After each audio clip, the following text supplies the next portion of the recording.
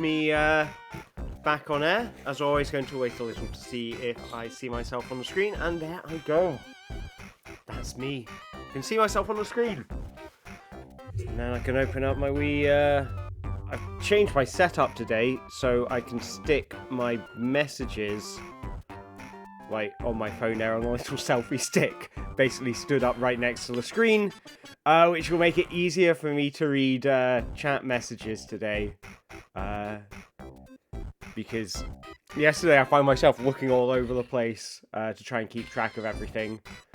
But now I can see it should recognize me as live. The phone's not saying I'm live yet, but I can see myself, and that's good. So I don't know if people are online watching yet. I don't know how I tell how many people are watching at any one point in time.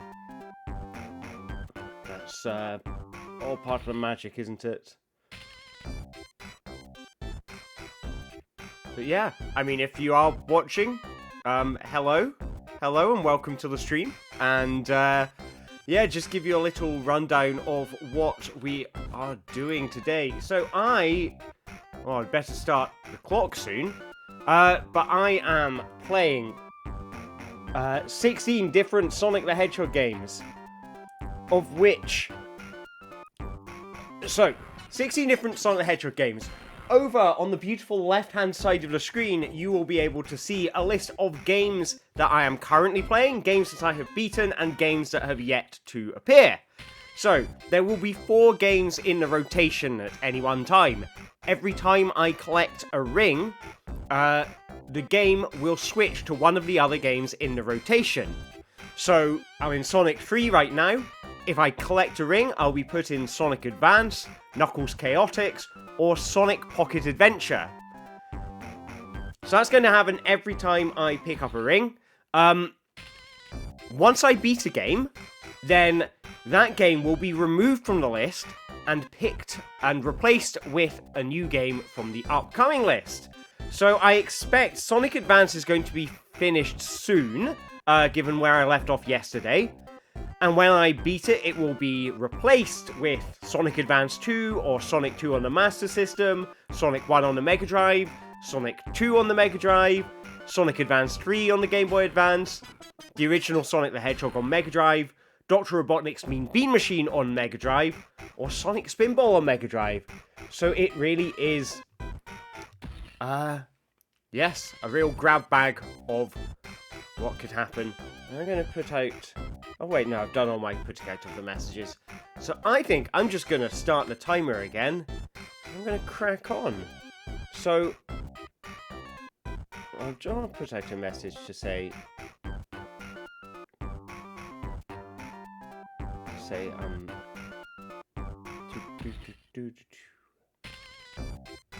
What have I put out?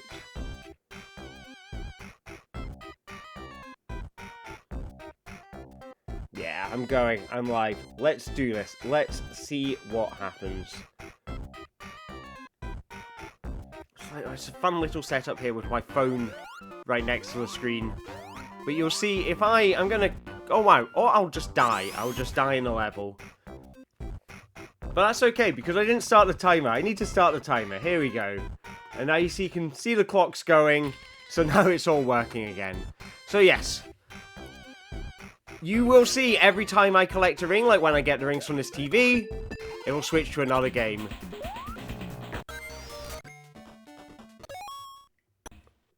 And I do need to reset Sonic Pocket Adventure because it's in the demo right now.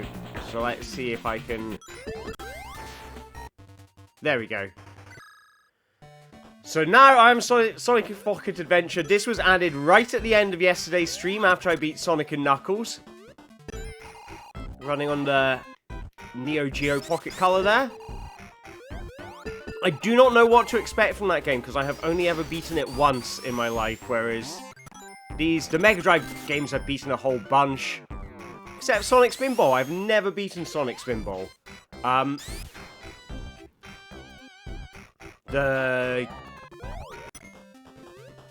Sonic Advance games I've beaten, I've done them on a Shuffler stream before, except not with 16 other games.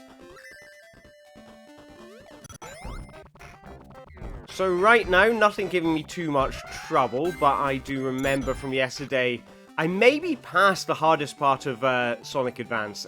That was a really kind of scary bit yesterday. Was that yesterday I was playing Sonic Advance. Oh god. So yeah, Sonic Advance 1 gets really stupid hard suddenly in this zone, Egg Rocket Zone. So I'm right at the end of that. I feel like I might have got past the worst bit of this level. But I mean, that was mind-numbing last night. The hard bits of that level. I have been thinking about why is it that Sonic Advance 1 has taken me 8 hours basically. You know, you look at the clock, that's nearly got 8 hours on the clock. I have beaten Sonic Advance 1 as part of a shuffler before, where I did it in combination with the other 2 Sonic Advance games. And I beat that in about 4 hours. It was the first one I beat. And I wonder if part of that's down to, it's a combination of, it's like, the shuffles get that much harder when you have, say, if there's, for example, if you've got 2 other games you're playing with, so I'm playing Sonic Advance 1, Sonic Advance 2, and Sonic Advance 3, and hello new viewers, welcome to the stream. If I'm playing 3 Sonic Advance games at the same time, which is a stream I'd done previously, and so in that one, Sonic Advance 1 took 4 hours, rather than the 8 hours it seems to be taking right now. Now, the difference between... There's a couple of differences going on. I think in the Sonic Advance games, you get a lot more rings. I don't know where I'm going in this level. You get a lot more rings, so it's easy... If you've got one game that's difficult, it's easy to put the other 2 games into a state of... Well, I'll just get Sonic to get a bunch of rings in quick succession, like spin dash into a bunch of rings, so I can kind of stop caring about it. And you can't do that with this bunch of games, which has been largely kind of slower. Knuckles Chaotix, like, I find myself spending, whenever it switches to Knuckles Chaotix, I seem to spend a lot of time in Knuckles Chaotix because I get lost. And that makes it kind of harder to focus on, like, the difficult jumps over bottomless pits. Because I can't kind of put myself into a position where I don't have to worry, you know, about the other games. It's like, I could be right at the top of a bottomless pit, and then I switch into Knuckles Chaotix, and then I've got like a minute of running around trying to figure out where I'm supposed to go, and then I switch back into Sonic Advance, and forget how I was supposed to get into out of the bottomless pit, and fall straight into it. I have no idea where I'm going in Knuckles Chaotix. That's a big thing with that game. So... And I think that does, like, make an impact on how long it takes to do all of these games. Is, like, if you are in games that it's easy to kind of spin dash into a bunch of rings and kind of null yourself out of, like, let's get Charmy back here quickly.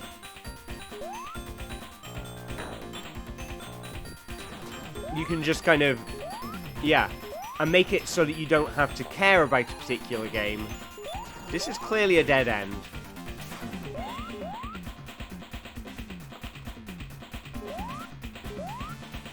So if you can, yeah, if you can do that, it makes it a lot easier to get past the hard bits, which is why Sonic Advance 1 took, like, half the time when I did it as just part of a Sonic Advance shuffler run. I think another thing is, like, so there's the style of the game, and there's also just, like, the number of games that you're swapping between also kind of changes that amount of time that you get between you've been booted out of a difficult part of a game, and you've got that much longer to keep it in your mind. Because with the Sonic Advance trilogy, that's only, 3 games that I have to worry about. So if I'm in a difficult part in Sonic Advance 1, I switch out of Sonic Advance 1, I switch into another game. Let's say, you know, I switch into Sonic Advance 3, and then grab a ring, and there's a 50-50 chance that I'm going to get taken back to Sonic Advance 1, which is where I want to be, because that's where I'm focusing my concentration. But if I've got 4 games in the rotation, then it's only a 1 in 3 chance I get switched back to Sonic Advance 1. So, like, my expected time period between leaving Sonic Advance and re-entering Sonic Advance is going to be that much longer, which makes it that much harder to focus on, like, what I'm supposed to be aiming for. So that's my theory on why it's taking me, like, at least twice as long to do Sonic Advance 1 as I thought it would. But right now I'm not really having to think except for in Knuckles Chaotix to kind of figure out where I am. I'm not seeing rings, so that... Oh no, there's a Badnik, so that's a good sign, because that means I haven't been here yet. Good morning, Chippy! Thank you very much. Thank you for the kind words. I mean, I feel like I'm doing well. I feel kind of fresh as a daisy this morning. That may not stay that way. It's certainly not going to be the 8-hour stream that I did yesterday. For reasons of, I get my jab today. So I'm going to be, well, I've set my alarm for 2 o'clock to make sure that I've left plenty of time to get to the vaccination center. But, I mean, my booking's for 4:30, but I've also got, like, I want to make sure I've eaten. I want to make sure that I don't end up going... okay, my alarm's just gone off. But I'm so close to beating something. It's like, when my alarm goes off, it'll be like, I've got half an hour to figure out what I want to do, and then I want to be getting stuff together. I also want to wrap Christmas presents in that time as well, because I'm going to visit my parents starting tomorrow, and if I'm all, like, ill from side effects, I won't want to wrap Christmas presents, so, oh my god, that would be amazing! I'm gonna, like, the vaccination randomizer. I'll see what I can do. I mean, currently, they've not let me, make any important health policy decisions, but I think I'd be really good at it. So, I mean, if you could all put in a good word for me, that would be great. And I will make sure to get a sticker. That's the 2 things I want. I want some kind of random events to occur, and I want a sticker. That's, I'll do my best. I'll do my best. And also, hello, Andy. Welcome to the stream. Thank you for coming along. You're my lucky charm. You just got me through Sonic, the first act of, what's it called? I can't remember what this game's called. Sonic Pocket Adventure on the Neo Geo Pocket Color.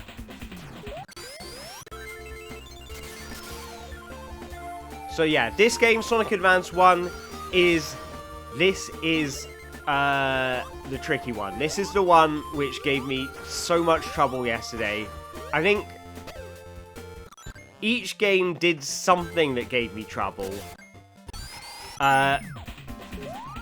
Sonic Advance, I think, has given me trouble for the longest period of time. Because this level, Egg Rocket, has lots of bottomless pits. And bottomless pits are a great way to create a nightmare for yourself in the Ring Shuffler. Because you have to, like, there's a lot of kind of think fast moments when you got rings over a bottomless pit. When you don't want to be pressing the wrong button. And when you've been switched out of one game and into another, it is very easy to end up pressing the wrong button. So, good morning, Dennis. It's going well. I feel refreshed. Saw the online improv show last night. That put a smile on my face. And now I am well rested and feeling energetic, which is good. Because, I mean, I know, like, well, this is the thing, is, like, I know how much, kind of, this challenge can kind of melt your brain. Having, you know, I guess, yesterday I did about 8 hours, and, my brain was thoroughly melted by the end of it. I could feel it. And now I feel the benefits of rest. I do not feel like my brain is going to melt and pour out of my ears. So, I'm ready to take on the day's challenges. So, I also feel like I may have made it past the worst part of Sonic Advance last night. I feel like this last section might be the most straightforward. I'm crossing my fingers anyway. And if this last section's the most straightforward, that's quite good, because it means... Well, it means I should have celebrated yesterday. But I was, I think I was too broken by that point to think of celebrating. Not rested at all. Ah, sorry to hear it. I hope you do get some decent rest at some point. It's, yeah. But I know what it's can be hard to keep a decent sleep schedule sometimes.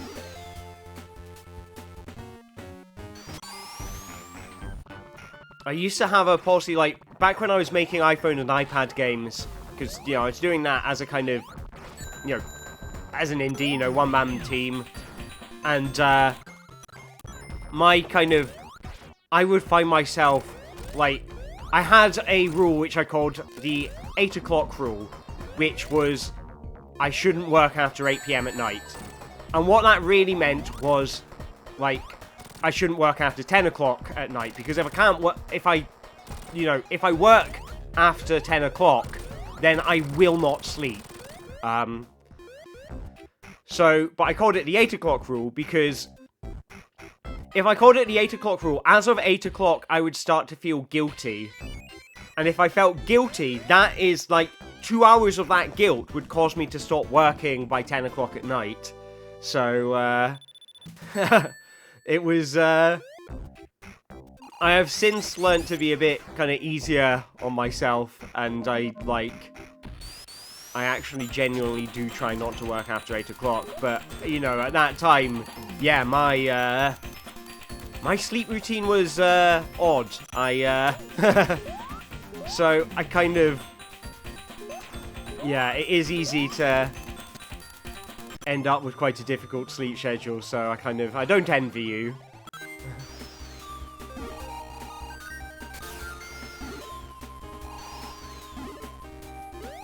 Oh no, this is backward. Okay, cool. Do I have to just wait for that to come back down? Or do I spin dash and jump? There we go. Oh, right, are you saying that you are in college and your sleep schedule is doomed as a result of that, or is that your sleep schedule has been doomed since you were in college? I'm very proud. I got past Egg Rock Attack 1. I really should have celebrated yesterday, but I didn't realize how close I was to the ending. But I don't think it would have been healthy for me to keep on playing when I was, because I was mentally zapped by the time I switched off last night. This will not be another 8-hour stream, as I said. Today I get my vaccination, I get my booster, so I'll be this will be I want to say 4-hour maximum, but this is knowing the mind games I need to play with myself. So I say, you know, I say 4 hours. That means it will be 4.5 probably. But now I've just said that, it will be 5. Oh, right, you're in college, but it's been doomed before then. Yeah. I guess, though, I mean, college does create a situation where it's, like, I guess more forgiving to a weirder sleep schedule, because lectures and things, like, are funny hours, 9 to 5. There's a lot of kind of, I guess, like, independent work time when you're in college. It's like, you're not working to a schedule, you're working to a deadline. So, I guess, you know, it's a time in your life where you can kind of afford a weird sleep schedule, because it's like, if working at 10 o'clock at night works for you, then that's fine, because you're not doing a 9 till 5. You know, your boss isn't going to be mad with you if you weren't in the office at 9 a.m. So I guess, could be worse. 12 o'clock rule, yeah. Oh god, 8 a.m. and 6 p.m. lectures. Oh right, on the train at 7 a.m. Okay, that sucks. I'm sorry to hear it. That's, yeah. I'm not good at early mornings. I am not a morning person.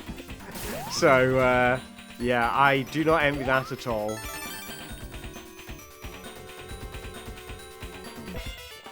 I mean, I have that, like, 7:30 train sometimes for work. Obviously not so much in the past couple of years.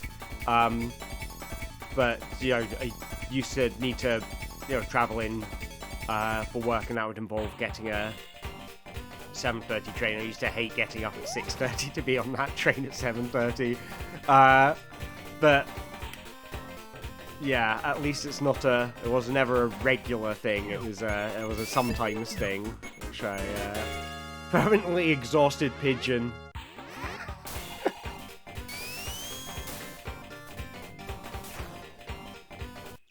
Yeah, that's that's a vibe, that, isn't it? That's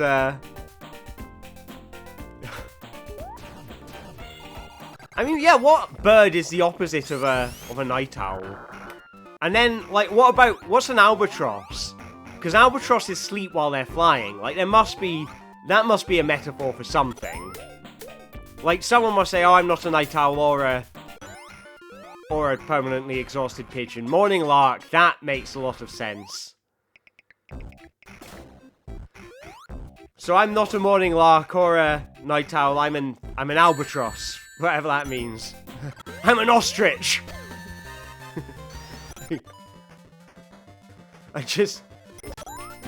I'm very tall and surprisingly aggressive.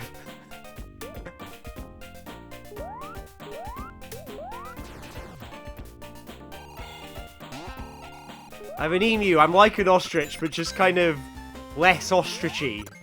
Like, I'm 20% less ostrichy.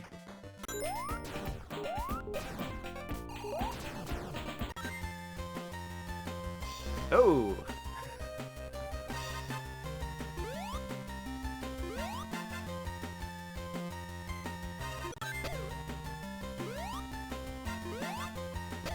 I've kind of been mindlessly collecting rings in a lot of the games, but I can actually...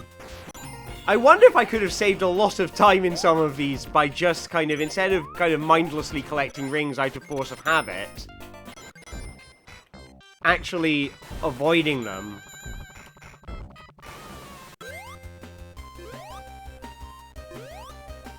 Jungle Book with ostriches and emus. Like, would they be the same characters, like just Baloo's an ostrich now? Or would it be Jungle Book, but Mowgli is an ostrich, and all the other characters are exactly as they were, and none of them go, huh, you're an ostrich? Like, none of them comment on Mowgli's ostrichness. So, it's like... to all the other animals, it's just kind of ordinary for Mowgli to be an ostrich. It's like he's always been an ostrich.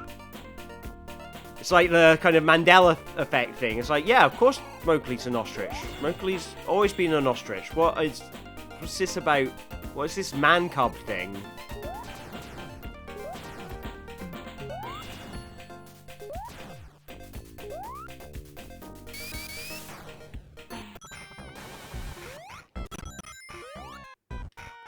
I wonder what else you could replace Mowgli with in the Jungle Book.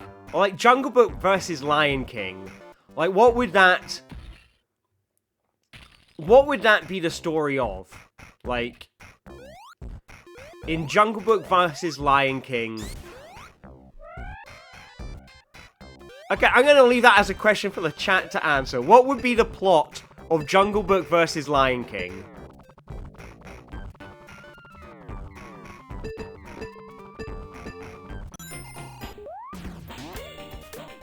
I'm gonna say it's gonna be something involving Simba, but that's all I got.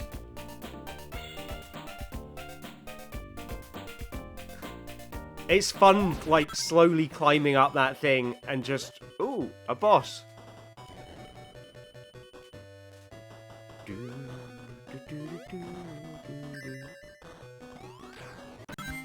It's fun hearing those, like...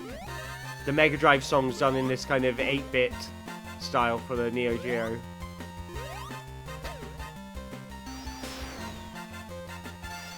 If you haven't seen either of them in 14 years, then that's a good thing, because that means you can approach the concept with totally fresh eyes. It's like, you have no preconceptions of what Bagheera should be like, other than, like, you know there's a character called Bagheera, and is some animal of some sort, you know? And that's, well, that's a fun starting point, because, you know, now, like, you're working off of the archetypes of the characters from what's in your distant memory rather than the actual fact, so it'll make it more universal. So, see it as a positive.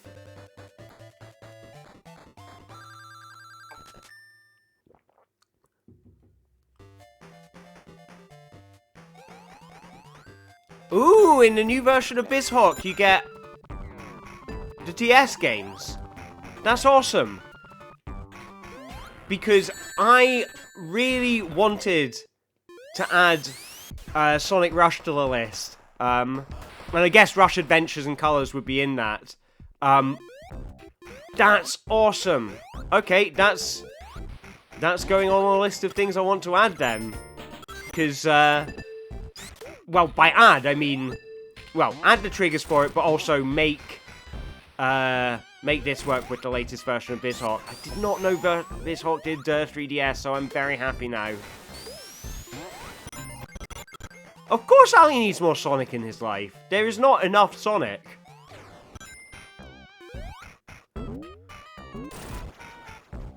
What you can't see at the moment, it's off out of camera shot. But I might bring him on if, once I beat a game, I'll bring him on as a reward. I've got Sonic with a clown nose. Because, well, I've got a cuddly toy Sonic, obviously, because I'm that cool. I mean, why would I not have a cuddly toy Sonic?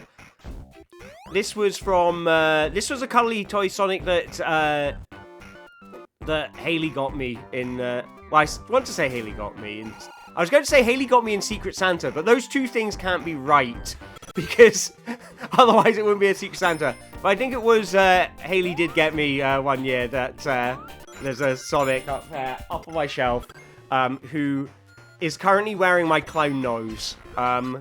So, this year I had a Christmas tree up, in my flat, just you know, an artificial one. On that Christmas tree, instead of a star, I put my clown nose, because it's like, I don't know, it's like the clowning shines a light upon my world, you know, it's like, what's representational of the joy I want to see in the world, and it's the clown nose. But it kept on falling off, so I put it on Sonic instead, so now he's a clown Sonic. So, I shall show you Clown Sonic once we've finished one of these games. That'll be the reward. That's it's a reward for me because I get to show you Clown Sonic, and a reward for you because you get to see Clown Sonic.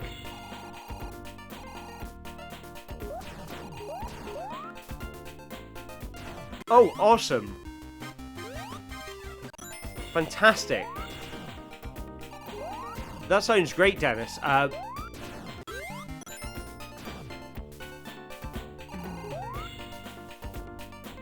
Yeah, that sounds really good. I can't remember, Dennis. because there were two people I was talking to yesterday. One of you sent me an email, and I can't remember if that was you or if that was the other person. If it is, I sent you a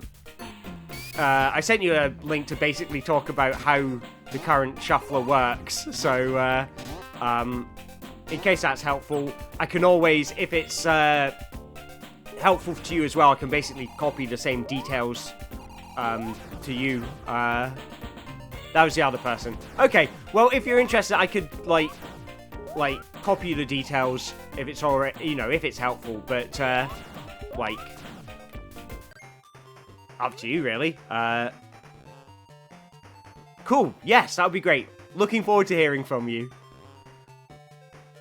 But yeah, that all sounds really good. I think it'll be nice to have all of this in a... Because I fully admit this stuff is a bit of a headache to set up. It's less of a headache than the Magic Box was, and that's less of a headache than the Mac version of the Magic Box was to set up. I'm assuming I'm meant to go up.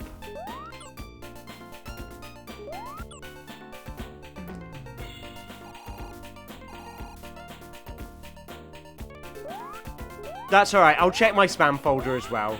So,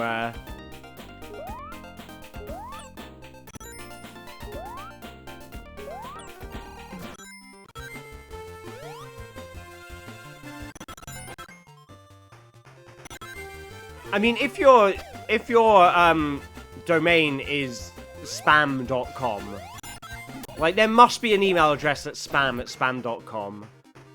I want to know who owns it and what they send from it.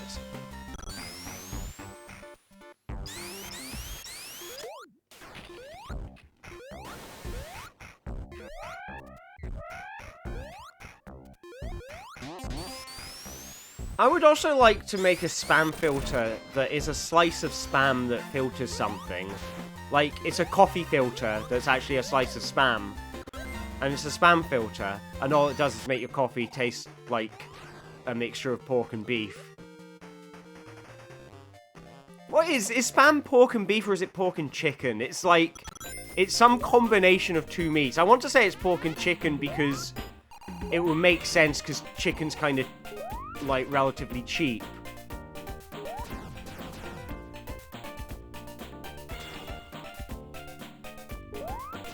Okay, so... How have I met... Well, okay, I was in a bit where there were... You tried to promo throwaway.email. Oh, that's nice.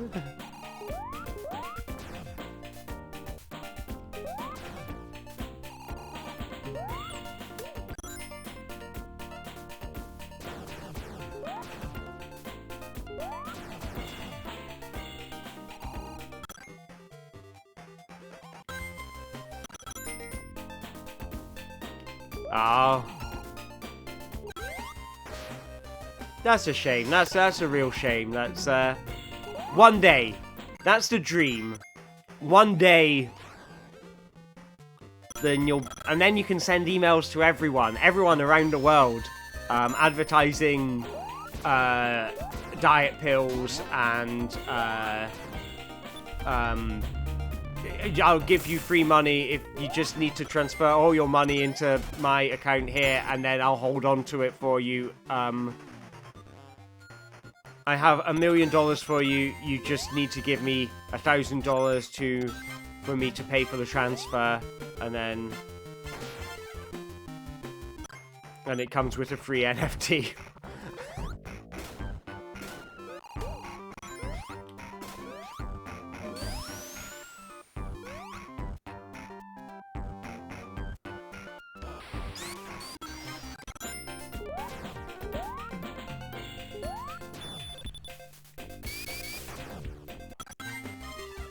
If I'm near the end of a level in Knuckles Chaotix, I'm going to be very happy.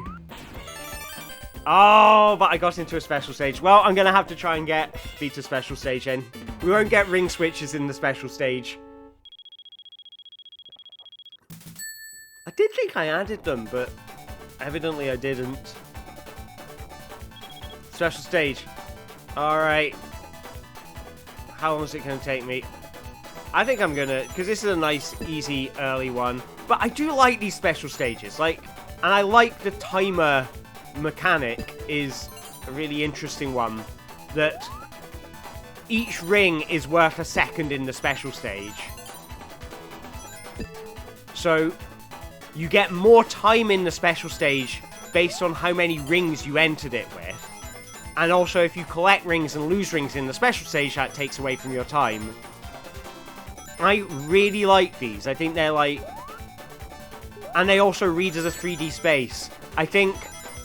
Or at least they read well enough. I think they kind of understood how well it needs to read as a 3D space. Or like what you can do with this kind of pseudo 3D effect. Because I feel like there's so many... Like the Sonic Advance games, I think... They don't realize that as a player you don't have depth perception. And I find them really hard because they're like... They're in 3D, but they assume the player has a level of depth perception which isn't possible on a flat screen. Whereas this, you look, the rings, the blue screens are very close to the ground. So you can tell where they are relative to the ground. And so it's a lot easier to navigate. And it's like the 3D effect in Sonic 2. Except for a couple of moments, all the rings are on the ground. So even though it's in 3D, or at least it's meant to look 3D, you are able to picture everything in that 3D space based on what it's next to.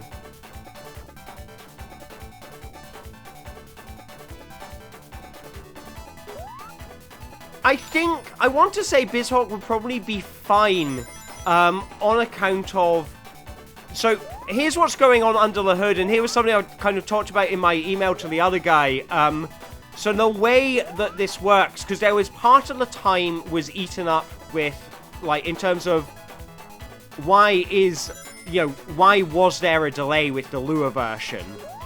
And part of that was because of just Lua taking a long time to do stuff. But another part of it was that, I don't know where that other blue sphere is. Oh, okay. It's right on the end there. So, yeah, the ROMs and the emulator don't take that much space in RAM. And so the way the ring shuffler works in my implementation is... Like, normally, BizHawk, when you want to switch from one game to another, either using the Lua script or by selecting a new ROM from the menu, is it will kind of delete whatever emulator is currently running, and then boot up a new emulator, and then loads the ROM you want into it. Now, what the shuffler does is... It keeps a copy of an emulator for each game in memory. So there is an emulator for Knuckles Chaotix, and there is an emulator for Sonic Advance, and there's an emulator for Sonic 3. And each of those is kept in memory through the duration of your play. So that when you switch games, instead of deleting an emulator and then creating a new instance of an emulator, it just points to an instance that you've already created, and that's what allows it to switch so fast. So I don't think you would get that problem with Nintendo DS, especially as it works with N64 to an extent. There is a bug with N64 which means you can only run one game at a time, one N64 game at a time, which I need to figure out a solution for. It's something to do with, like, a pointer to the audio. So it's like it's a technical issue in that respect, rather than being because of the size of the ROMs or the emulator or something. So, that's something I need to sort out. But, like, in like, in theory, I don't think the DS is massively more powerful than an N64. So, N64 is fine, apart from that one bug. So I reckon Nintendo DS will be fine. It wouldn't surprise me if there was an issue. It would surprise me if the issue was to do with the size of the ROMs and the emulator in memory. I would be like, it would be more like, okay, there is something to do with how this is being emulated, and there's a pointer that's used as a singleton that can now no longer be used as a singleton, you know, that kind of thing.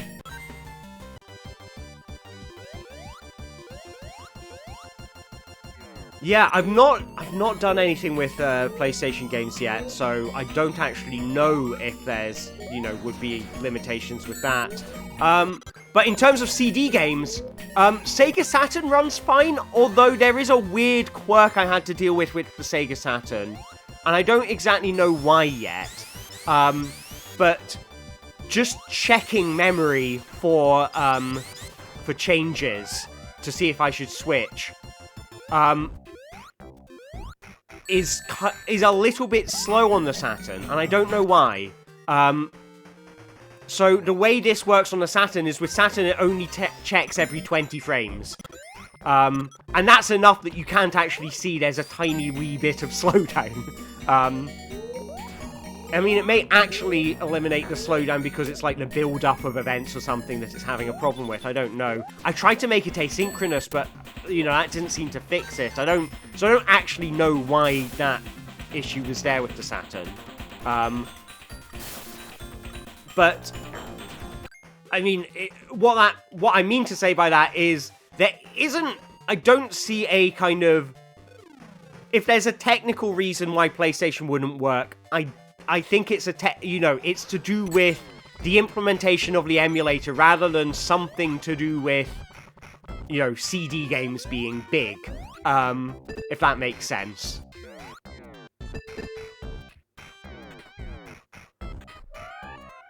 Yeah, honestly, it may be that I am actually keeping, like, a copy of each emulator per system in RAM, and then just switching what ROM is in it. That might be it, but I'm pretty sure I am actually keeping an instance of the emulator in memory. That said, I may just be remembering wrong. That may be something I tried and then went, oh wait, I can do it better. You know, so, like, you know, I wouldn't put money on everything I'm saying right now being accurate. But I'm pretty sure, because the thing is, like, on a modern computer, like, so this is a PC I got, a mid-range PC I bought last year, is what I'm running all of this on. But I also did a lot of the development on a 2014 MacBook Pro, running Windows.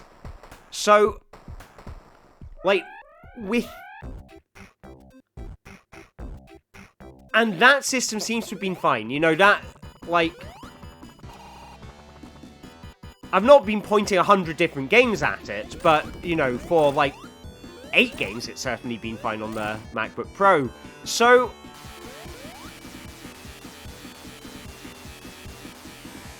yeah, I mean, to be honest with you, in practice, I've not had any issues with it. I may just be remembering wrong. I may be remembering wrong, and that is it. But I am pretty sure, and it's not all of BizHawk's emulators. It's just the ones that I need. So when I switch into Sonic 3 for the first time, I start up a Mega Drive emulator, and then keep that in memory.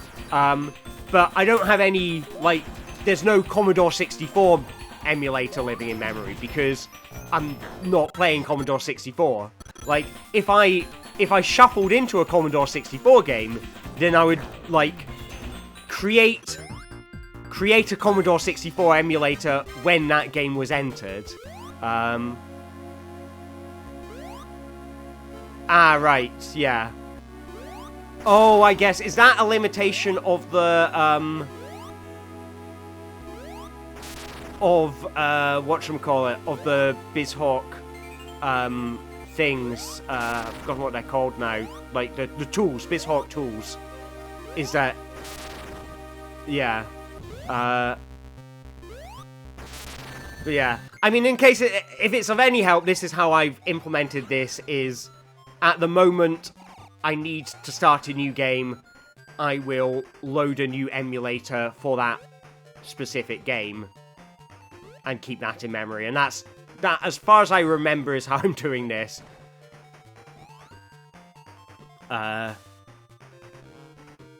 Okay, yeah, that's fair, like...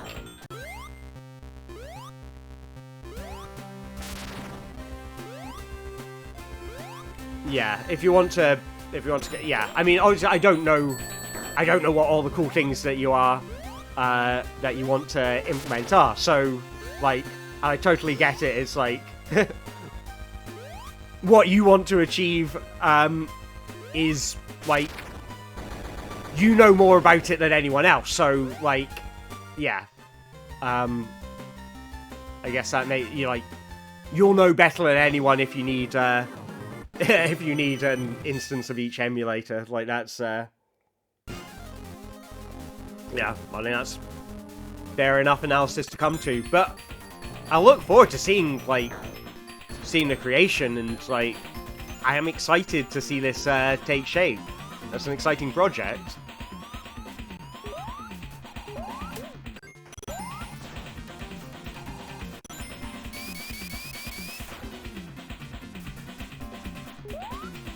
Okay.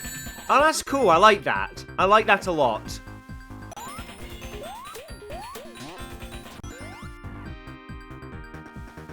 And I think being able to, like, run this as a plugin rather than its own executable, with its own kind of setup quirks, will save people a lot of hassle. So I would be delighted to see, like, these effects as a part of that, as a part of your project would be awesome. Like, the more people it can reach, the better.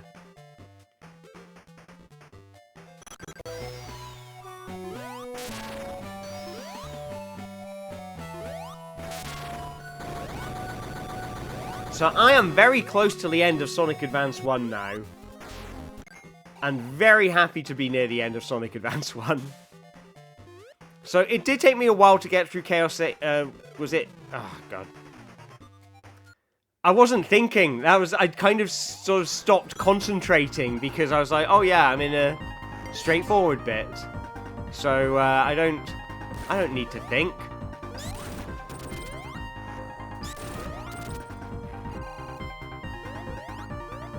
But yeah, that's, bottomless pits.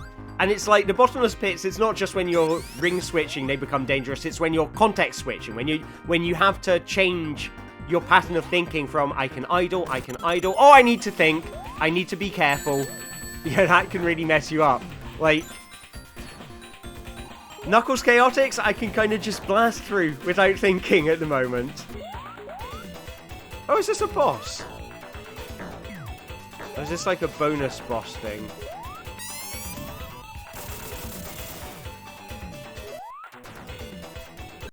Okay. Whatever's going on here is a thing that happened. I was like, I can't be on... I swear I was on Act 1. Of course I was on the... If I was on the boss, I would be very happy because I'd be that much closer to not having to think about Knuckles Chaotix anymore. But yeah, so... Final boss of Sonic Advance, I am expecting to take a while because honestly, I just find this boss hard. So the bits where it brings back bosses from previous Sonic games, this bit's nice and straightforward. And then, I think we get one more of those bosses, and then it is the actual final boss. So, if I grab this mash of rings, like, I can switch into it quickly. Or do we go straight into the big bad here? So, I'm expecting to get hurt, have to pick up rings, and then be switched out. And then, because of all the context switching, this is going to mess me up. See? I've made a nuisance for myself already. And then get confused, and that's what's going to get me hit by whatever kills me.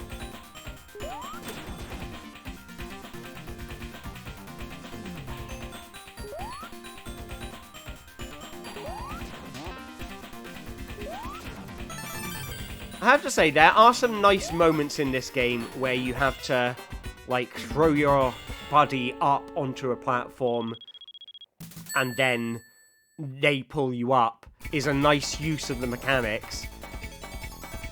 It is a shame it's hard to see the platforms where you will need to do that. I think that's... So a 9 hours, 2 minutes complete time is a bet. Do we have any other bets for what time on the clock is going to be showing when I beat Sonic Advance? 9 minutes and 2 seconds from Chippy. 9 minutes and 3 seconds... Sorry, 9 hours and 3 minutes from Dennis. 9 hours and 2 minutes from Chippy. Any other bets? Any more for any more? Roll up, roll up. Place your bets.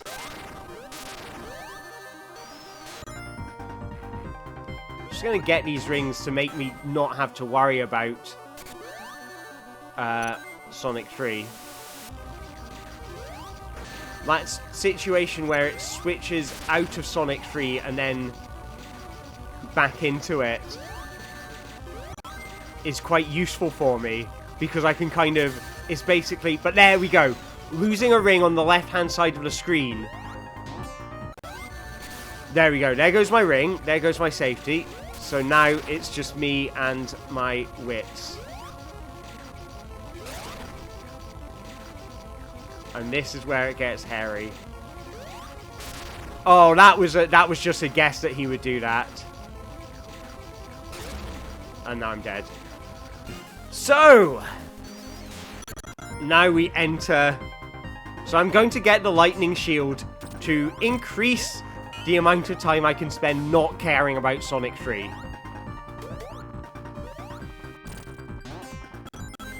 I think that's a sort of... I feel like that's a strategy when I've seen streamers do this, other streamers do this. They've wanted to avoid too many switches. And I think I've kind of started to feel that... Okay, so maybe I just don't hurt him when he's on the left side of the screen. But actually, it's like, you want to switch on the games where you don't have to think. In the games where you have to think, you want it to switch you a lot. Because then you can just put them in a kind of mental junk drawer. And just focus on the... Just focus on the difficult bits. Which is kind of what I like about the whole shuffler thing, is it... Like, what makes it hard... A lot of what makes it hard is the kind of the mental aspect of it. Is the... You know...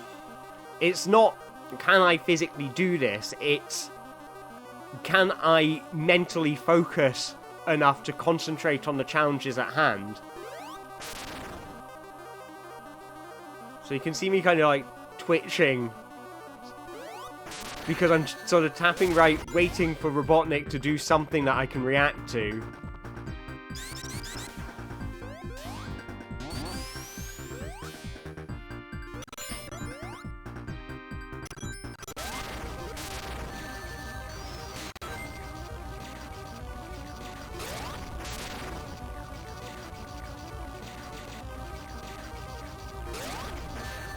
The moments where I go quieter when I'm concentrating really hard.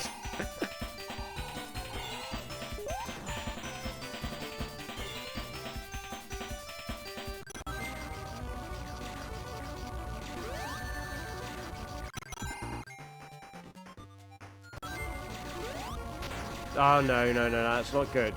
Because that... Getting grabbed by the hand means you lose the rings.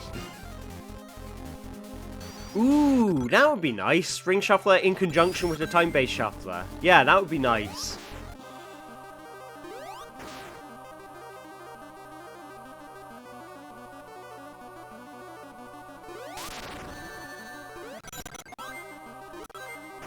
Okay, I shouldn't have run back for that ring, but oh well. I mean, I end up in the same place I was at anyway, which is just one ring, so, you know, nothing lost, nothing gained. Now, remember...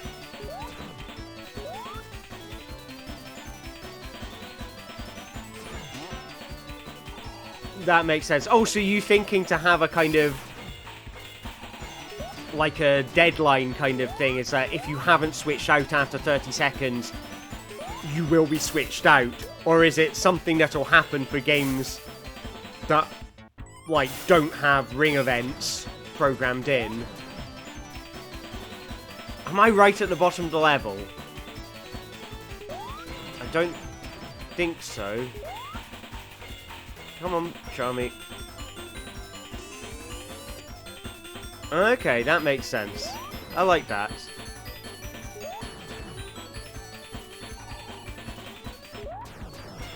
Yeah, that sounds really good.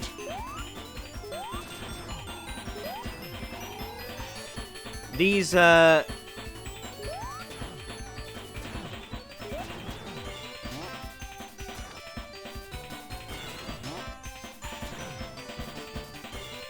What is... So this is... The classic Knuckles Chaotix is that I am bouncing around all over the place because Charmy does not want to follow me on that spring. I think I can just get around it by holding him. But, like, that's the kind of weird effects that you get in Knuckles Chaotix that you don't get in other games. I also don't like that using the hold to build up a thing of speed is that much more complicated than it would be in any other game. Oh, are we at a boss already? Huh.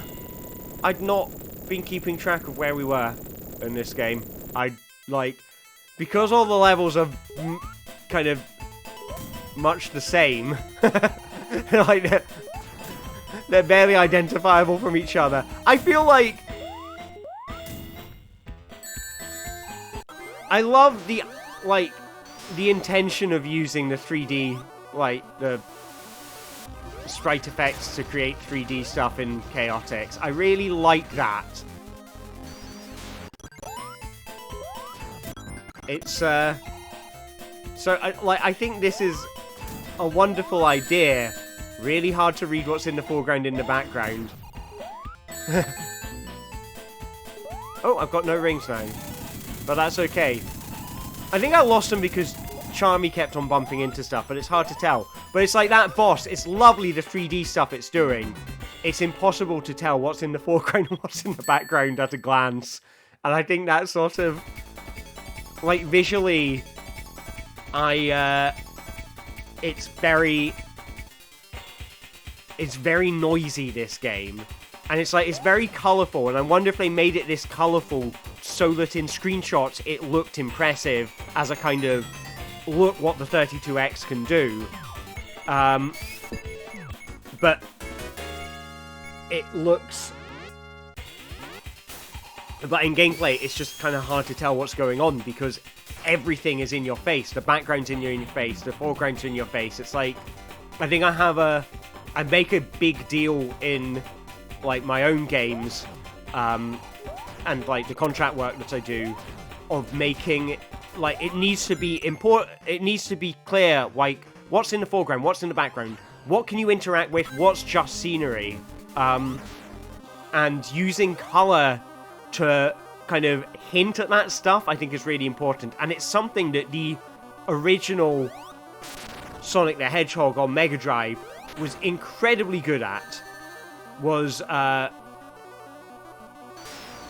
Okay, this one's a write-off. So yeah, expect Advance 1 is still going to take a while because I need to beat this boss. But yeah, the original Sonic the Hedgehog was amazing visually in terms of using color to allow you to tell the difference between foreground and background, and like what can I touch, what do I need to beware of, like all subtle things like, oh god, I did the same bit again. The way it uses the color white is like, you'll notice by and large in the very first Sonic game, things will only have white on them if they are something you need to pay attention to. By and large, like, scenery will not have white in it. Background will not have the color white in it. The things that have the color white in them tend to be Sonic, enemies, rings, TVs, Robotnik. And it makes it kind of... It helps you at a glance to see, like, to read what can I interact with, what can't I interact with, what is this level in terms of a layout of things I need to pay attention to. I've always really admired that about the first Sonic game. Well, I say always. I think I noticed it when it became a problem in my own games of having to figure out, like, you know, oh, people can't see what they're supposed to do, and then realizing how important that stuff is, and then you start to notice it in games that do it well. No, never. Like, okay, well, now it's just me and Robotnik. I'll just have to hope he doesn't do anything like his big hand. No. Oh.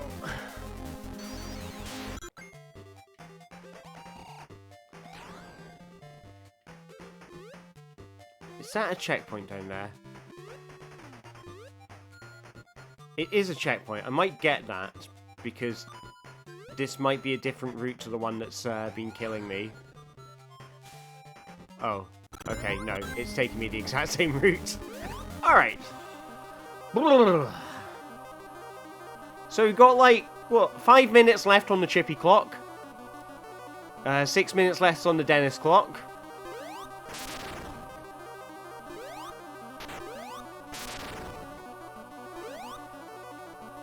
Yeah, hidden interaction. It's that...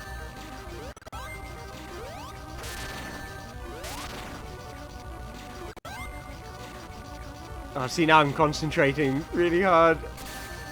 But, yeah, I know what you mean about, like, the... Okay, I'm going to grab it and hope it takes me to a game I want to be in. When it takes you to a hidden interaction,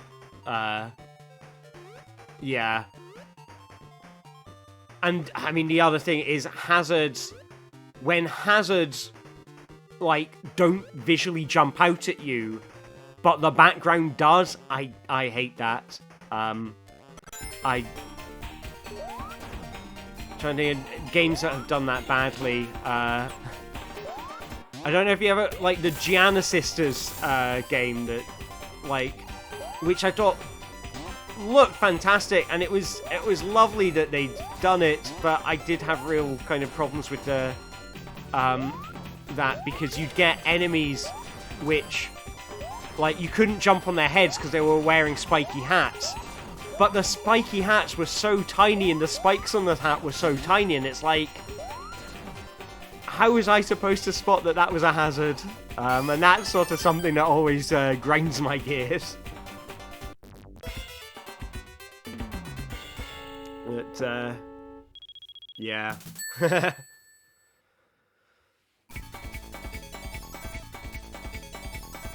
I mean, there is a chance I could end up beating, like, failing to beat Sonic Advance until I've beaten, like, Knuckles Chaotix. If that happens, I think I might cry. I've got to get it eventually. I can do this. I believe in myself.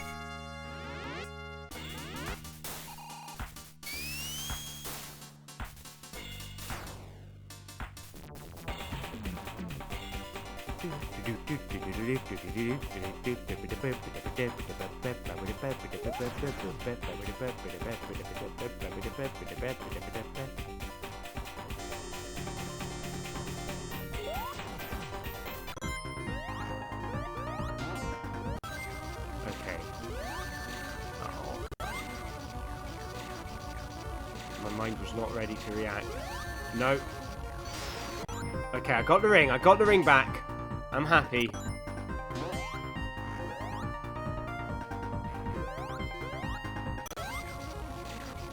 Get away from that side of the screen.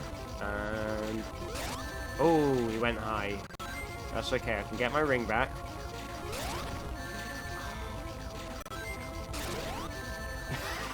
How can I get hit by the same thing the same way 3 times in a row? Oh, I hope he doesn't grab me with the hand.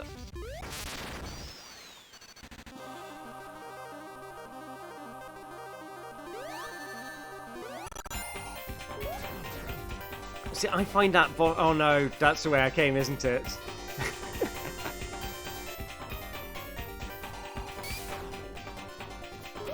Okay, Charmy, get out to the elevator, and I get in the elevator. There we go.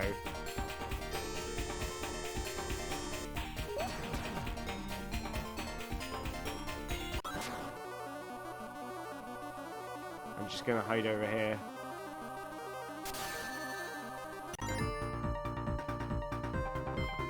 Bonus stage.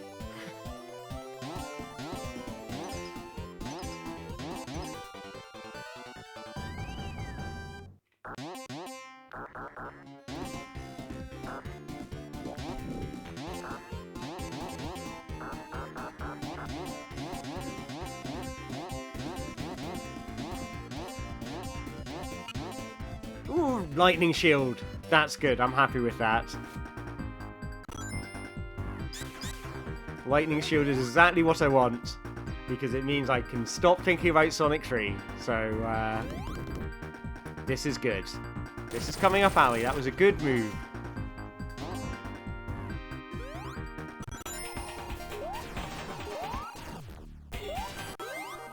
Okay, so I want to just stay on this side of the screen, because I just don't want to lose my ring off the left-hand side. So I'm just going to pay attention to what Robotnik's doing, and wait for him to move over to the right. I hope he doesn't get the hand out. And there we go. And now he's on this side, I mean, I could take this really slow and not try to attack him like this at all. I did it! I did it! 9 minutes, 2 seconds. Sorry, 9 hours, 2 minutes and 42 seconds. I don't know when we call time on this. I'm gonna say you were both closest on this. I think Dennis may have edged it. That was certainly on the... yeah, I mean, you were both incredibly close. So, well played, Dennis. That... oh, God, I am so happy to be done with this game. Yeah. That was, well bet, both of you. I don't know how you managed to do that. But yeah, that was, 9:03. Yeah, I mean, I can press the shuffler thing to see what's going to get picked next. 9:02:44. So yes, that is above the 30-minute mark. So that is closer to the 9:03 than the 9:02. So I am so glad to see the back of that game. I love that game. But, and I'll be honest, through most of it, I was just kind of like, you know, on autopilot. And then as of Egg Rocket, no, it was, the Sky level, like, Sky Palace or whatever level. That's when I started having to think. And then Egg Rocket at, like, hour 6 of a stream. I think I entered Egg Rocket at, like, hour 6. I wasn't done with it even by hour 8. It was like, and that... Oh god, that drove me, like, up the wall yesterday. So I am glad to have seen the back of it. So the credits are rolling. I have fixed the bug with the game selector, and it was just kind of showing the wrong one. It's like you'll watch it do some weird shuffle effect where it's like randomly choosing what am I going to show, what am I going to show, what am I going to show, and when it had reached a point where it was supposed to have picked it, it wasn't showing the thing that it had picked. It was just showing. It was just. So it was left on like the last thing the randomizer had up. So that's what was going on. It was a UI thing. So all the save data is actually working great. Anyway, let's hit that button and find out what our next game is in 3, 2, fun. And the next game is Sonic the Hedgehog 1. So we've got awesome fun Mega Drive times coming up. So let's toggle out of Sonic Advance and into Sonic the Hedgehog 1 on the Mega Drive. No Mean Bean, unfortunately. We can but hope. I think the next game to get completed will be Sonic 3, and I am sure we will see that today. So, I'm also expecting Sonic 1 to be straightforward, but, you know, that may be wishful thinking. It's usually, when I've seen people run the Mega Drive games on the shuffler, Sonic 1's usually the first one to get beaten.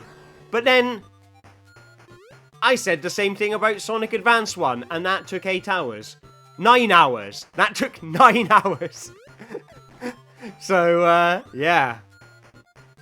Is Twitch dying? Is the stream, like, gone bad or something?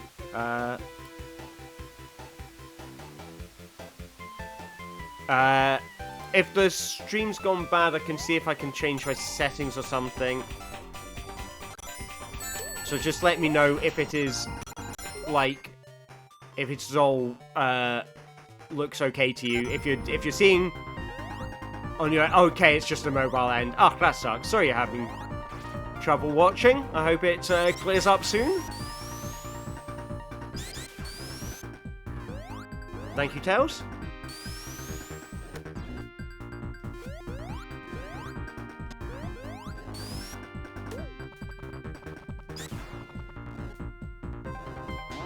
Pixely on your end, but you're on phone. Okay. It seems to look fine on my... I've got it running on my computer at the same time so I can just watch it. And it looks okay, but it's a tiny screen, so I may be missing something. So, let's hope if it stays like this, I will have a look at my settings and see if there's anything I can change.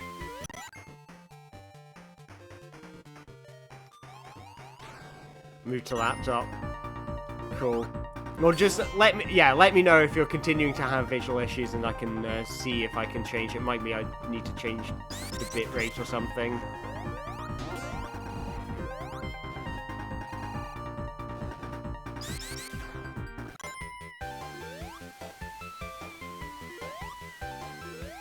So I may try to make a bigger effort to avoid getting rings, but okay, I think we're getting up to the bit I need to focus on here.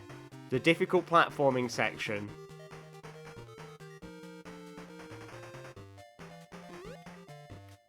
It is kind of hard to jump accurately because the game... Oh my god! The game moves at like this kind of choppy frame rate. It's like, I want to say it's running at like 20 frames a second or something, or maybe 10. You know, it's I don't know what frame rate the Neo Geo Pocket Color is supposed to operate at, but it is kind of choppy compared to the others, which means it's kind of hard to line up jumps sometimes. Oh well, let's keep this going.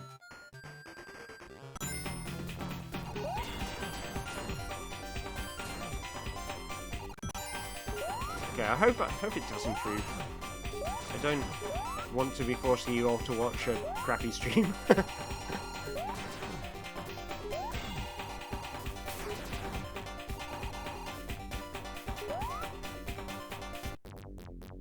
It is funny that forcing, like, trying to do a spin dash with Vector sometimes, and he'll do his air dash move. I don't know why that is.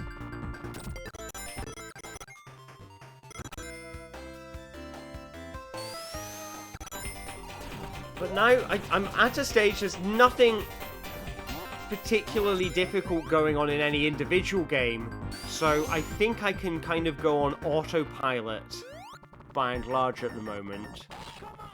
But we'll see.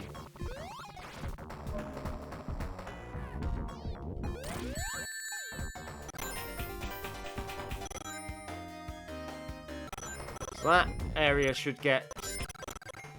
That's some nice switching.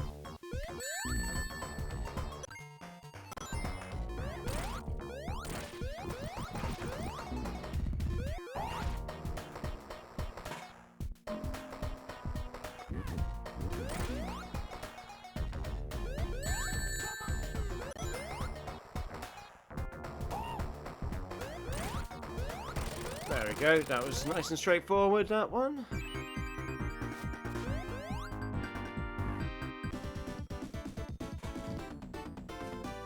So there's 3 acts to go in Sonic 3.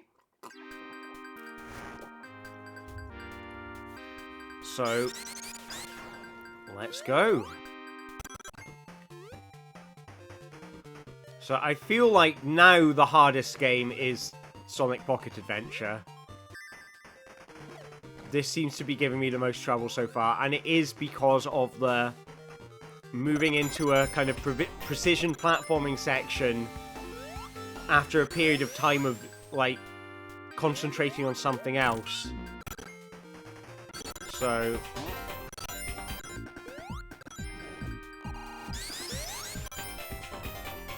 Okay, laptop fine for Chippy. That's reassuring. Thanks for letting me know. I do appreciate, like, the tech help. So, just gotta take this bit slow. Just gotta take this bit slow.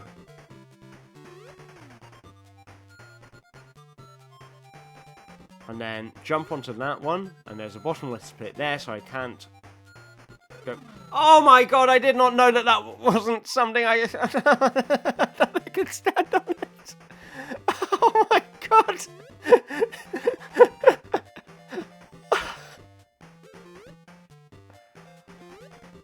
I'm trying to remember if I had this trouble when I, like, played this game, like, properly. I'll be honest, this is more embarrassment rather than pain. Sonic Advance, the Egg Rocket level, that was the sensation of pain. Triple Trouble, getting lost in all the tubes and doing the same bit of tube over and over again. That was painful. Okay, refreshing on mobile fixed it. Fantastic. I am glad to hear this.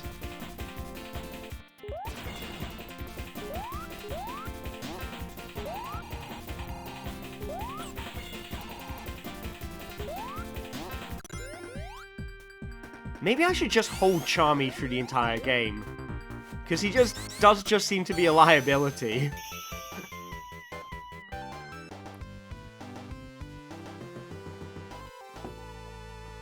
So, at one down, I think at this rate we'll be done with Sonic 1 in maybe 20 minutes. He says, lyingly.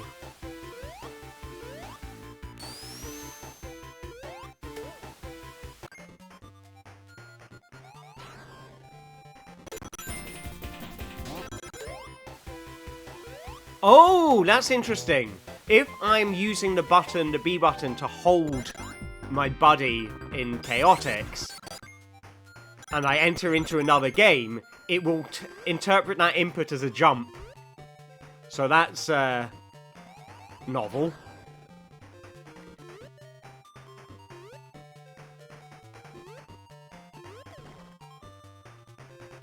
Down the tube I go.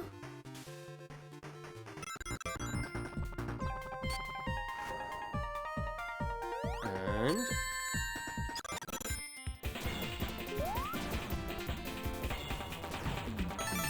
There we go. Another exciting level of Knuckles Chaotix done. Will this be my first completion of Spinball? Yes. I've never beaten Sonic Spinball on the Mega Drive. I've beaten it on the on the Game Gear as part of because it was in Sonic Adventure DX on the GameCube, so I unlocked it and I beat it in that.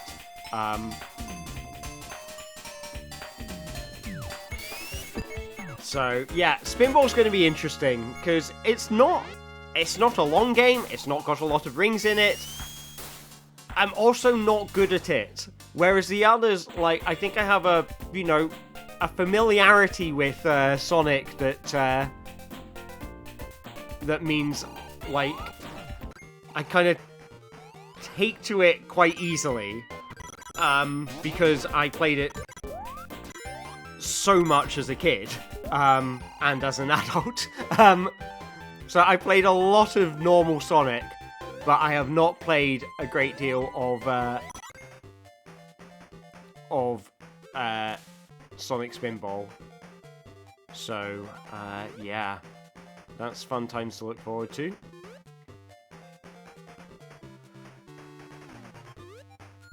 So just jump on the grey bits. Ignore this is death. I avoided it. I fell in a hole. That's okay. That's okay. I can accept that.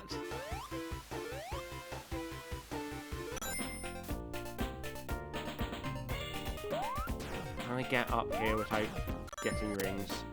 No. Oh, I'm back at the start. I guess I only just entered this level, so that shouldn't be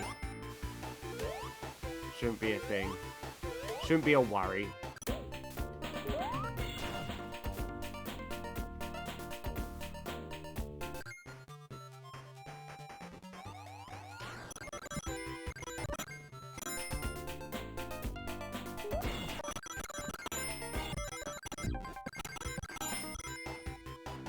That was a lot of switches,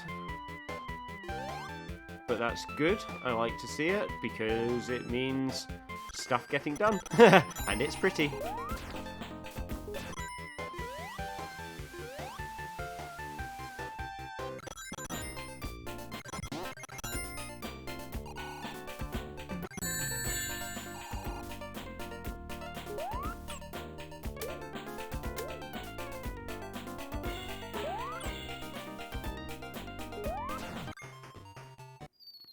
There we go.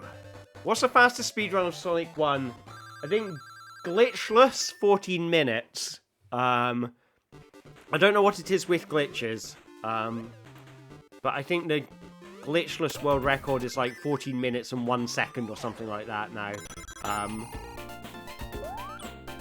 The record just got broken relatively recently. I watched it. It was a really fun watch.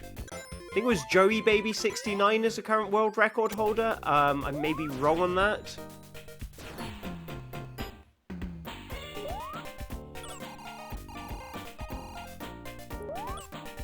Okay, and now we're back to its classic Chaotix. Find out where you're supposed to go.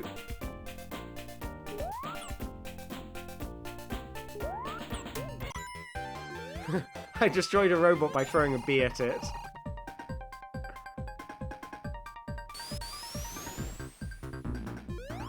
Ooh, amazing stats. Amazing stats sounds nice. I do like the sound of amazing stats.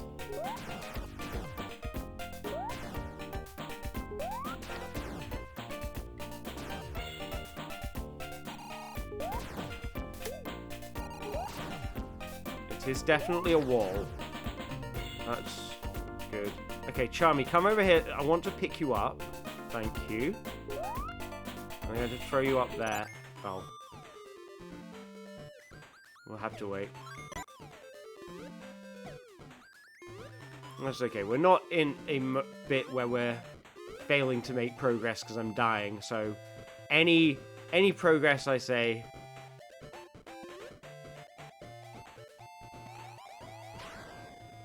Alright, so it'll tell you things like how many like, it'll put a pop-up to say, you shuffled 100 times or something, so you get those kind of fun, dramatic moments where you say, oh, I've hit a fun milestone. I guess that would be quite nice on the stream to have that kind of stuff.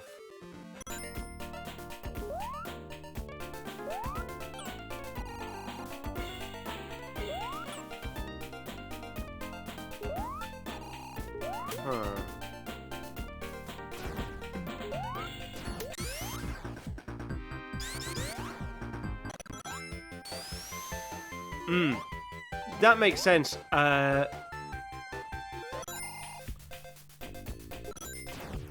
Yeah, I think that makes sense. I think exporting stuff to a text file so that, you know, people can render it in whatever thing they want to render it in is seems to be quite a nice way to do things. So yeah, I think that sounds like a good idea.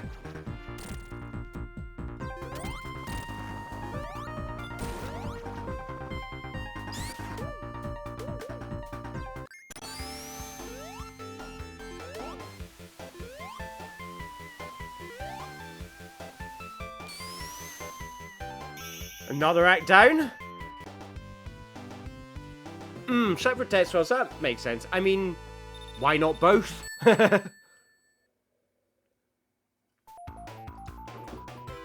then it makes it... If you give people the option of both, then that could be quite helpful. Like, we've got a pre-wrapped solution, and we've got a version that you can do whatever you want with. Could be a nice combination.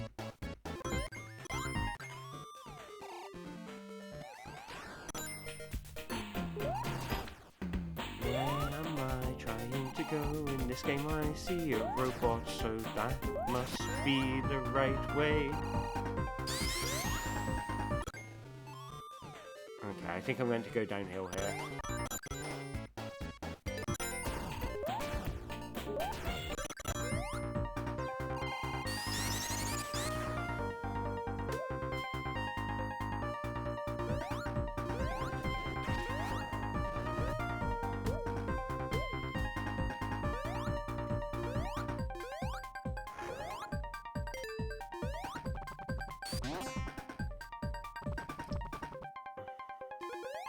Well, that's the thing with the text files are quite useful because, I mean, they are just text strings. So, you know, you can leave it to another program to figure out how it wants to render them. You know, it's just like, I mean, it's kind of like HTML in a way, really, isn't it? That, like, with HTML, it's... It's a sort of guideline of how it's supposed to look, but it's not actually, you know, it's up to the browser to decide what it wants to do with that that data, which makes sense. Yeah, I confess I don't know a lot about how OBS overlays work. Like, I'm just using regular OBS, and like, so right now it does output what the current game is, but there's like a, you know, a 2-second delay before you switch between changing that file and it being updated by OBS, just using the vanilla, you know, thing it uses to render this stuff. Like the sort of a vanilla text box. So, like, there's probably plugins and things that can do much better reading from text files than the sort of the built-in one with OBS. And that's, yeah.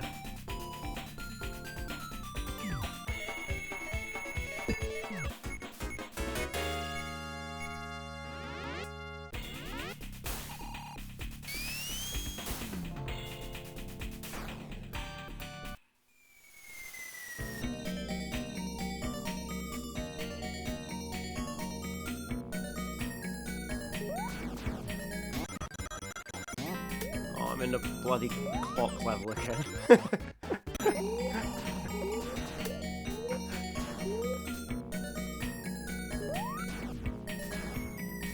Oh well, at least it tells me where I'm supposed to go. I hope that compass is nice and accurate and does not become a thing that I want to scream at.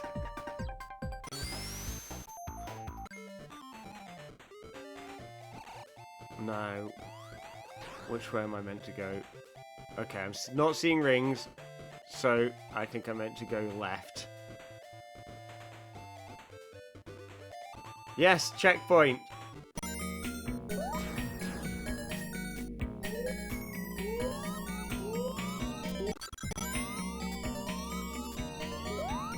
What's the point in having a compass where you have to navigate by teleporters that send you halfway across the map? It's not useful to have a compass point telling you where the clock is. If to get to the clock, you need to go somewhere else first.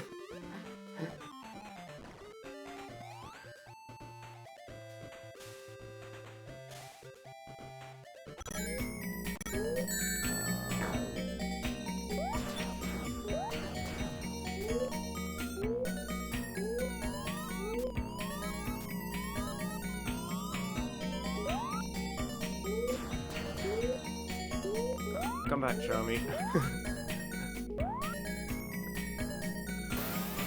So I had remembered there is a button that you can use to call your buddy back to you.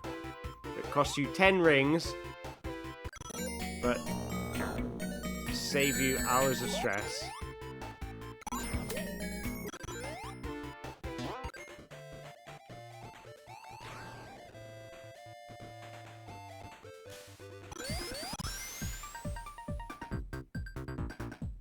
I do feel like I'm going in a lot of different directions right now. Is that... So I need to go down. So how do I go down? Got a lot of ways to go up.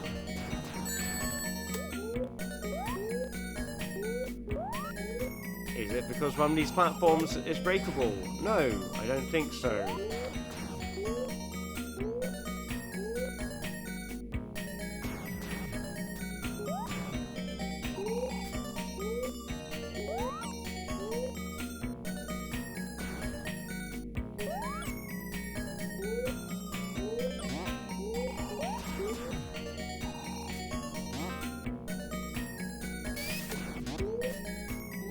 That the direction of progress?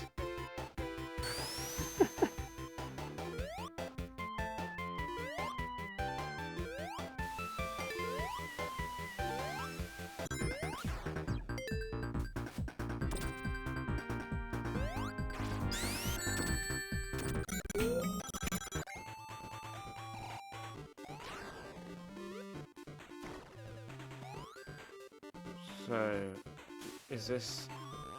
Okay, this looks like a forward direction. It's frustrating that... Okay, so I think I've been that way already, haven't I? Through this tube, unless there's an identical tube. Oh! I didn't even need to find the clock. It's pointing me towards the clock, I don't even need to go there. Oh!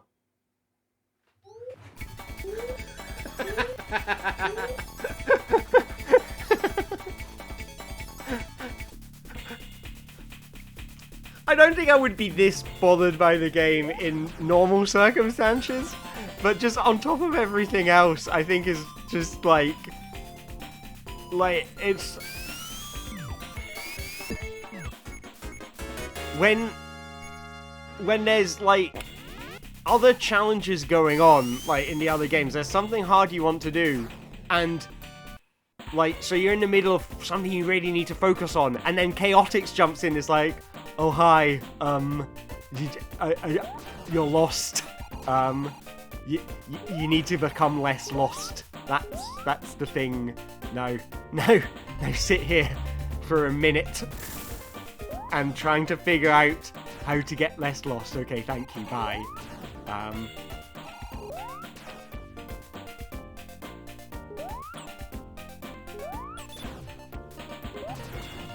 I feel like this game has not has not yet been challenging. Except for me going, where do I go? Over and over.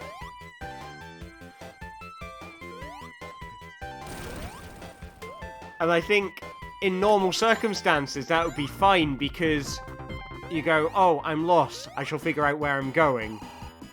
But in this situation, it's like, but I want to do something. Like, I'm not just lost, I'm trying to achieve something here.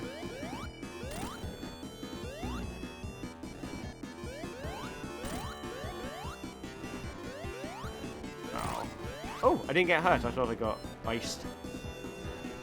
Hello, Cowboy Knuckles. Hello, Animachine. Welcome to the stream. Thanks for coming along. So we are 9 hours into the run, split over 2 days. I am... so you can see we have beaten 5 games so far. There are 4 games currently in the roster. So when one of these games gets beaten, then it will be replaced with a random alternative game from the upcoming games list. Hello, Huds. Welcome to the stream. Thanks for coming along. So yeah, so it took 9 hours, but eventually I beat Sonic Advance 1, which I was not expecting to be as hard as it was. Egg Rocket is, evil.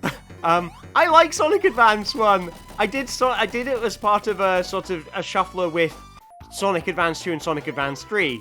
And I had it beaten in 4 hours in that stream. And I thought, okay, yeah, this will be relatively straightforward, and I know my way around it this time. 9 hours. And I think what's different is that in that stream, like Sonic Advance 2, Sonic Advance 3 have a lot of rings. So you can kind of put them into a state where you don't have to care about them. Because you're just running through a big old mash of rings. And you know you're going to be safe in those games. So you can just focus on the game that's giving you difficulty. With this, like Knuckles Chaotix, if you're in a difficult bit of a game and you need to concentrate, you get switched out of it and into Knuckles Chaotix. And then in Knuckles Chaotix, you spend ages trying to figure out how to not be lost anymore. Because it's so easy to get lost in Knuckles Chaotix. And then when you do that, you get flung back into that difficult situation. But you spent a couple of minutes kind of with your eye off of the ball. So you forget what it was that you needed to do in order to stay safe and die. You get knocked back, you have to do it again. And it's like, I think that's what makes it harder. I think also having 4 games in rotation rather than 3, like, increases that difficulty because it's more time spent outside of the game that's giving you trouble. And usually, like, I mean, what you can do is if you've got 2 games giving you trouble at the same time, you can kind of go... Like, I had that with Sonic Advance 1 and Sonic and Knuckles, where I went, like, Sonic and Knuckles is giving me trouble in Lava Reef, but I'm really close to the checkpoint here. I'm like only a couple of seconds away from the checkpoint whenever I die. So I don't mind dying in Sonic and Knuckles over and over.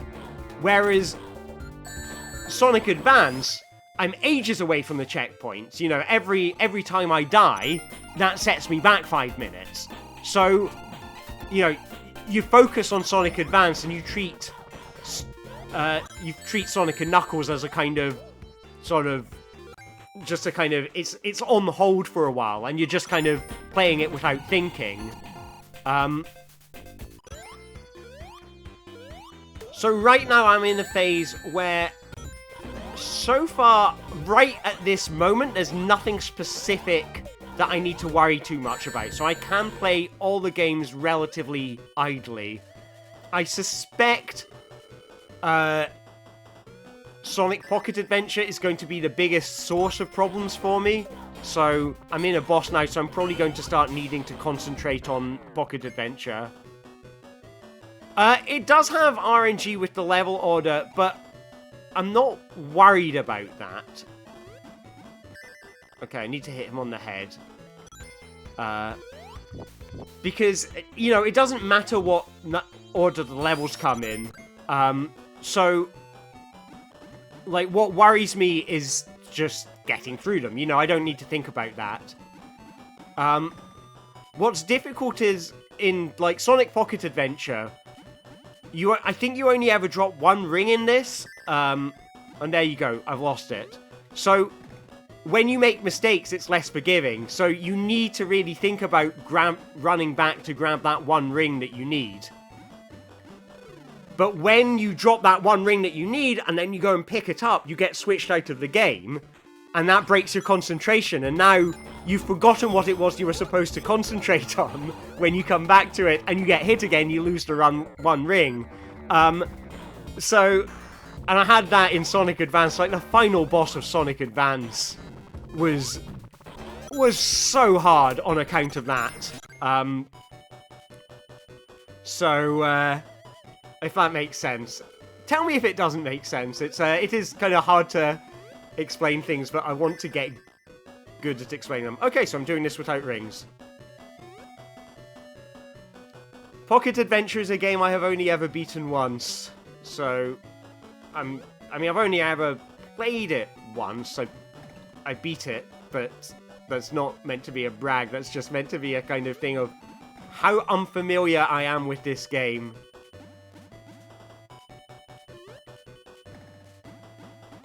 Feel like I might be in a safe rhythm with this now, though. So let's hope that stays the case. Yeah.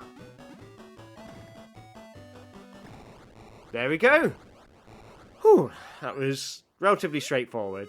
But I'm expecting some of the bosses to get quite difficult on account of, you know, if I try to, like, get hurt. You know, if I let myself get hurt, I'll have to run back for that one ring and then end up in a situation where I'm just going to get hit all over and over. Also, I did not notice that you raided Animachine. Thank you very much for that. It's much appreciated. And I hope all of Animachine's followers enjoy watching. I hope you're all having a good time. I think I did just explain it when you all popped in, but if I do need to explain what's going on in this stream, just let me know, and I'll happily explain it. 4 bosses at once. That's something I want to build, is do a kind of a boss rush shuffler. So it begins you with save states at the beginning of a boss. And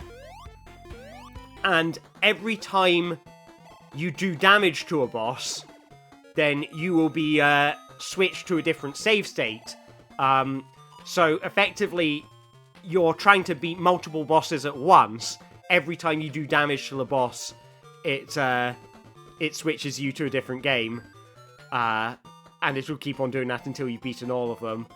But I haven't had a go at implementing that. It's just sort of on my list of things I want to make. And also in that list of things I want to make is I've got the new Follow Me video game I'm working on, which is like a big passion project. So it's, you know, making that will probably be done at times when I'm not like when I'm kind of like tired of like programming improv games in Unity. So yeah, the new video game I'm working on is a kind of like, I guess it's like an improv game to be run on streams. So it's sort of not using old classic games, it's a, you know, brand new thing. But if you've ever seen me I've done streams where I've tried to come up with 100 new game ideas in 1 hour. It's a whole load of stuff made for people to do that off of. So basically, strange, artsy, improvised streams that you can run where everybody in the audience gets to have a go at, like, putting in creative input that impacts the art that gets created. So things involving paints and paintings, like real paint and pointing a camera at it. I've got one of the kind of the things in that will involve like writing a poem with the audience, and one where you have to advertise stuff and convince them to buy products using fake money. So it's all very simple. That is silly. That's why I think that's the other thing I'm working on right now. So I suspect, like, my attention, like, in terms of coding, is probably when I do start work on the boss rush thing, it will probably be in a gap between me sort of wanting to take a break from working on the new improv game, and working on, and going, oh no, I want to do something glitchy, you know, I want to do something with classic games. But the thing is, knowing me, like, my appetite for trying new things is, like, I am very impulsive when it comes to creating stuff. So I will be working on something, and then I'll have an idea just before I go to bed. And then I'll start working on that the next morning, or, you know, it's like, I'll have a plan for what I want to work on in a day, have an idea while I'm in the shower, and then I'll spend the day working on the idea I had in the shower. So, when I'm, yeah, that's, yeah. So, but maybe at some point, that boss rush thing will exist. Or maybe, like, someone else will make it, and then that'll be just as cool, because then it'll exist in the world, and, like, you won't have to wait for my weird attention span to click into gear.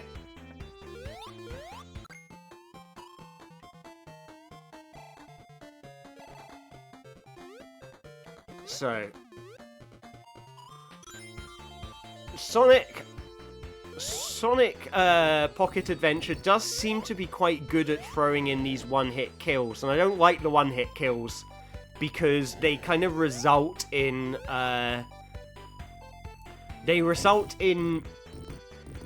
getting killed, and then getting killed sets you back a handful of minutes.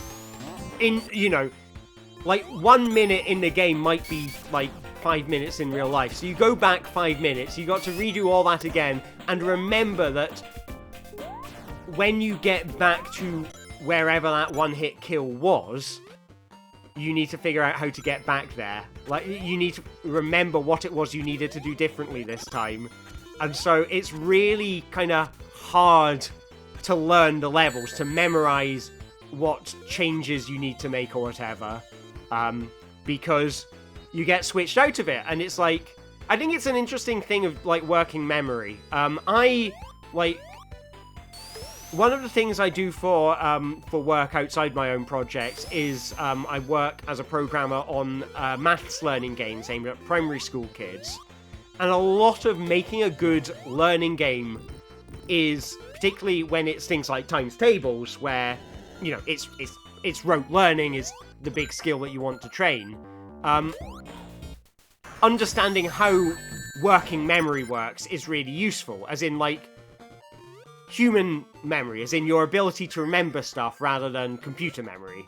And working memory is that, like, what I mean by that is in your brain, like, when you try to remember something, there are, like, you have working memory, which is the stuff that you remember right now.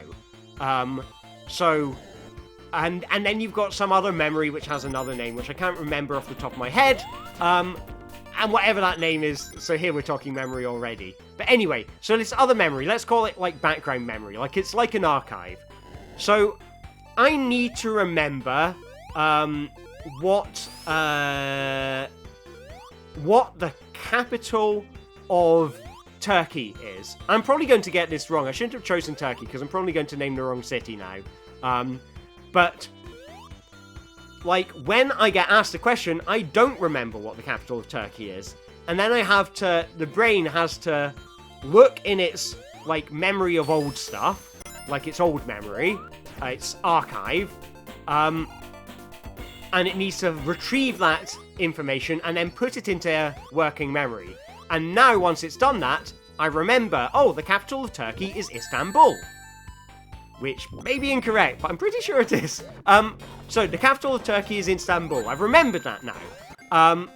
And now, like, if you ask me what the capital of Turkey is, I will tell you Istanbul, because I've already done the work of retrieving that information from kind of storage memory and bringing it into working memory. So now I don't have to think. It's like, what's the capital of Turkey? Istanbul. And then if you go for 5 minutes and ask me again, that knowledge might not necessarily be in working memory. And I will have to retrieve it from storage memory again. And the process of, like, teaching a child their times tables, what you're training them to do is, you know, if you don't want them to have to work it out from first principles every time, by, you know, count on their fingers or whatever, you know, you need to get them to retrieve it from working memory. So you need to train that retrieval process of going, I don't remember what 7 times 9 is, and I rack my brain, and then I go, oh, 7 times 9 is 63, and now for the next 2 minutes, I will remember that, and that will stay in working memory. But now, if I ask you that question again, I'm not training your ability to know the answer to that question, because you already have the answer to that question in working memory. So anyway, that's, I think, what you're playing around with a lot with the shuffler, is working memory. Is, like, you know, but what you're... Wow, I think I just walked through the level, and a rubber band seems to be stuck in the floor right now.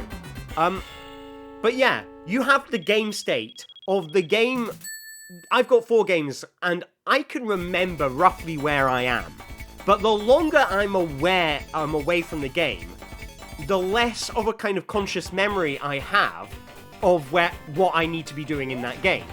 So unless I make a conscious effort to memorize it, then I will forget it. And then once I've forgotten it, it will come as a surprise when I switch into that game. So if I've got a game that's causing me problems, and I switch out of it, and then I spend ages on a problem like trying to figure out my way out of the level, then I've taken my attention away from remembering what problem I was trying to solve, like what death plane I was trying to avoid. And so that will be, you know, that will mean that I will not be able to remember that anymore when I get switched back in. But if I got switched into a bunch of games where I don't really need to think, then when I return to the game that's giving me trouble, then all that stuff is in my working memory, because there's not been another problem that my brain has had to switch over to that has replaced that knowledge in my working memory, if that all makes sense. So anyway, that's why, I mean, I think this is different, this is interesting, the shuffler stuff, and how it deals with the human memory, because usually when we talk about working memory, we are talking about facts and knowledge. And here, this is more it's more physical, it's less obvious exactly what it is I need to remember. Like, oh, it's like, okay, I need to jump when I hit the red platform. That's a complex set of ideas. That's not just one idea in isolation. That's like, you know, it's a thing that I need to see and an action I need to perform once I see that thing. Like, it's multiple things, but they're also networked. There's kind of relations between them. Like, it's not just red platform, it's red platform causes response. And then response is a bit, you know, red platform causes jump. You know, jump is a less tangible thing than the number 56, for example. You know, it's, so yeah, so that's why I think this is kind of interesting, all this stuff. And in a way, I'm kind of glad I did this. I'm doing this kind of shuffler where there's like a weirder set of games being selected for it, because like they're more inconsistent with each other, because then you see the differences pop up, because they're all similar in a lot of ways. Like, you know, the physics are largely similar, but there's differences in the level. Thank you very much. That's a very nice compliment. I mean, I really appreciate that. You know, in part because, like, a lot of, well, the work I do that I've not been able to do for a while is stage shows, and that involves a lot of presenting new ideas to people, and so being able to teach a game in a handful of minutes is a really useful thing.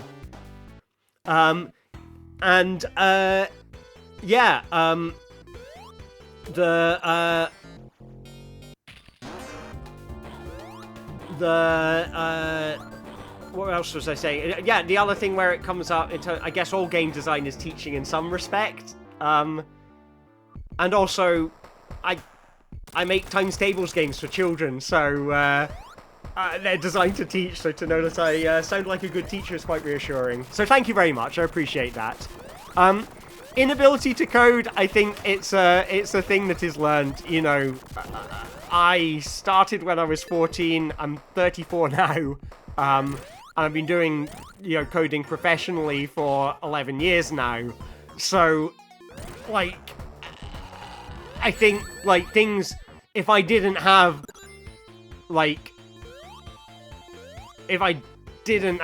a long time's worth of experience, I wouldn't have been able to figure out stuff like how to make the ring shuffler and stuff like that. So, that said, I think it has never been a better time to learn coding. It is kind of easier than ever in terms of the tools that are available, in terms of the tutorials that are available, and, you know, and the power of the devices. So, you know, in the past, a lot of your attention would be spent trying to solve technical issues like, oh shit, I only have, oh, I swore, apologies for the swearing, I only have memory for 16 sprites, what do I do? Whereas now computers are that much more powerful that you can kind of focus on just like, what is the problem I'm trying to solve? So, I know, I swear, it's terrible of me. But yeah, I mean, I guess my kind of, the point I'm trying to make, and I don't know where I'm trying to go to get this clock. I can see it. I spotted it, there it is. But I don't know how to get to it, but I can't go back that way, okay. So, yeah. So I think there never has been a better time to learn coding. So if you want to, like,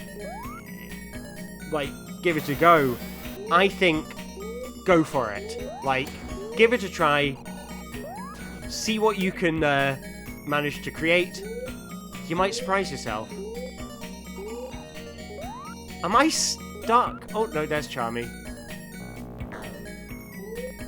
You might surprise yourself with what you are able to pick up. But, I mean, I think learning to code is not something that just kind of, you know, you don't pick it up from a book, you don't acquire it by magic. It's a thing that's learned by doing.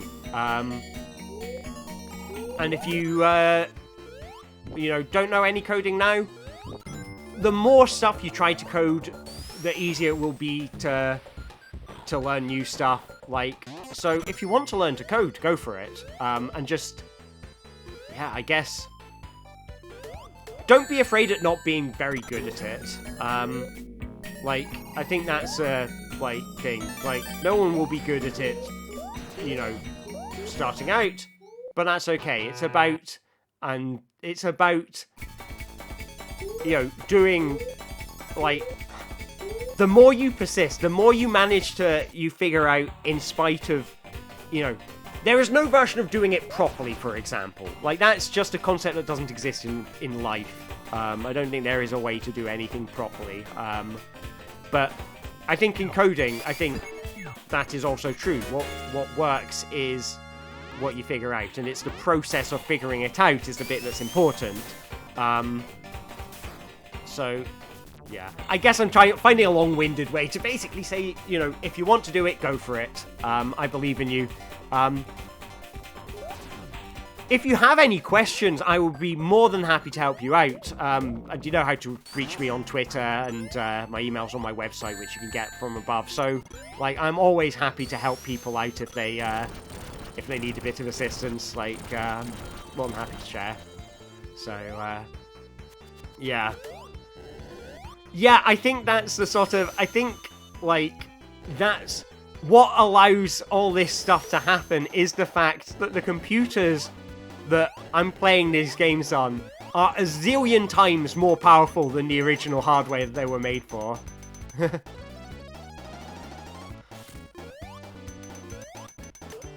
Alright, yeah, that's, yeah, I guess, you know, different people have different things that they're good at and, like, take to naturally. I think that's the thing, as I see it. It's not about, like, some people are good at some things and some people are good at other things. Like, I don't think that's a thing except for, you know, how much practice have you had. But I do believe there is such a thing as, you know, like, how naturally do you take to something? Like, how, like, straightforward a new skill can seem at first is a meaningful thing. And some people will see something that's quite languagey and will take to it quite naturally, and it won't be as much work for them to learn it and practice it. And some people are very physical, and it's just, you know, I think that's the way I see it anyway. But that's just my theory. I'm not a pedagogue. I'm not an expert in teaching, so. But what kind of coding did you do at college and uni?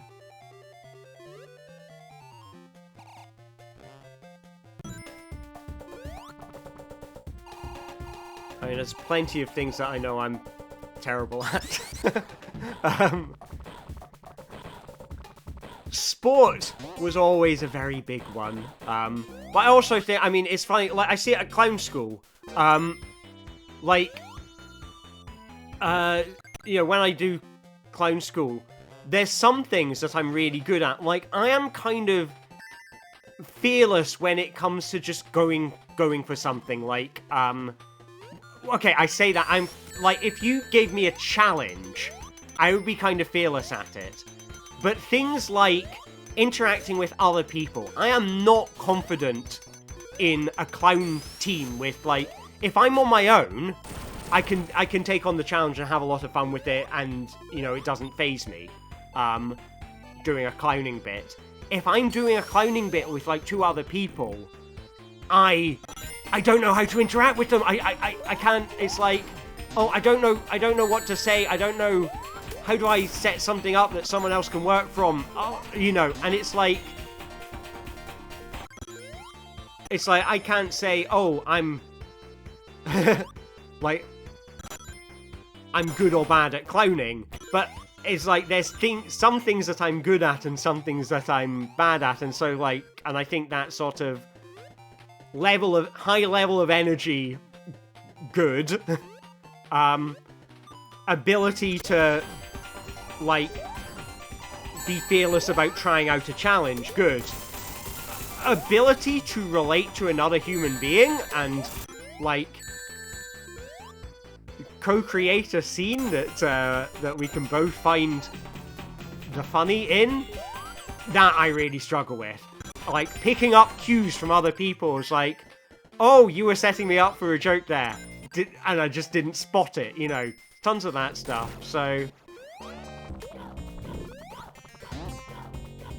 And I think that's it. It's more of it's less about what skills you do or don't have. It's like, that stuff I can practice and get better at, but it's stuff I'd I need to practice and get better at because I don't take to it naturally.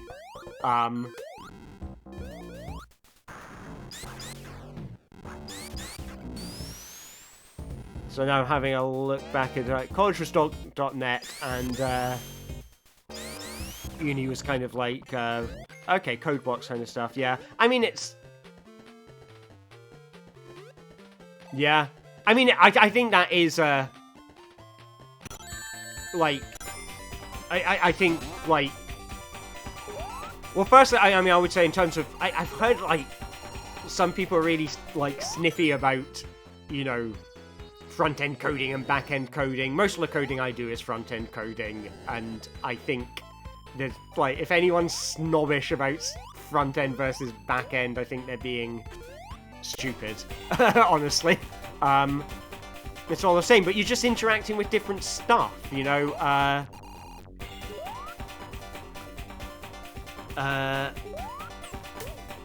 But yeah, so I think, like, front-end stuff is useful, and being able to, like, at the end of the day, it's all using a set of tools, you know, and, like, whether you're, you know, coding an assembly, or, you know, like,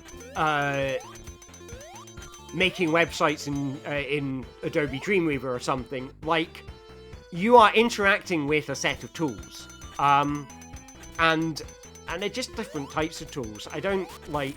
Yeah, so, yeah.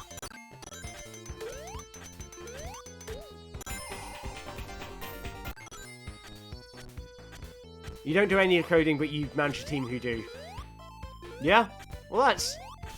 I mean, isn't that... Humanity is built on teamwork. Like, without teamwork, we wouldn't have farming. Without farming, we wouldn't have, like, you know... towns and cities, and without towns and cities we wouldn't have Game Boys. Like, a lot of the world we live in has been built on teamwork, and I think, like, yeah, like, to not have a set of skills but manage a team of people who do, like, this Ring Shuffler is built off of, like, BizHawk was built by a bunch of people who know a lot about emulators. And it's built out of emulators that were built by people who know a lot about old 90s hardware and how it works.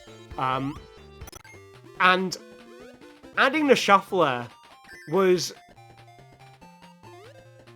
Like, I come in with, you know, no information, no, like, the faintest knowledge about either of those things. But I know how to write C#, and I can kind of... I can figure stuff out by poking around and sticking in breakpoints and sticking in debug lines and kind of figure stuff out. And that's how the Ring Shuffler exists, is from poking around and, like, basically working off the back of other people's work and other people who are far bigger experts than I am. So I think that's, like, you know, I think that's, like, important, you know, that, like, it's... You don't need to be good at everything. Like, I do not need to be good at knowing how emulators work and knowing how, knowing how classic games consoles work in order to make this stuff. You know, just, you know, I just need to know a totally different set of skills, which is how to write C# in 2021. Yeah, I think that is an important skill. Especially, like, you know, if it's like, you know, if you've got a project in development and being able to say, you know, no, we can't do that because that would take ages and is not important in the long run. And to be able to say, okay, yeah, that's more kind of, that's cleaner code, but we don't need that bit to be clean, especially for a project that's due in a month and there's far more important things to deal with. Like, making those kind of decisions is an important skill. And you know, even if you don't have the kind of programming knowledge, you know, it's like it's all built on programming knowledge. It's not necessarily writing code knowledge. It's just a different kind of programming knowledge. So, yeah. So I think that makes a lot of sense what you're saying.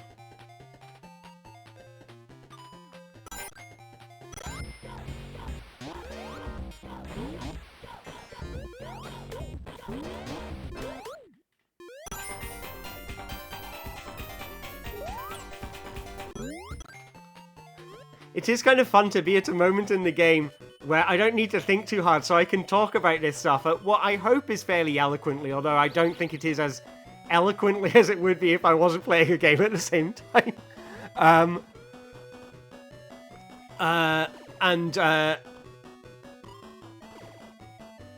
And sort of, when I'm in the hard bits of the games, it's like, I can't really kind of string together so much complex thought. So it's nice to be in. Right now, in all three games, I can be relatively mindless. Even though I have no rings right now.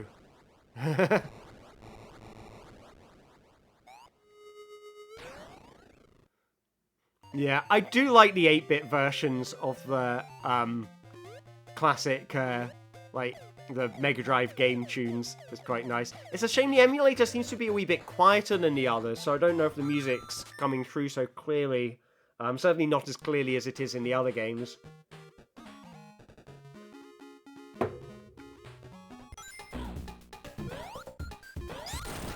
But yeah, so right now in Sonic 3, I'm not really having to think too much. I think right now, the thing that will demand thinking... Like, why did I even get that ring? I don't need it. The thing that will require thinking is Knuckles Chaotix, that level where I don't know where to find the clock. But I'm not in the clock level right now, so I can save that problem for another time. Is this backwards or forwards? I don't know.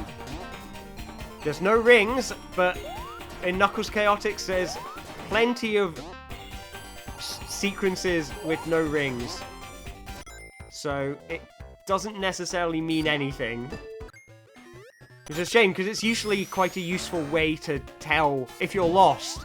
If you see rings, go that way.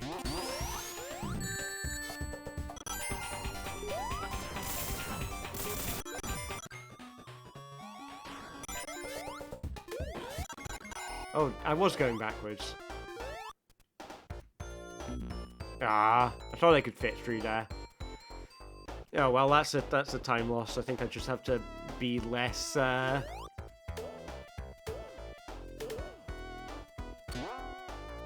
what's the word? Reckless. That's the word I was looking for. I need to be less reckless. I need to lose my reckles.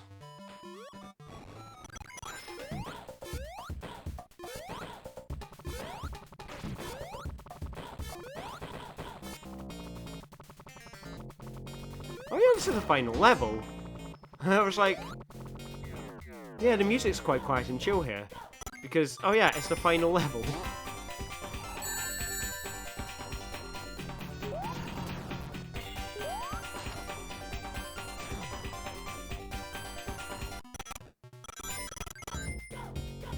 I think I go left.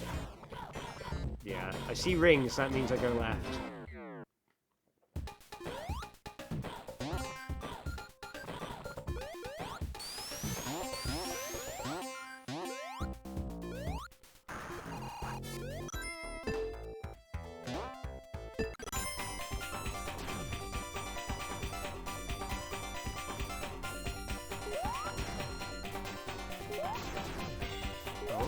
Oh look, that's nice. That's not nice. Look at that.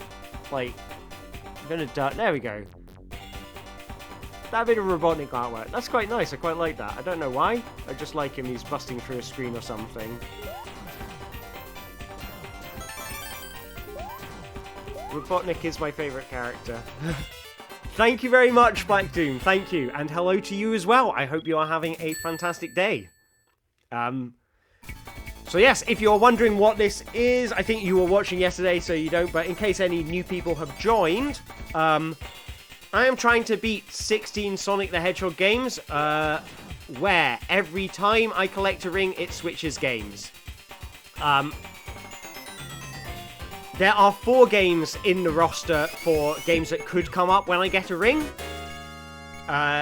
So they are the 4 active games on the screen to my left.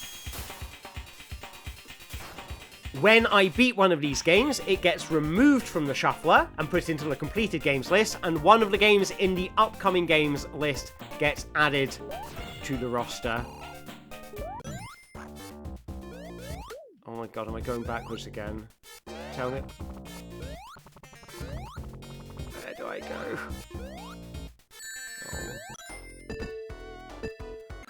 Oh. I'm doing well. Slightly annoyed at myself in Sonic 3 for getting like I keep on going back to the same location over and over again. I'm also finding Chaotix to be quite a brain drain. It's like, I don't like having to... You go from one game where it's like... Okay, so I do go to the right. That was me trying to be smart is what caused my own problems there. Do I need rings? No, 1 ring is enough.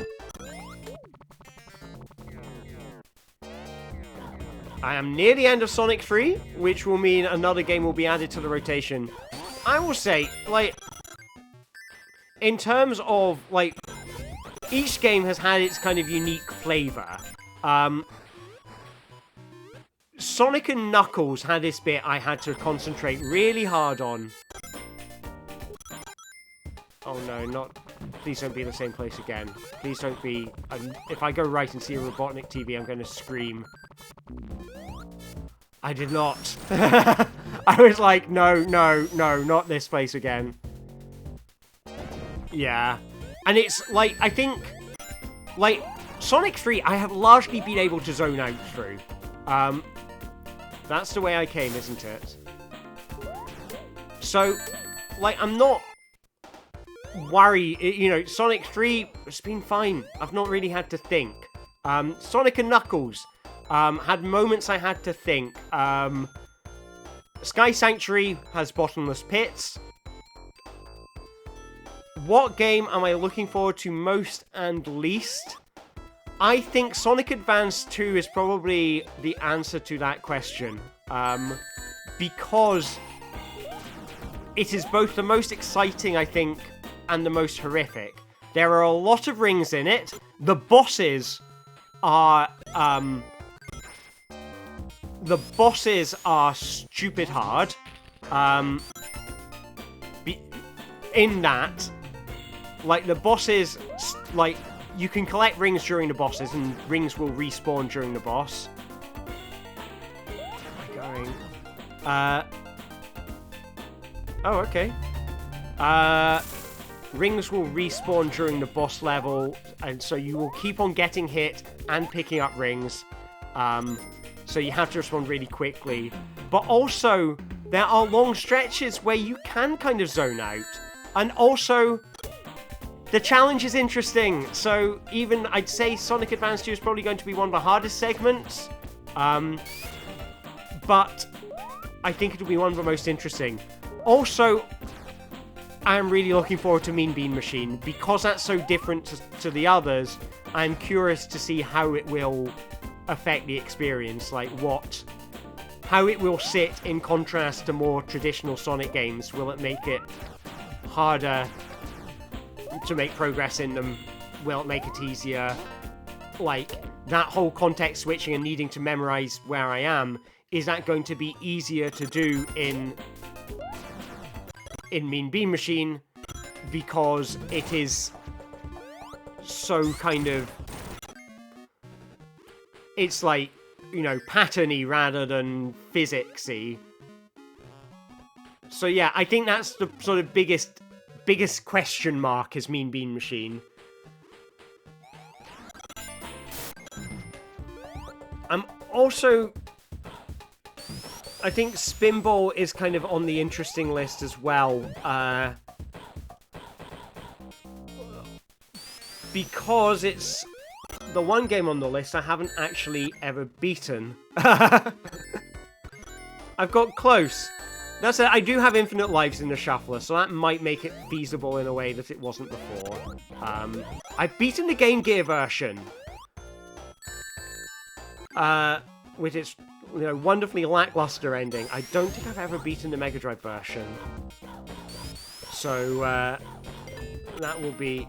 Are we approaching the final boss in Sonic 3? I think we are. Final boss time.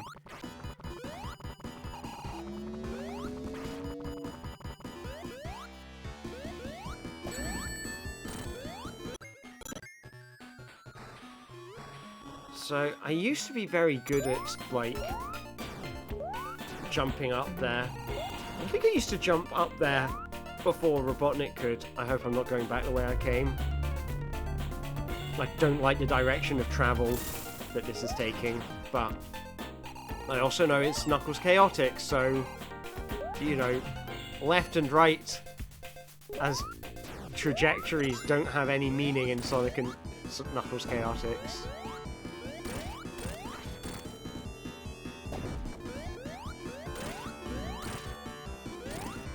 Okay, I've never seen that before. I just kind of got stuck into the wall and then spat out of it. Ooh, extra life! Go me. And at some point you'll see it flip back down to 5 lives. Or maybe not, because there needs to be a trigger to say change the number on screen. What's so funny, Knuckles? Falling in the water?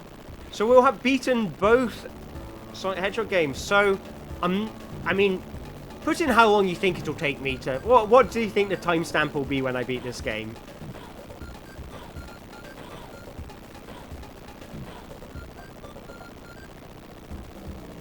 That's a challenge. Chivy's not going first this time. That's good strategy. I mean, if you don't get him fast enough, you might... You want to wait until I'm about to take it off. So yeah, what's going to be overall on the timer, and I will stop time at the moment where Sonic jumps up to the screen in his hell yeah, I beat the level pose. Like the one where he jumps up and it's a big drawing of him. So you'll have seen the Death Egg fall from the sky, so it's during the end sequence. So 10:19, 10:23.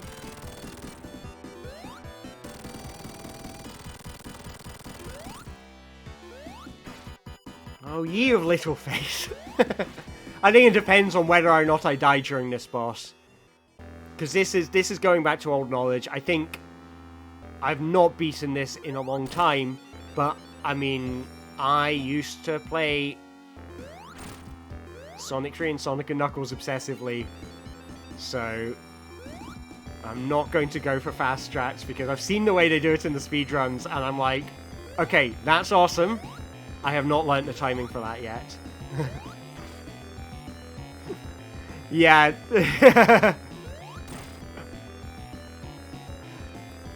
Let's, to be honest, you didn't know going in that I'd had a lot of practice on this level and also, don't really know the speedrunner strat, so, like, this is a relatively low risk bet of I'm going to beat this boss fairly soon.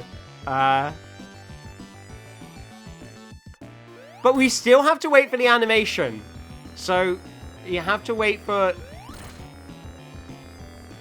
I'm going to shout out time when Sonic leaps up and, like, does his pose.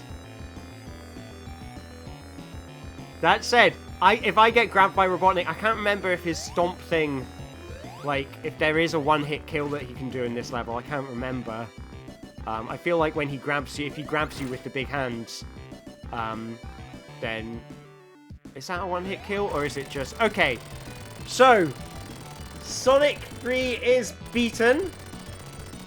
And we will call time when Sonic jumps up onto the screen. At that moment, I will No, I want to build more suspense over what the next one's going to be. So let's enjoy this. Let's just wait and see what the time on the clock is going to be. I feel sorry for you, Chippy. You strategically chose to go second, and then that ended up being a bad move. So we've got a bet of 1:15:22. What's it going to be? 22, 23, 23. You are 1 second off, Huds. So close, so close. Believe in yourself, Chippy. Never give up. Next time you're going to do it.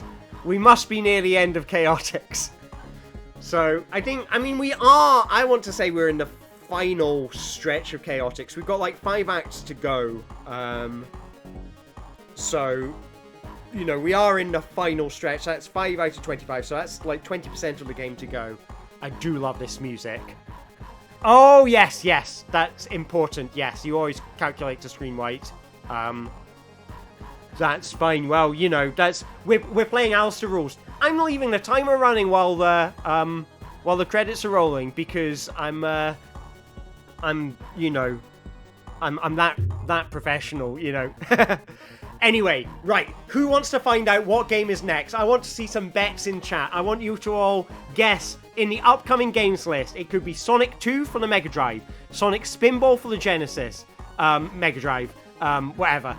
Sonic the Hedgehog for the Master System, Sonic 2 for the Master System, Sonic Advance 2, Dr. Robotnik's Mean Bean Machine, or Sonic Advance 2. What do you think is going to come next? So we've got a bet of Sonic Advance 2, we've got a bet of Sonic 2 on Master System, Sonic 1 on Master System. I am going to... And Huds wants Spinball because of the banging tunes. Okay. We will roll the dice in 3, 2, fun. What's it gonna be? The next game is Sonic 2 on the Master System. Well done, Huds. Well done, Huds. So, I am going to switch that in. Then I'm going to take a quick break, make myself a cup of coffee, have a sandwich. My alarm is scheduled to go off at 2 o'clock, which means I'll probably be finishing this at 2:30. So we've got about 2 more hours, so I'll just take a quick 5 minutes to make myself some coffee and a sandwich. But before I do that, let's add in Sonic the Hedgehog 2 on the Master System and switch off Sonic 3. And I will leave you with the dulcet tones of... And look, it's not broken anymore. I will leave you with the dulcet tones. I'll pause the timer. Leave you with the dulcet tones of the Spring Yard Zone while I go and get my lunch. Hope you all have a fantastic break as well. Have some good lunch. Look after yourselves. I will be back in 5 minutes. All right, see you soon.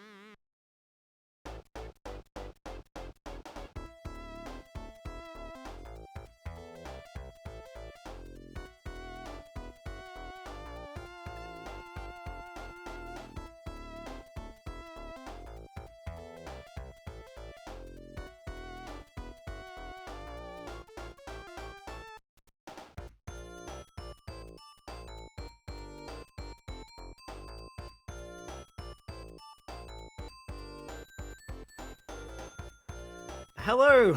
I can see some of you have noticed the mistake that I've made. Hello, Chaos Hill Zone. I did not think, I was like, oh, the time's going to run out. I'd better get to the checkpoint and check the checkpoint, and then I won't lose the progress I've made in this level. I am now in a situation where I will have, like, 40 seconds to beat the level. I don't know if I die, will it take me back to that checkpoint again?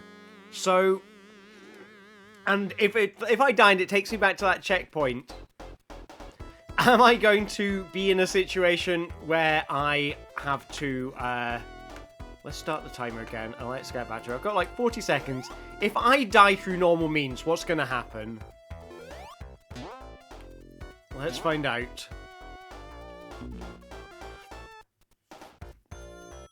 Come on, go back to 0. Time back to something. Oh, Jesus Christ. Alright, I've made a... I've done a stupid, haven't I? I could level select. I could back out of this and level select. I think it's probably the right way to approach this. Oh, remove the text. I'm back. I am back. It's no longer 5. Let's see if it's possible. If I die on a timeout, then that's just something. Then I'll reset, and I'm already being punished enough for my for the errors of my ways.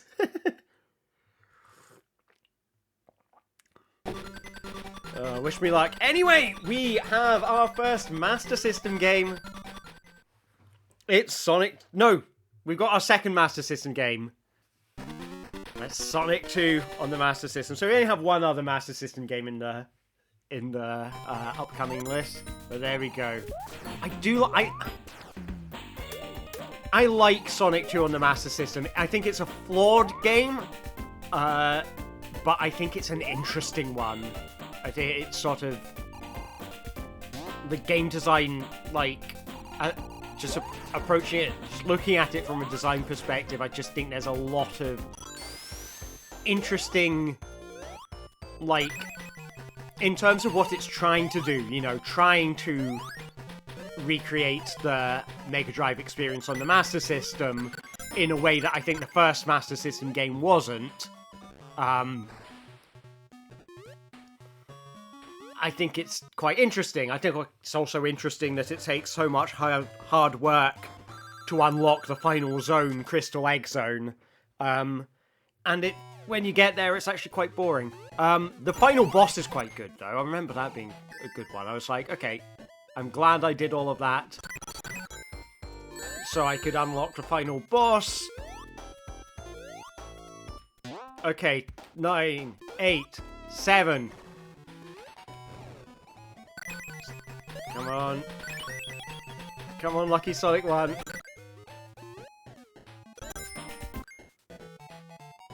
I'm just holding right. Hold right and hope.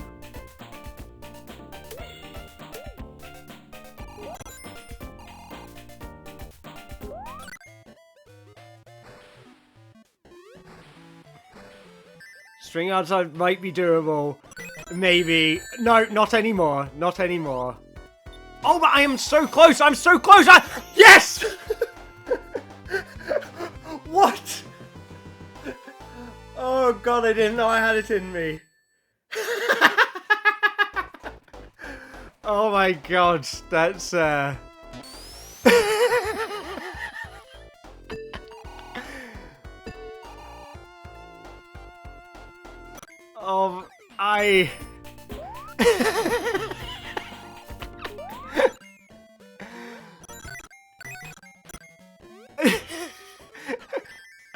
I think that's the greatest achievement of my life. Oh my god. Thank you for clipping that.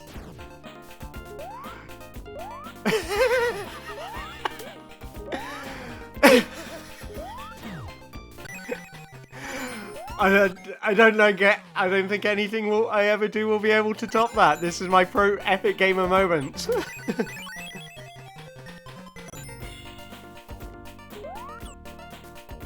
This is my epic gamer moment. I don't want this feeling to end.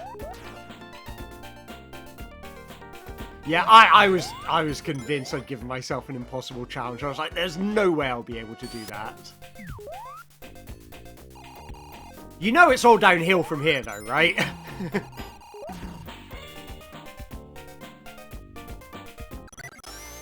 I think I've got to find myself a button on this boat, maybe. Or I go left. That's another thing that's kind of quirky about Chaotix and really doesn't make a big difference normally, but compared to all the other Sonic games and compared to all the other Sonic games, like what was I going to say? Ooh, I'm at a boss now. Yeah, is that in most games you only ever have to go right. In Chaotix and Sonic 3D, you have to go in directions other than right all the time. Okay, I just got hit, which serves me right for thinking that.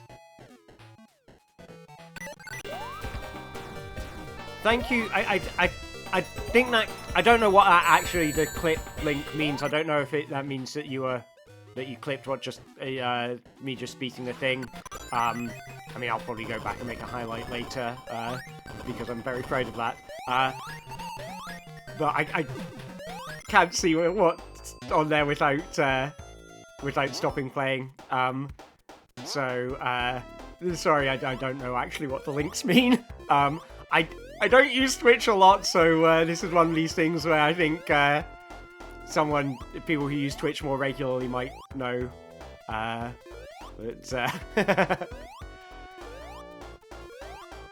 it's a clip of the 9:59 moment. Awesome! Thank you very much. I am glad that has been recorded into history, so I'll take a look back on it.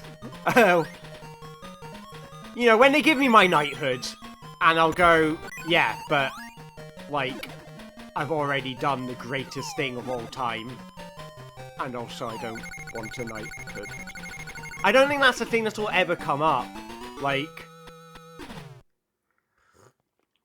it's always useful to have a plan for that just in case.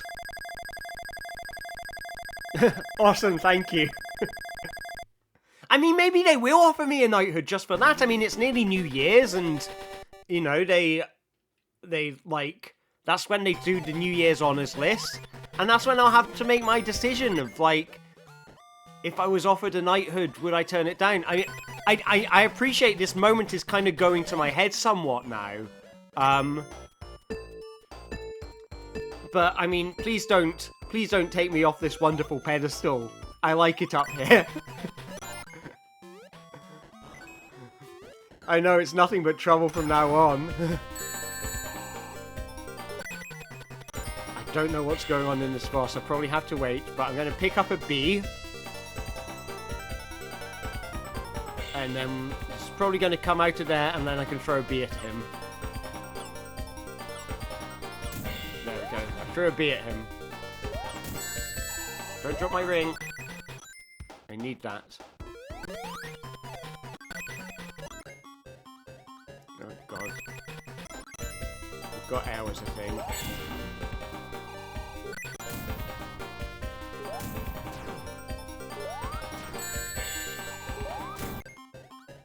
Come on, air.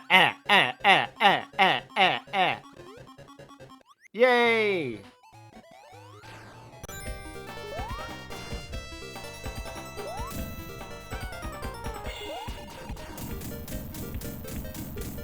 I beat Robotnik by throwing a bee at him.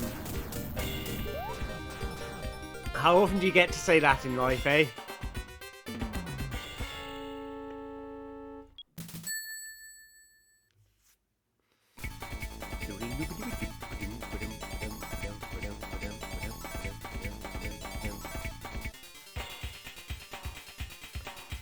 I chose Vector because I like how he turns into a wheel, and Charmy is just what got thrust upon me. but I don't know if there's... I guess the difference between the different characters is, is that a fish dressed up in a costume of another fish? If it is, I like it. And also, it didn't put me in the clock level. Hooray! I can worry about the clock level later. Oh, there's a switch. Okay, it's a switch to open the door. I need to make sure to only press it once. There we go. Need to hit it an odd number of times. A bee dressed as a bee. That's the most awesome thing ever. I mean, bees are already awesome. Bee is one of these... You know when you're, like, trying to think of... You just need a word to... Like, something needs a word and you need to type something in. Bee is usually my kind of go-to word. Like, if I need a random animal or something. Oh, you can get the bee! You can pet the bee. This brings me great joy. That's the most amazing thing I've ever seen!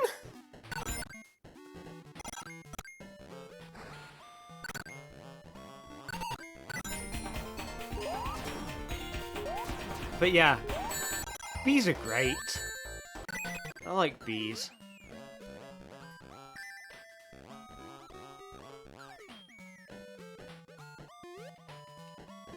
Come on! Thank you! That felt slightly hard to jump on top of than it should have. Come on, get on the platform, thank you, Sonic.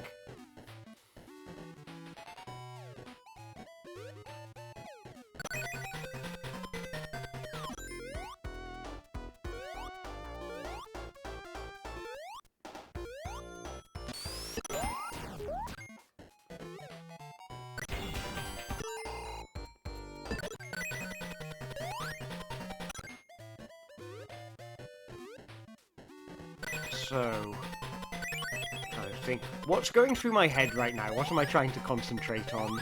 And honestly, this feels a bit more kind of messy than it did previously. I feel like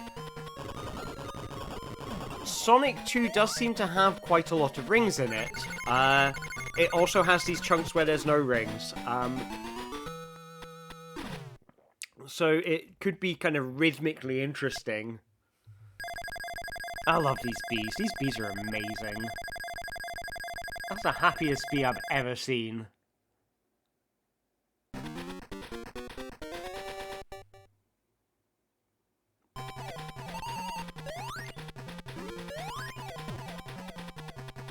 Maybe I should take up beekeeping.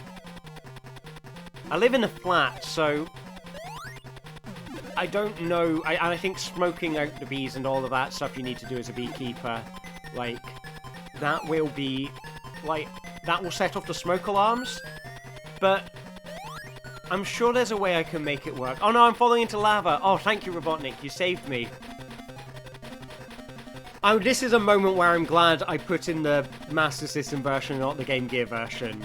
Because if you play the Game Gear version of this game, like, the Master System version, the boss is quite simple.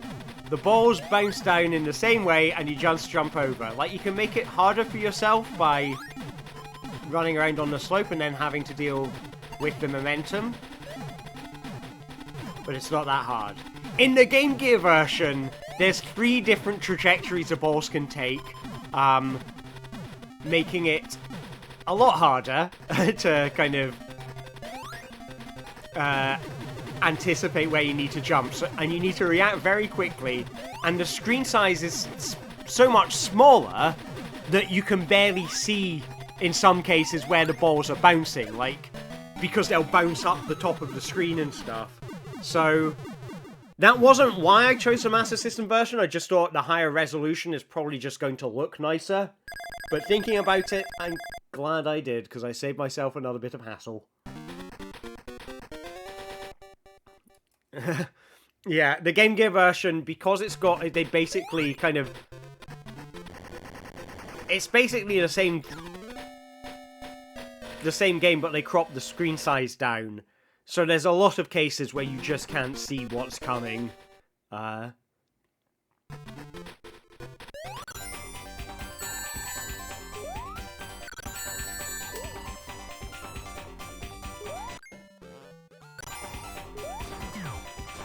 Okay, now I'm a bee! I'm a bee. Can't go that way.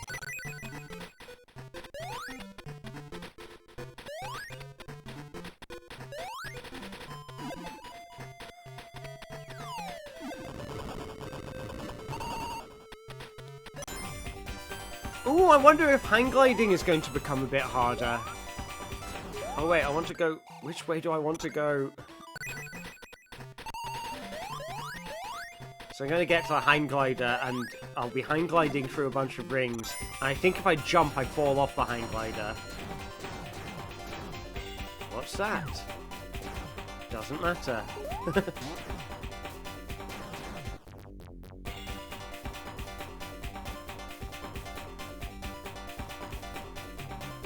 I don't know what it is. I hope I don't have to care.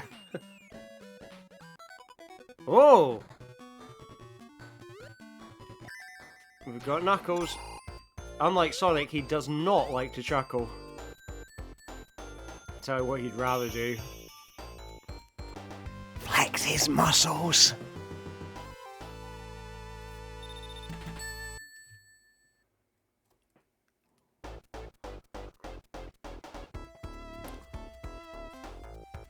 Sonic, I don't like to chuckle. I'd rather flex my muscles. You can call me Knuckles. I like Sonic and a chuckle.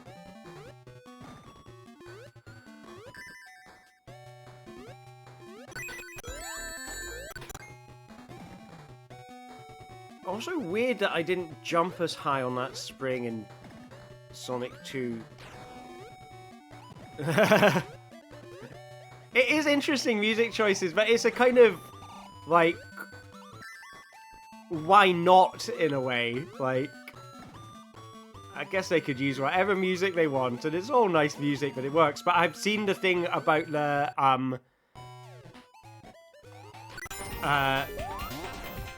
like, there's a guy on YouTube who does these wonderful, Alex Yard, I think is his name, who does these fantastic kind of breakdowns of, like, the music in the Sonic games, and, like, kind of the music theory behind them.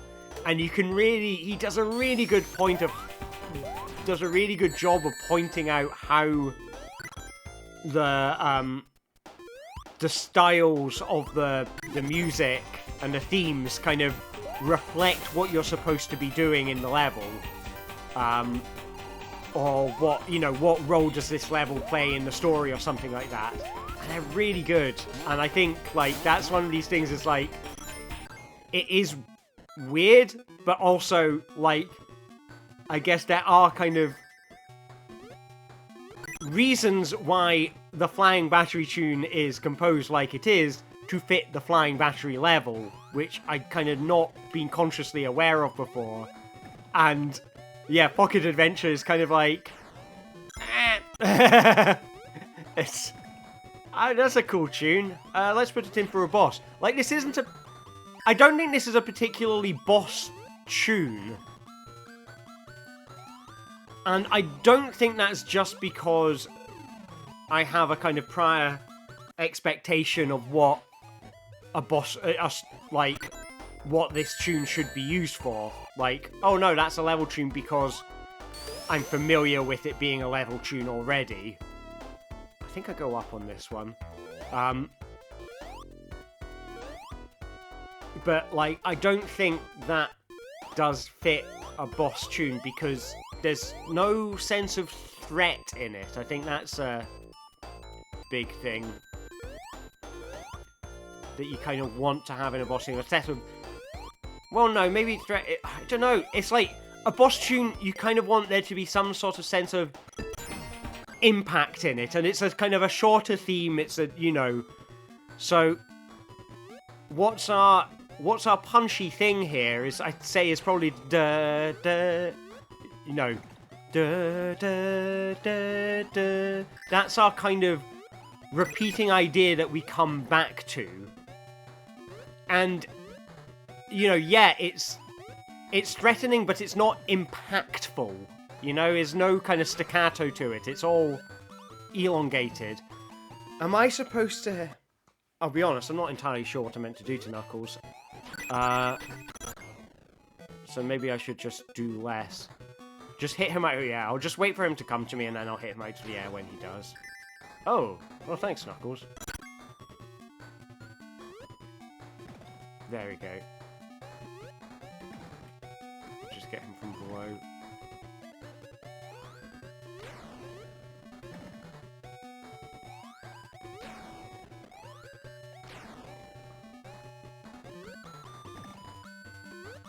Has he been tricked by Robotnik again?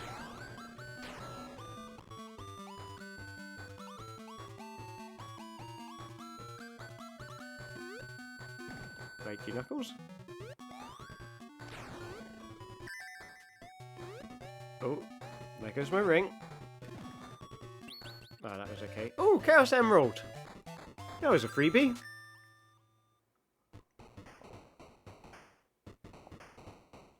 I'll give it back to him as a present. Hey, Zach! Welcome to the stream. Yeah, I seem to be able to hit him when he was punching sometimes, but it's maybe I need to hit him on his back while his back is turned or something, but, yeah, because I did seem to hit him while he was punching. Alright, what level have we got now?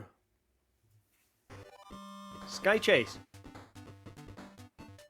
Good tune, this.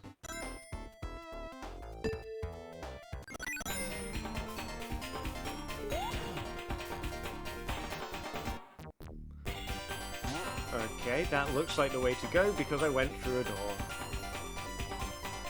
Poor Knuckles, I know. All he wanted to do was flex his muscles.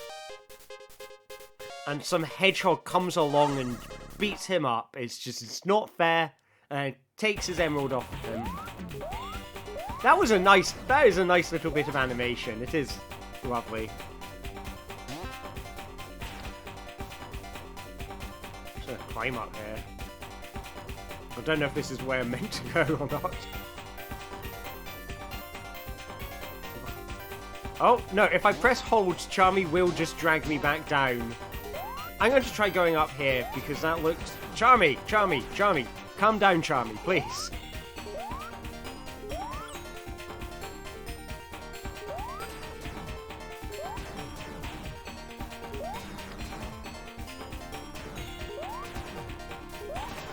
Up I go. Okay, this looks like the right way to go. I guess up. I don't need the rings. Didn't need to pick that up. Pick up the B.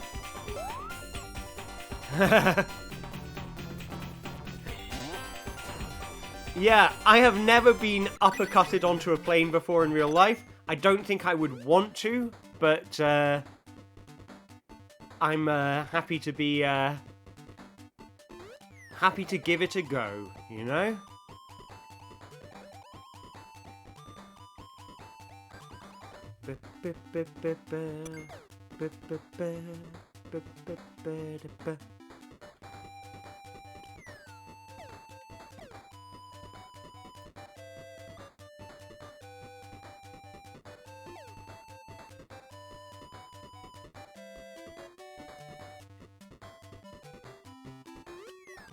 So yeah, I think that for this tune, the video talked about, the Alex Yard video talked about, so this is Azure Lake from Sonic 3 on the Mega Drive, and it talked about how it's all in C major with no key changes, something like that. It's like either no key changes or no like minor chords or something. It's like, I think it's no key changes, and all the others have like key changes in them, and this is just a consistent C major, you know, right through, which creates a feeling of kind of, you know, fluidity.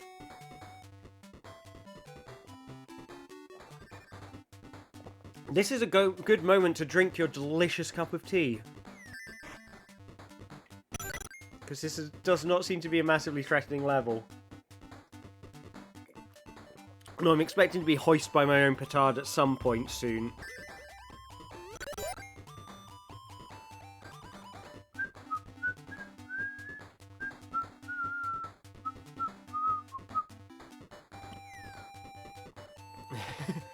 Yep, this was a quite straightforward level. I don't know how many levels are in Pocket Adventure. I don't know how far through it I am.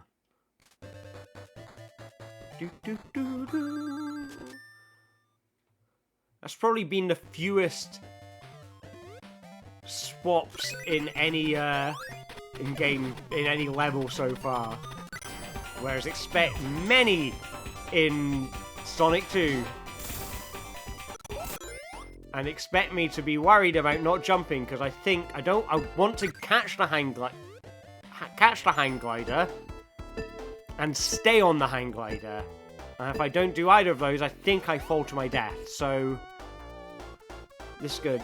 The tea I'm drinking oolong tea. I was going to make myself a coffee, but then I was like, I think I want something that's going to kind of hydrate me more. And I don't know, this may be all in my head, but I think coffee dehydrates you a bit. It's not good to drink coffee for hydration, whereas tea does. So I decided to go for the oolong tea, which is very nice. I've not had oolong tea in years. I used to drink it quite a bit. But, yeah, so it's nice. Don't know if it's more ear-grating to let that go on or to try and speed it up.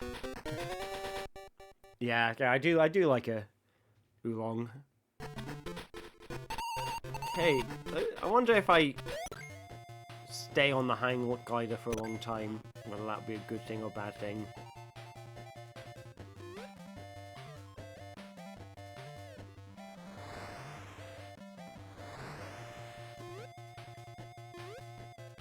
Whoa, where am I?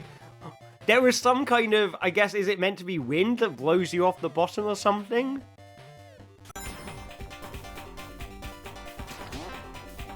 Okay, something really wants me to go this way, so I might actually be going backwards.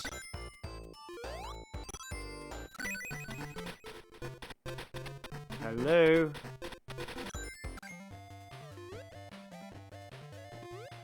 I think I threw myself off the top of the screen when I got on the hang glider. I have seen a similar bug to that when, like, playing on Master System hardware, but not that bad.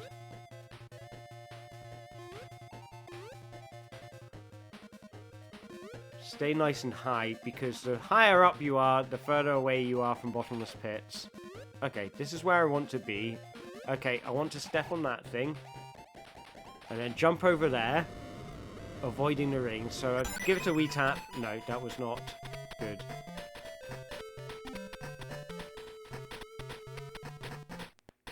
Well, this is interesting.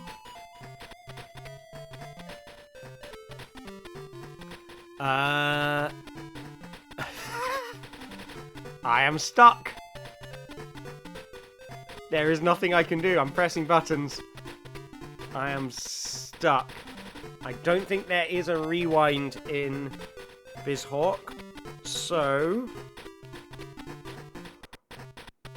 this might be a reset of the game. I will look up if there's a level select for Sonic 2 on the Master System. I'm pretty sure there is. I can't remember what it is.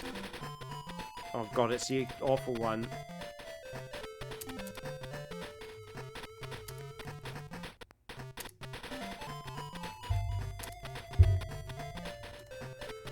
So,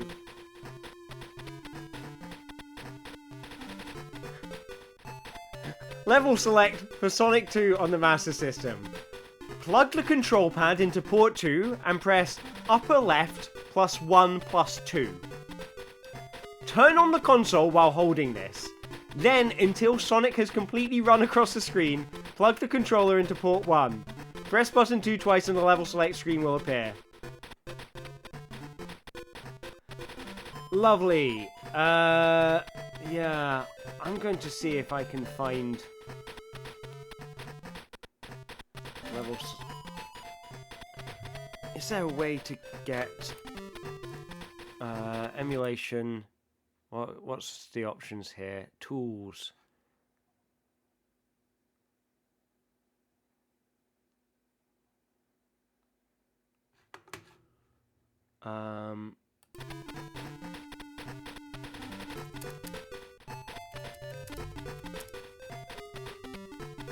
Let's see if I can.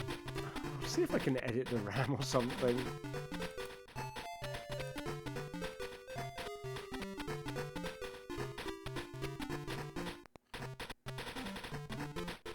No, that's 16-bit.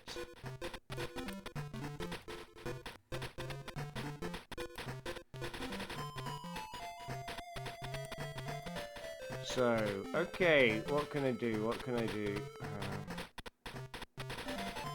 Yeah, I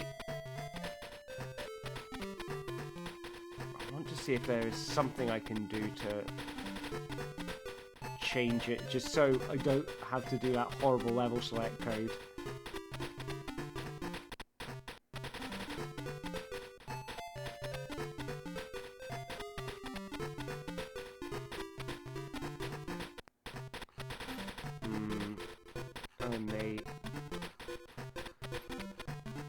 Oh god, that's annoying. Okay.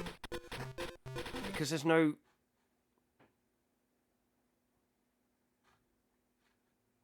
There must be... I'm looking to see, is there a... Oh god, there's been a rewind function in this for ages. Rewind.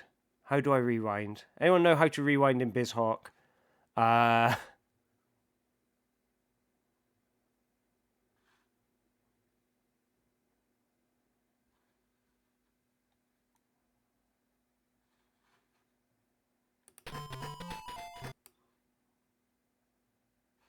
Anybody help? Is there a way? I'm looking. I can see 4 different speeds. I can see.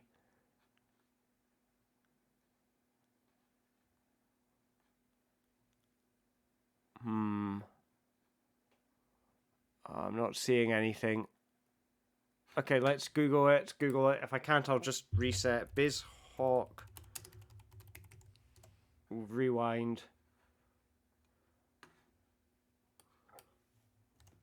And see. Shift R says Google. Thank you.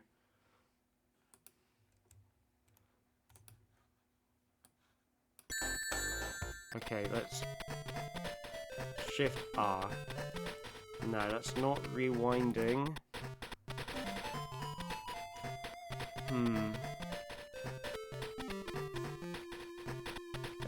Maybe it only works in the NES. Okay, so how do I do this? I want to find out.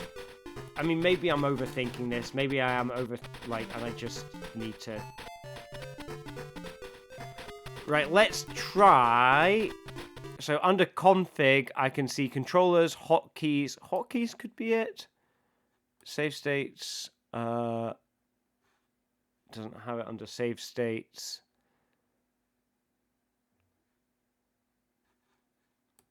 Tools.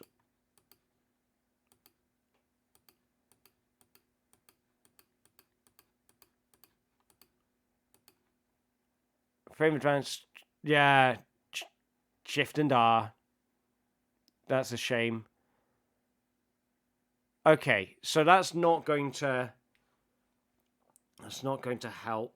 Yeah, rewind is supposed to be Shift and R, and it's not working. Okay, let's I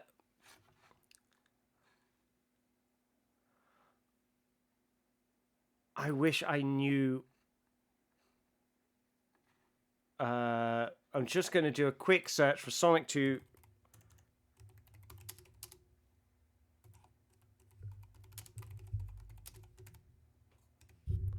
See if I can find anything to do with hacking.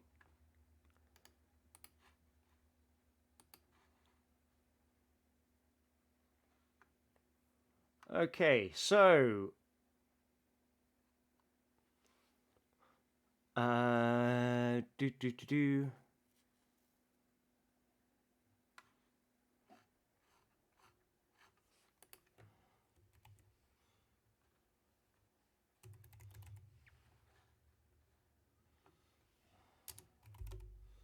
Sonic the Hedgehog 2.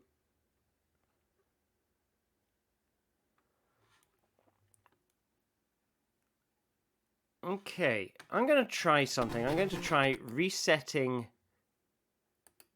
this game.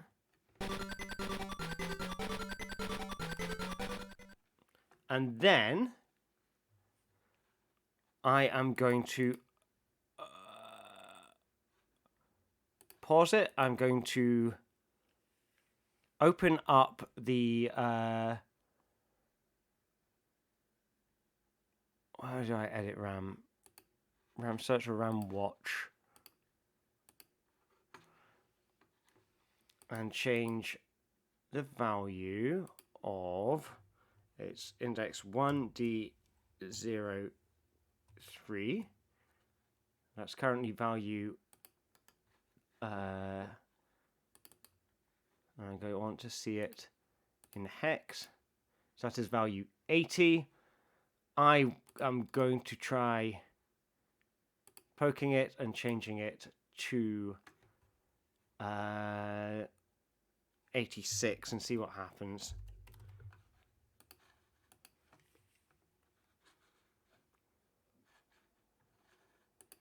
And then on pause. No, that's for music. Okay. Yeah. You know what?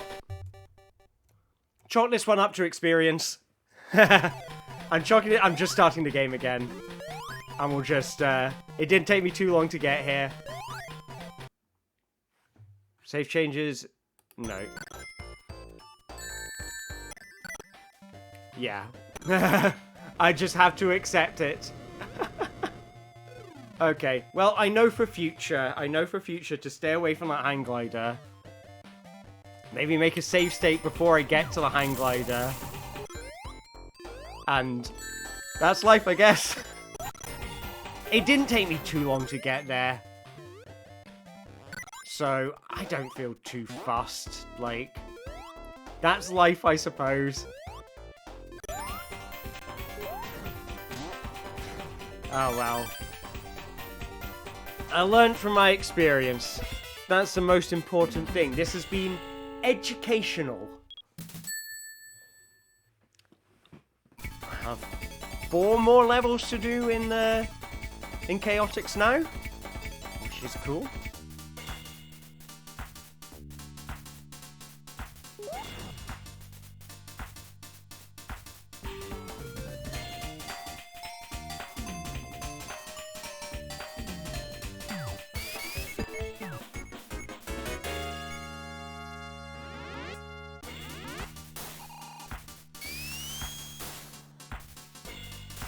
Frustrating, I don't know if I knew the memory address for player's current level, that would be really helpful in Sonic 2 8-bit. Oh god, I'm in the clock level. Okay, so I've got to figure out how to get to the clock in the clock level. No, okay, I fell off. It's because there's seems to be a gust of wind or something that blows you off the edge. Okay, and you can't hit the fire, but the rings are in the fire. So let's just climb up here. Try and do this methodically.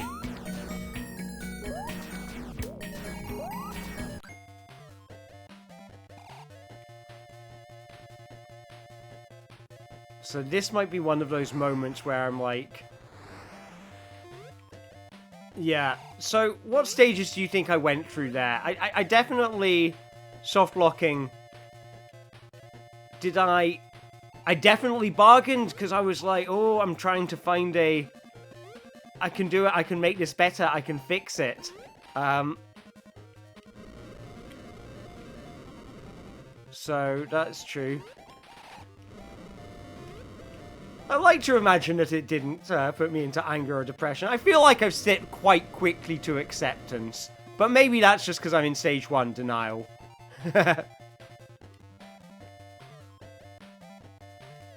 Oh, okay. They hurt you when they are red, but when they are flashing blue, they're fine. Okay, I understand now.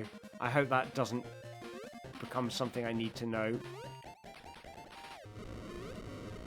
I hope there's a checkpoint soon. I think flying levels are... Oh! Look at that! No. Oh, okay, I thought it was a clock. I thought it was a clock. I thought it was safe. Right.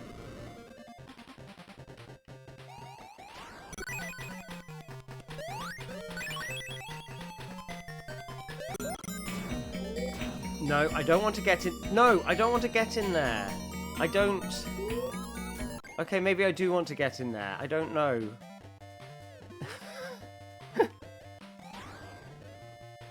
Chaotix? No. That's what I have. I've got the, like... Whatever the 5 stages of Knuckles Chaotix are, I am definitely in anger.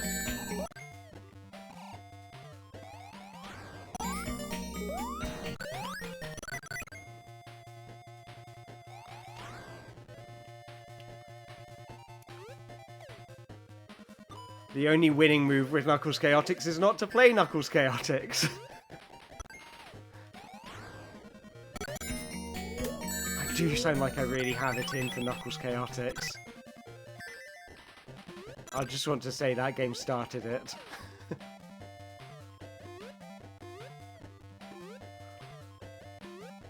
It's all Knuckles' fault. Knuckles started it.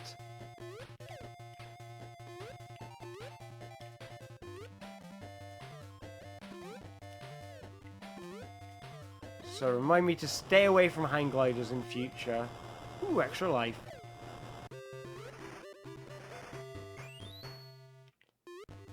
Okay. I need to avoid picking... I need 1 ring. That's what I need. I just need 1 ring, and those chickens are now going to be dangerous in a way they weren't. Is it anger, not depression? Well, I don't know. I feel like I'm feeling emotion very intensely right now.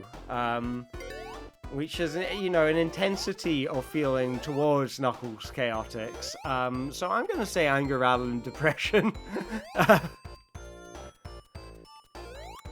But there are multiple models of grief, you know. Kubler-Ross is not the only one. And they put the stages in many different orders, so who's to say? The important thing is to have the reaction to Knuckles Chaotix that's right for you. That boss was quite straightforward. I've tried beating that boss with... I had to set up a controller to change what it did every 10 seconds. Change what the button mappings were. And that boss was, like, impossible in that. So we are halfway through Sonic 1. Which is nice. It's not been in the roster for long. Oh, no, it went in this morning, didn't it? I'm not keeping track. Where am I? Okay, I'm gonna guess I go that way.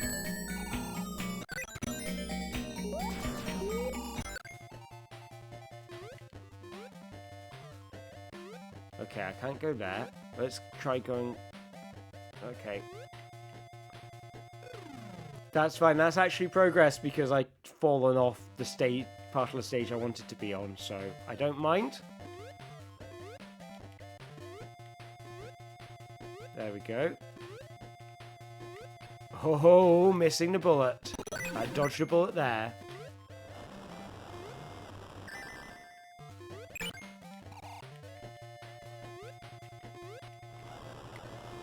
Okay, I'm going to try going a different way. just go up on the chickens. Go the way I just did last time. Right, okay, and jump onto the chickens. Yeah, I don't know what Labyrinth's going to be like. I'm assuming it's going to... This whole situation is going to make drowning a more regular occurrence. Because it's going to be harder to keep track of where I'm supposed to be. Oh, that was bad. Get that ring. Drop the ring. Okay, Charmy, come with me. And we're going to try going this route to the upright.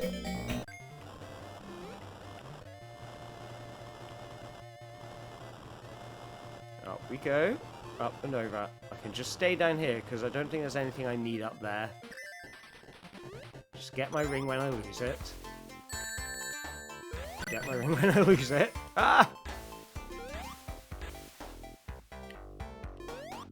So I'm expecting... Why did I go for that? I didn't even need it. It's this... I want this to be the right way. I really do. But I don't think it is. I think that actually takes me to the end of the level. Yes! Is that the clock? Charmy, come here.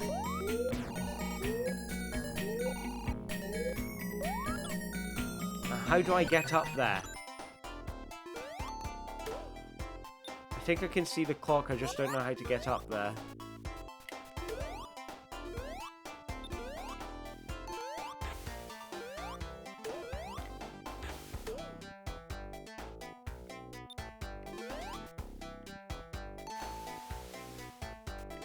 Don't forget to get lots of air.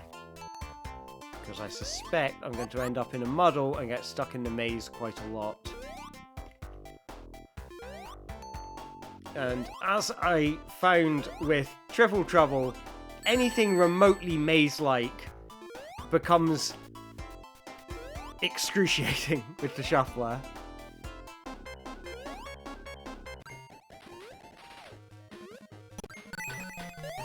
Right. I kind of want to get back to Triple Trouble, and now I'm tiny. Because I think I want to go up somehow.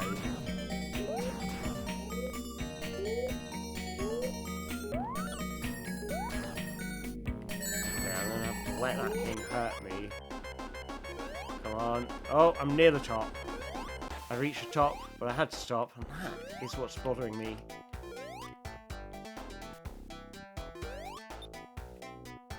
I can't remember what that button does. I will find out. Just get some air. Regular stops for air.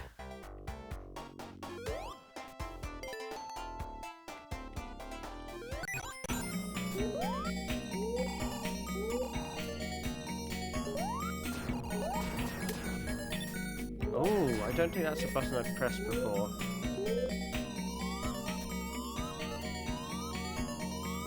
Is that taking me to the exit, or is that taking me... What's that? I've not pressed that button before.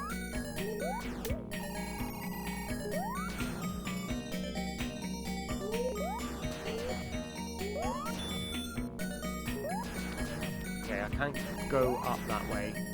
I don't think that was the clock I saw, I think that was just a bit of scenery.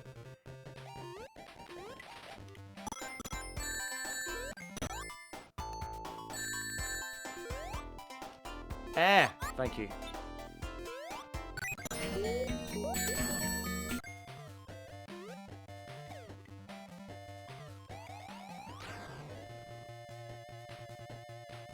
Okay, checkpoint is good. I do like checkpoints.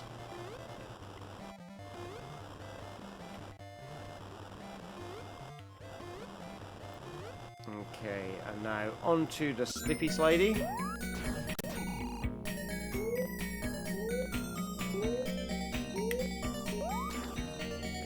Please, this be the right way.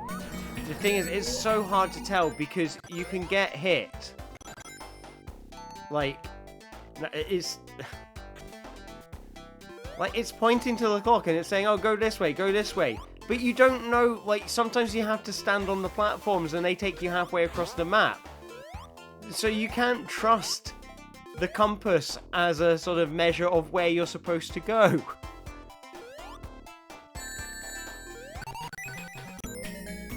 Welcome to the Hating on Knuckles Chaotix Hour. I'm your host, Alistair Aitchison. And on today's episode, we're playing Knuckles Chaotix and getting very annoyed at it. What's the chances that I am past the bit of Sonic 2 that I got soft lock on before I find the clock in this bloody level?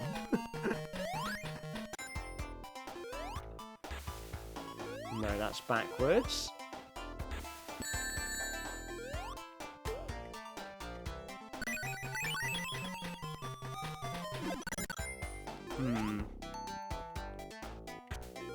Keep it together.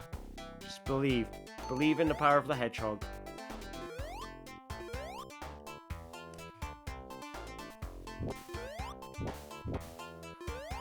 Keep it going. Where am I? I think I meant to go down? When you've got a game that you are totally unfamiliar with, like, I played this once, but it was a long time ago. Well, it was about 5 years ago. I'm catching up with myself. This is good. That jingle always makes me think of F-Zero, or more like F-Zero X always made me think of that jingle.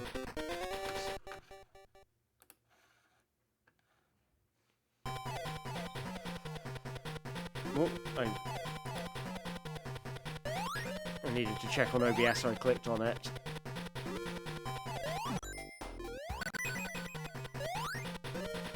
Getting as few rings as possible.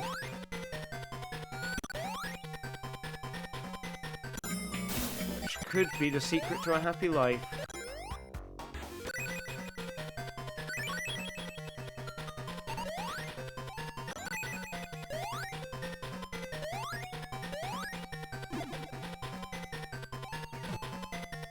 I might catch up with myself quite quickly, as long as I, like, play smart.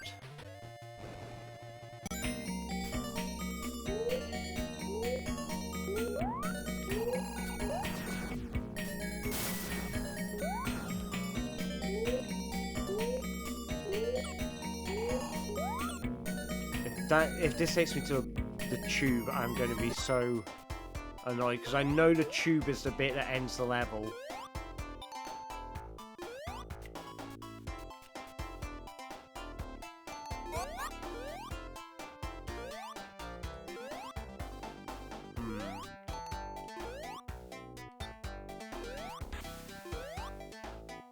But making progress in Sonic 1, so I'm happy with that. That's, you know, there's worse situations to be in life than making progress in Sonic 1.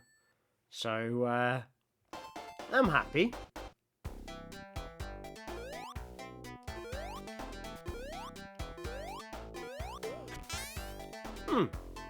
That's interesting.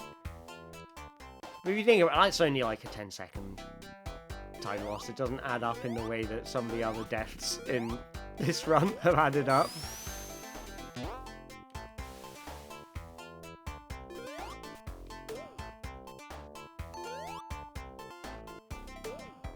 Get some rings just in case.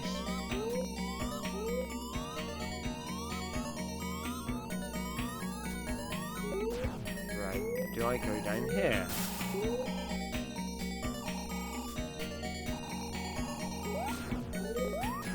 Door there.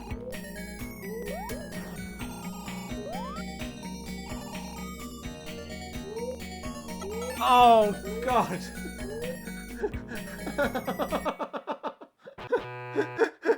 Oh, someone help me, please!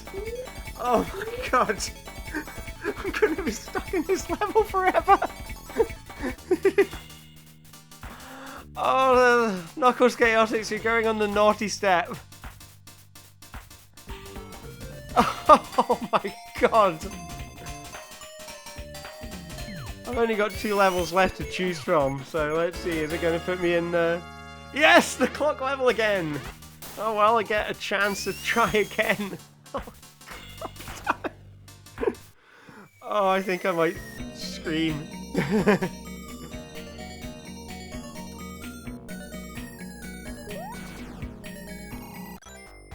You know, sometimes just, you know, everything just comes up your way, doesn't it? It's just like, you know... I don't know what's going on, but I just keep on rolling 20s today.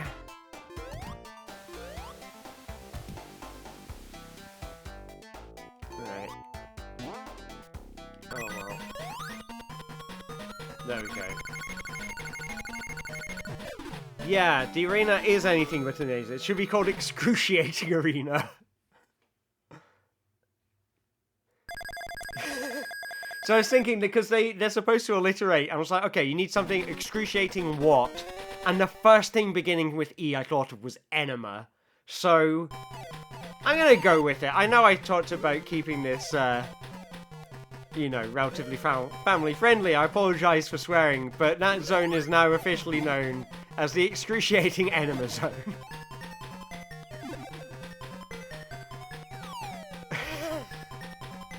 Enema's not a bad word, right? Yeah. It's just a medical procedure.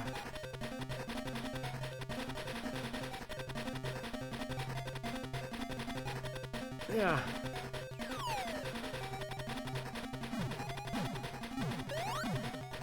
And I cannot wait to get Knuckles Chaotix out of this system.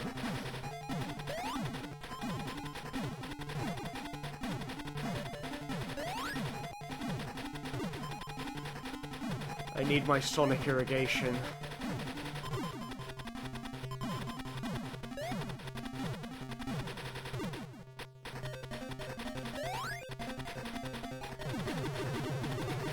No laughs for Sonic Irrigation? I thought that was quite good. Sub it.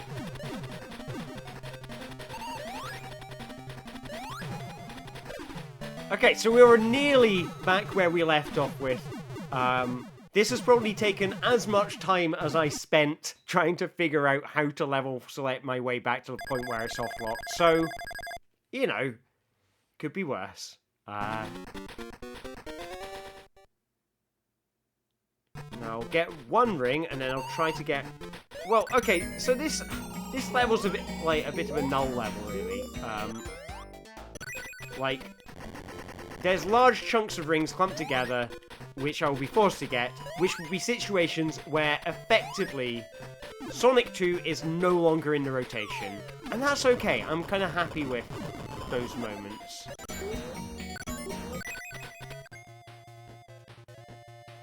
So I go left.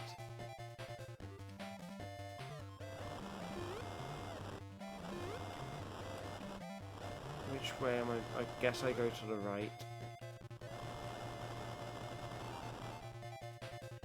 Okay, I'm meant to take one of these lifts down, effectively.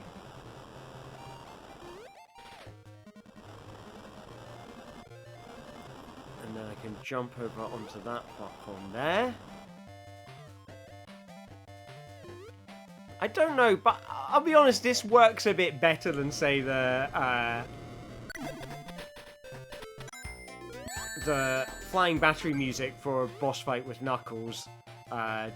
Like, this works a bit better because it is kind of technological, lots of moving mechanical parts in this level, so the dun dun ticka ticka dun dun ticka ticka dun dun ticka ticka rhythm kind of fits the kind of mechanical nature of the level, so it doesn't feel as out of place, I reckon.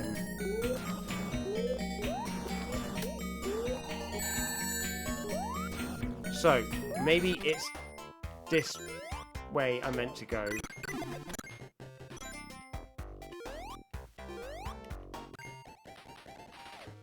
Okay, I thought that would be a death pit. And I do not know why I jumped like that. But I think I'll have to do it again. I really thought I'd scuppered myself there. Okay. That was a leap of faith. I'm having to do quite a few leaps of faith now to get through this level. Because you can't see everything that you want to on the screen.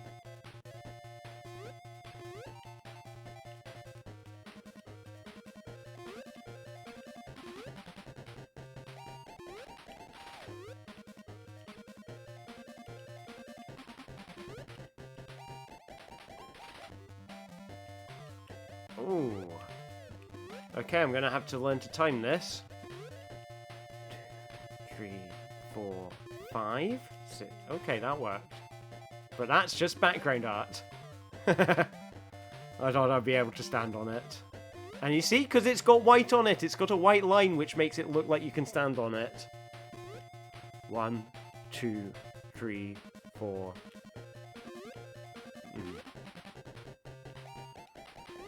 1, 2, 3, 4, 5.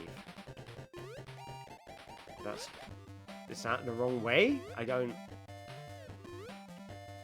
Okay. Oh well, at least this is not being affected by rings, so I don't feel as bad here.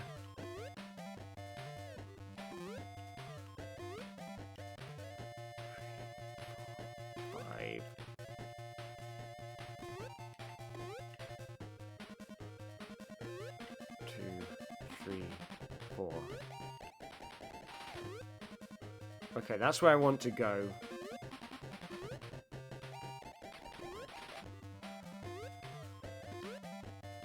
Yeah, my... Honestly, like, a normal platforming puzzle is a welcome relief.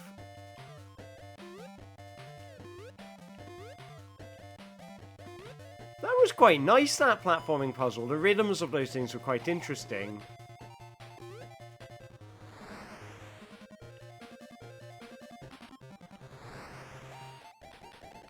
Is this the end of the act? Yeah, it is! Excellent! So, boss time. Oh, it's Metal Sonic. Or Silver Sonic.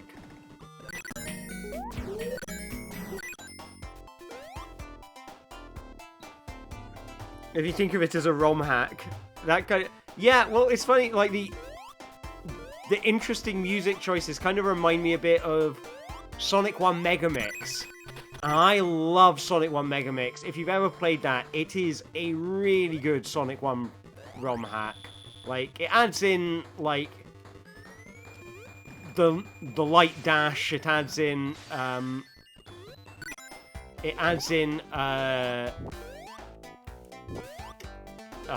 mean, there's various characters, so you can play as, like, Knuckles, you can play as Shadow and stuff, but it's really, it is new, redesigned levels that are all kind of new and, like, they're all just interesting shapes and good use of the light dash to make interesting things. It kind of feels right in Sonic 1 to have,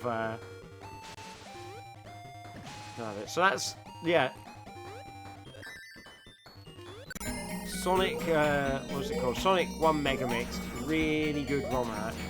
So I think I wanted to go in this one. This one is good, I think.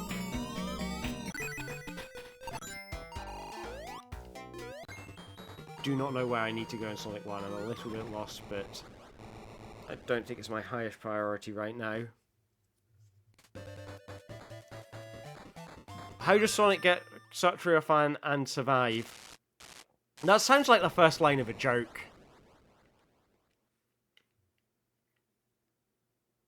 He uses his Sonic shoes. Is this the final zone already?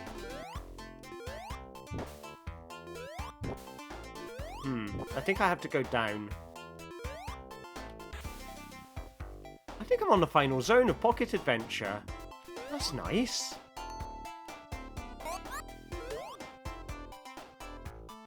Oh no, I had to step on a button that's hidden under a TV. It's the Ring TV there.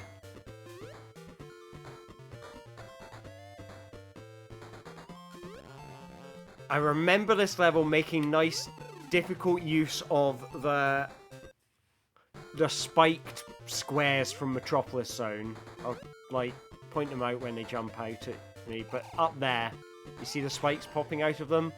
Those are from Metropolis on the Mega Drive, and I think there's some nice traps involving those. Yeah, this is a really odd choice of music.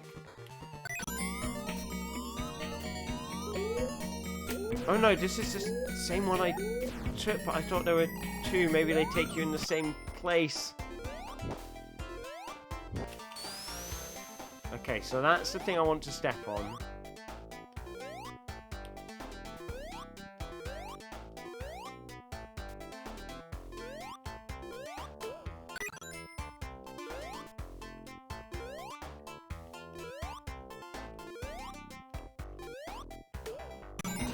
Did I don't think I did.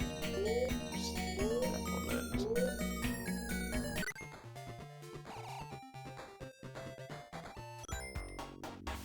Ah! I don't know if I stepped on the button. I don't think I stepped on the button. So I'll try again. There we go.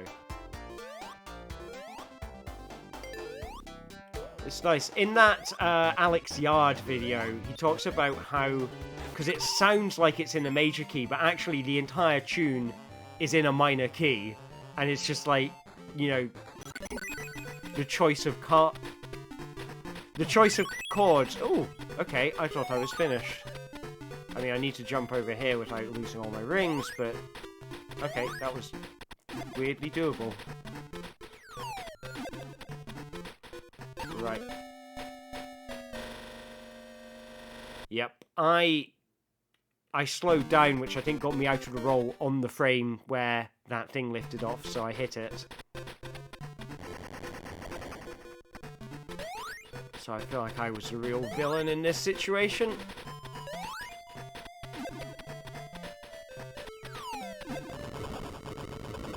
There we go. That's a nicer way to do it. Am I meant to go down or up? I guess I'm meant to go down because I couldn't go up.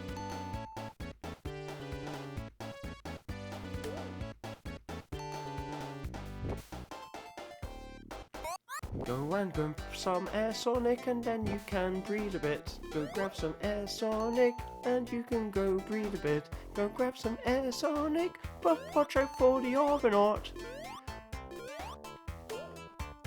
This is Alistair's Sonic musical coming to you in 2022 with songs such as "You are in the labyrinth, watch out for that Organaut. You are in labyrinth, watch out for all the Organauts. We are in labyrinth, watch out for all the Organauts. We are in labyrinth, watch out for all the Organauts. Sonic the Hedgehog." That's free. You got a ticket to the show for free there.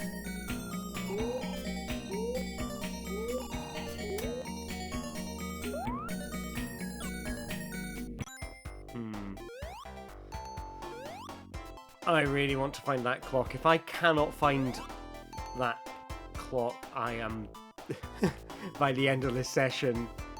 Oh, which is in... So, I mean, my clock says 20 minutes.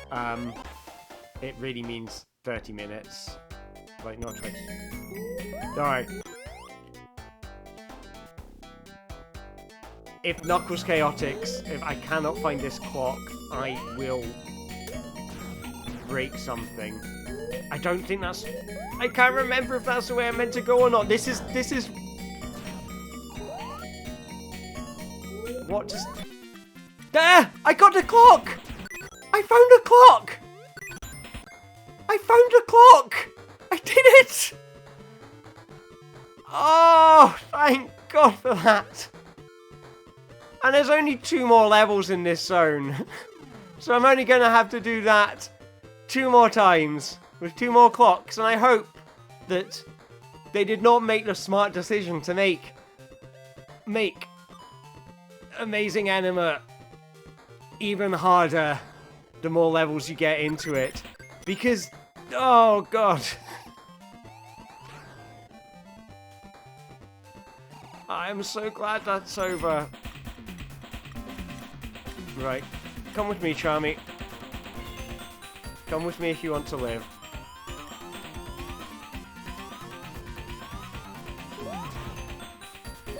And now we just go wherever. You and me, Charmy. You and me against the world. We'll show this game who's boss. We're gonna find our way through this somehow. It's going to take 6 million more years to get through the rest of the level. But when we do, we'll be really proud of ourselves.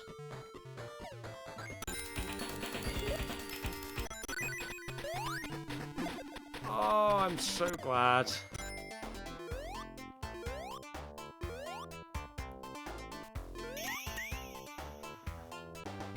Thank you, game. You have been merciful.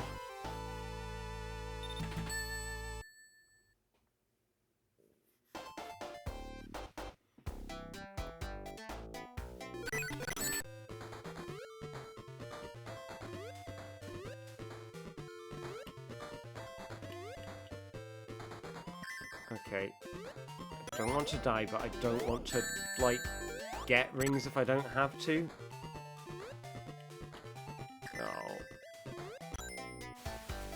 And that's the one ring. I'm in golem mode now. Okay, yeah, it's the infinite slide. That's the one I want to move, jump through here.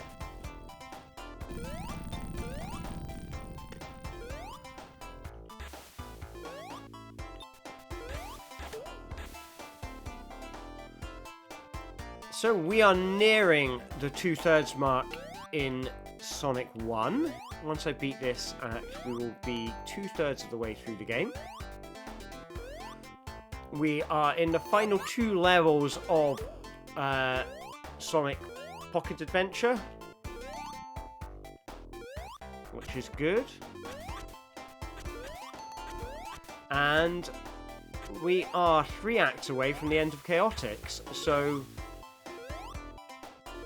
that's exciting. So I feel like we've got kind of 3 games kind of all nearing the end. So I guess the question is, which do you think is going to finish first? Is it going to be Sonic Pocket Adventure, Knuckles Chaotix, or Sonic 1? I'm guessing probably not Sonic 1. I guess if you bet for that, I will advise you against it. But I don't know how hard Pocket Adventure gets towards the end. So thanks for coming along, Black Doom. Hope you've been enjoying it. And yeah, have yourself a fantastic day.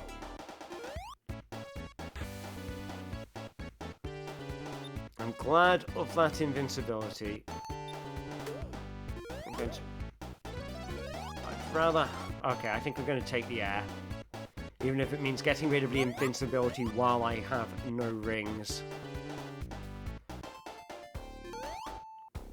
Ooh, another invincibility TV. Oh, and free air! Beautiful. That was a lot of stuff.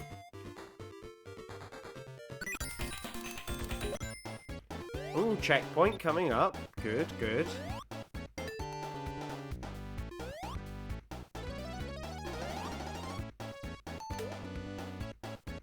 Excellent. So this is all coming up alley now. Stop for some air. I don't need the rings, but I got them anyway.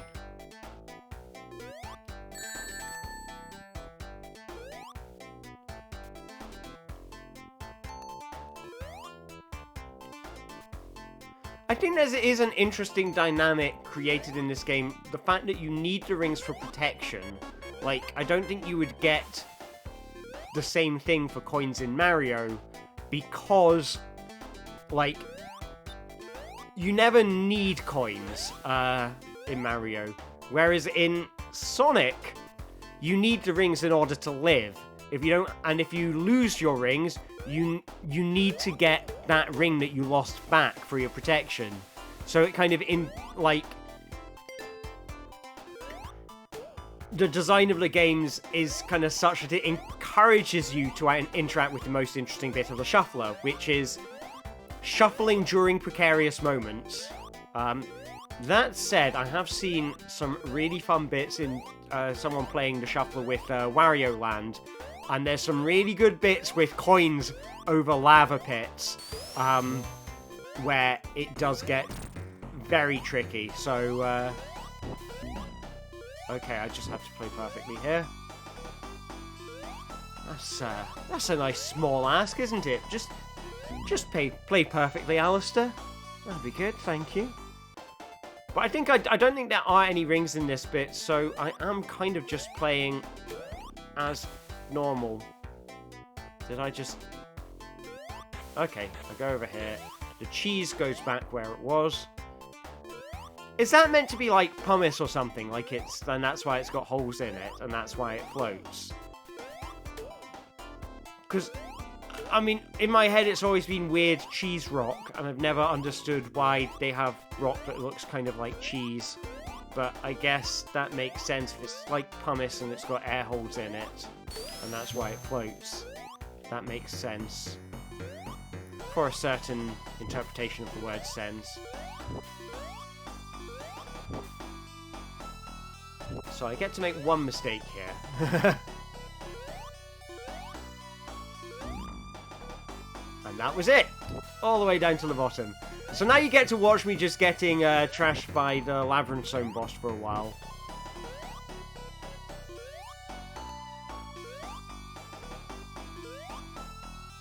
It's small taps of the thing. My alarm goes off. Oh, I need to... Okay, well, I think this is a dead one. Let's switch that alarm off, but I'll probably be winding up in 30 minutes, I reckon. So let's see. I want to see if I can get to the end of Pocket Adventure in the next 30 minutes.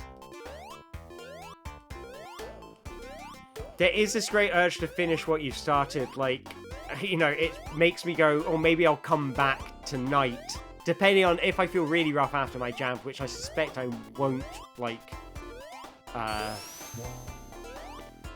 you know, I suspect I won't, like, within a matter of hours I won't feel really rough, but it depends if I've got a lot of packing to do. But I might come back tonight if I don't manage to finish the games that I was most of the way through before the next half hour is up. Then I may come back to do a short stream just to finish them off.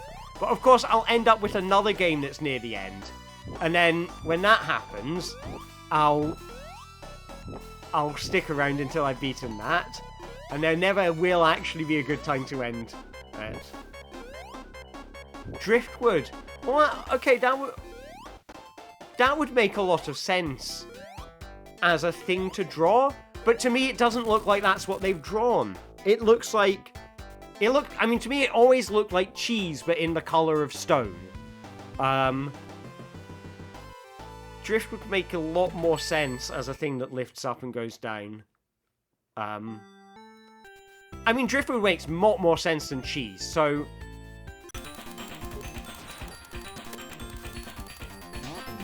I think we're near the end of the level, because I remember that ramp. Right. Let's get to the end of this. Don't fall off the edge this time, just hold on to the right-hand button. Not. Get in the tube and go to the exit.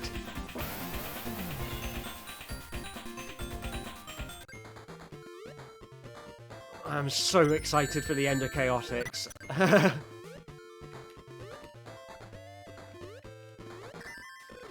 Oh, wow! Oh, that was brutal. Oh, well, at least I had a checkpoint.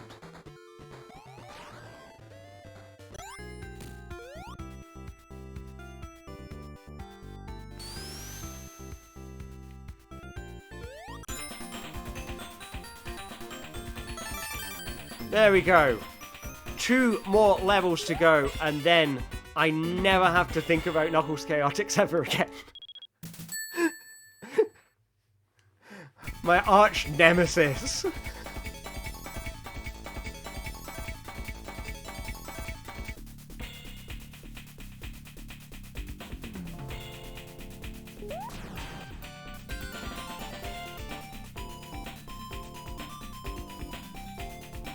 Or is it? Oh no, no, I've still got a level to do in the other place, so I'm not as close to the end as I thought. Oh well.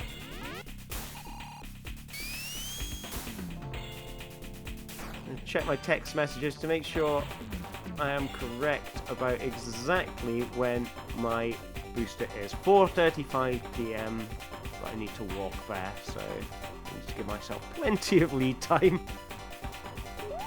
Okay, it's not a level with a clock, I can relax. I'm going to try not pressing anything because I don't want to get hit by... I don't want to, like, miss the hang glider again. Okay, I'm very close to that, so... Oh, wow! Okay, so I got the hang glider and then fell off it. So, third time's a charm, everyone.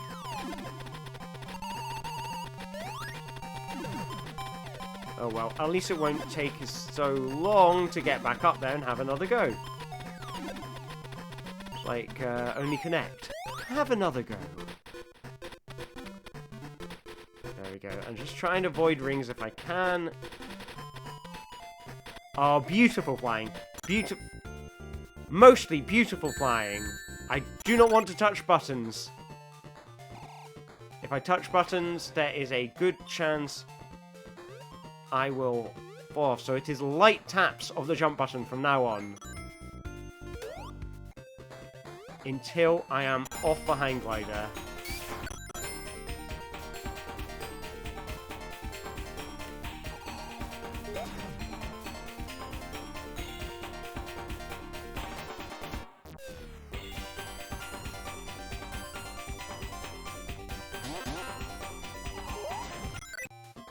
Oh, I think I jumped. Oh, wow.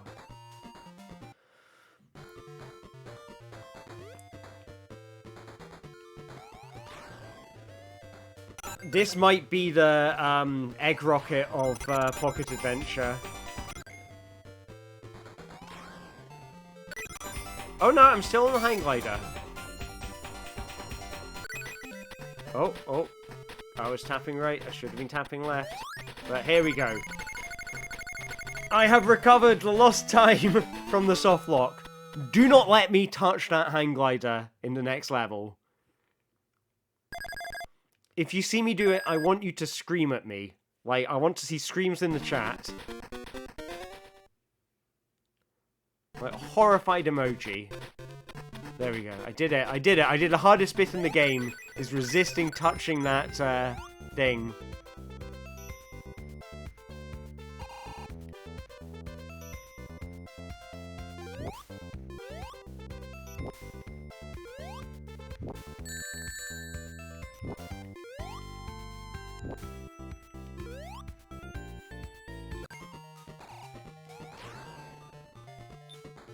So, onwards and forwards.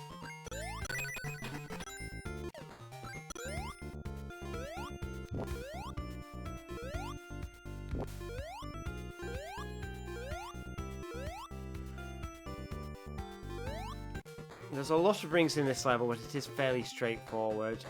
I don't know what Scrap Brain's like. I mean, it does seem to be a habit of these, like, games from only really getting challenging in the last couple of stages.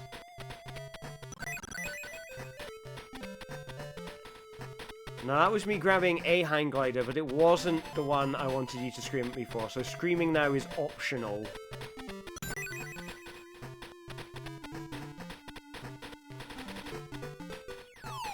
Oh, I was not expecting that to happen. I thought I could fly through that. Is it that way? Yes.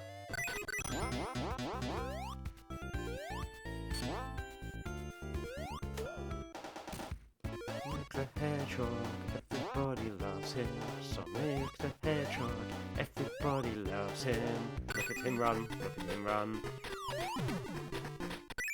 Ooh.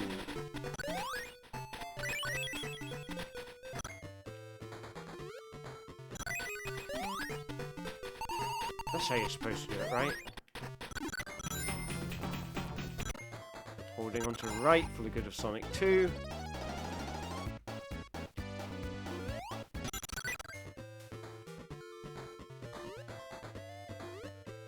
I think I'm going vaguely right is what I'm meant to do here. But I'm not 100% sure. We've got a slightly maze-like part of the level now.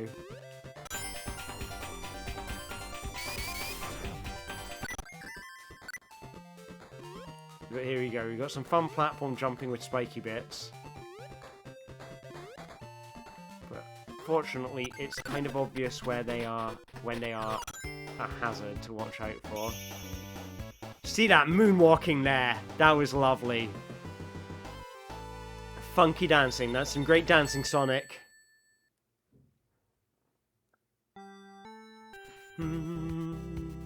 Sonic the Hedgehog song is this song, it's his song. And I'll teach you to sing along, it's not long. Okay, so it's not that. Am I meant to go? I guess. Which way am I meant to go? Am I going backwards or forwards? I guess there's rings to pick up, so that could be a good thing, unless there's multiple routes through the level. Checkpoint is good. I like checkpoint. Checkpoint is my friend.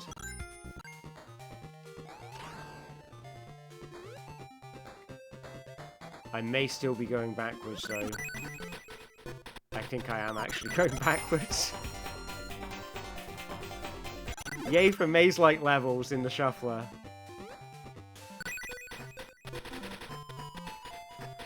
There we go, we're past that level. Make a save state. Just in case. I don't know. I'm sure there's no more soft locks in this game, but I don't know.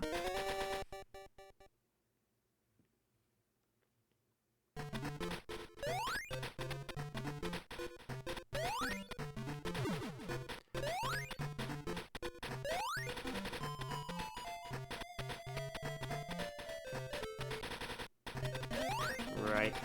So there's no rings in the bosses in Sonic 2, so it's sort of... Even though I'm going to die in this section quite a bit, you're just watching me play Sonic 2 now. Yeah, this isn't the worst that can happen, so I'm kind of... This is not a worrying moment.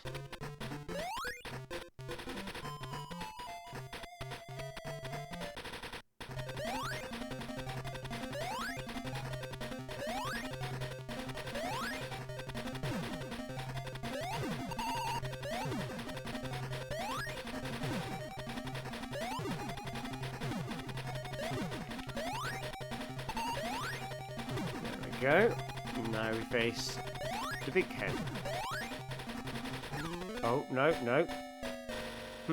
I'm being too careful, that's the thing. This is like a little interlude, you get to watch me play, just play a Sonic 2 boss for a while.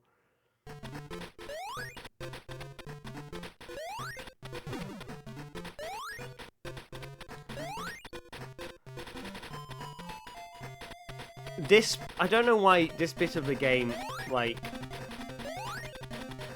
particular, more than any other, makes me think of Tuesday night after swimming club. Which is that my brother and I would have borrowed this off of a friend who also went to swimming club, which is probably why we would have borrowed it off of him on a Tuesday night and played it on a Tuesday night after swimming club. But I can picture very clearly, like, what that was like. And you know when your kind of hair's all a bit kind of chlorine-y after going to the swimming pool? And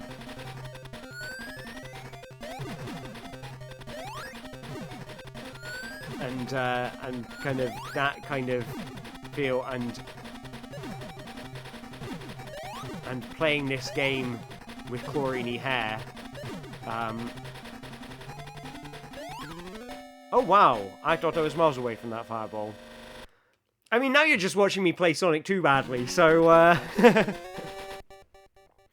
But that's the enjoyment. Alright, let's... Come on, I want to finish this. I think in looking at the clock, it is unlikely I'm going to finish one of a game before I need to head off. So what I think I will do is come back later this evening and do another stream later tonight, see what I can finish off before bedtime.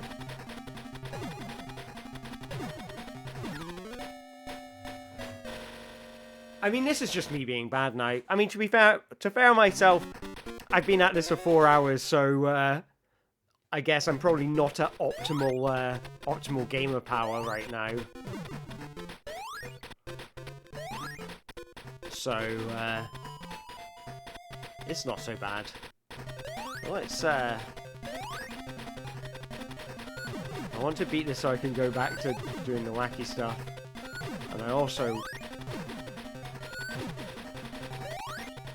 I think tonight the big goal will be to defeat my arch nemesis, Knuckles Chaotix. Okay, so you can't roll into that because as soon as you do, the mother hen pokes her head up, so did not realise that. I am glad for infinite lives.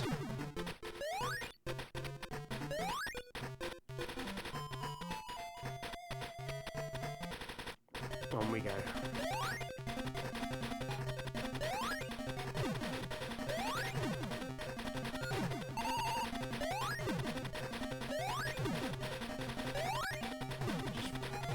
Focus on jumping on their heads.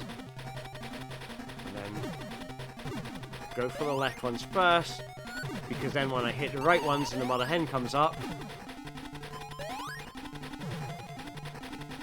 she'll be that much closer, but I want to get her over onto the left-hand side so I have more time to jump away from the fireballs. Is it better for me to stay on her left?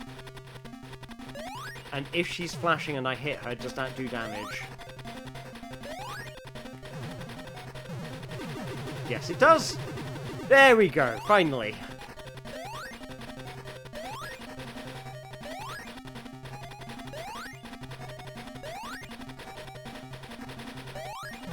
There we go. I like the flying prison eggs. I don't know, I like just like the design of that object. Right. We have... What is next?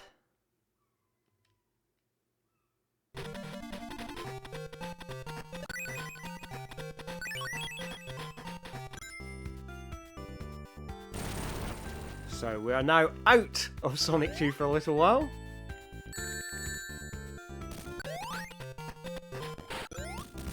This is the level where you can bounce on the water, and it should be able to autopilot large chunks of this level.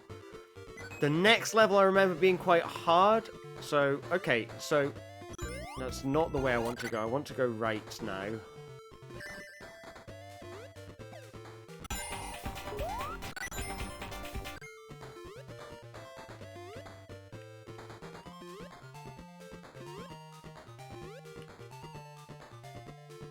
And then I think I want to go down here. And then do I go down and to the right? I'm seeing rings, so this must be the direction of progress.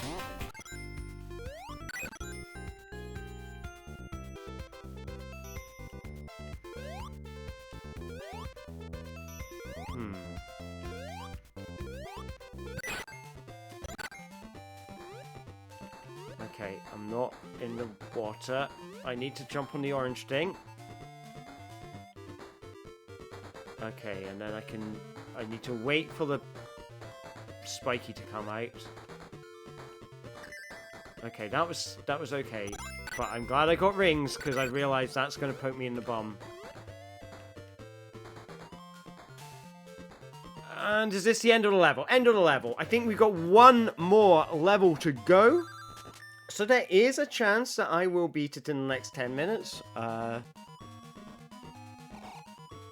Oh no, Oh, there's Robotnik in his dapper jacket, sending me down to Labyrinth Zone. And I guess that's what they're trying to evoke memories of.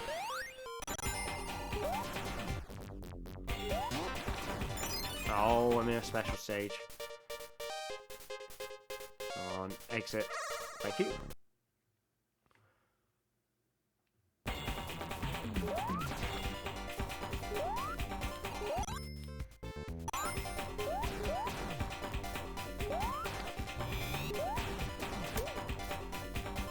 The robot designs in this are quite interesting. It's a shame you can't see them half the time.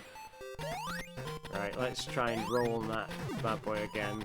Because I think it's fine to grab rings in Sonic 2 now, because like, it's not counterproductive.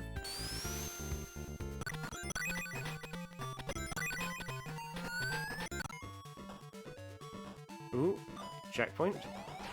Okay, so I just fell down into Act 2. So though it was designed to evoke memories of Sonic 1 falling down into Labyrinth Zone, it was not, in fact, taking me down into a Labyrinth Zone equivalent.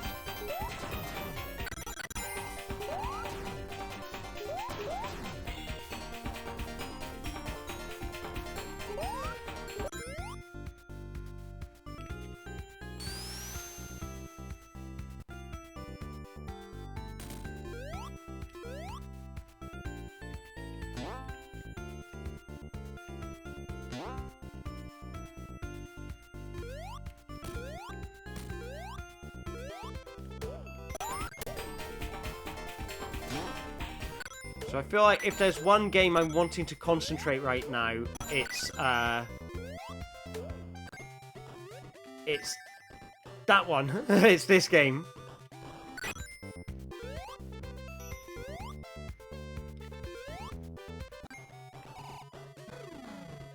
Oh god, that was hard to tell. I feel like I've been bounced around so much leading up to that level, so...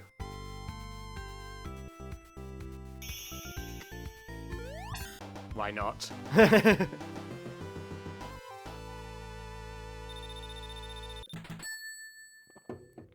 think this is the first time I've had a chance to go into a special stage.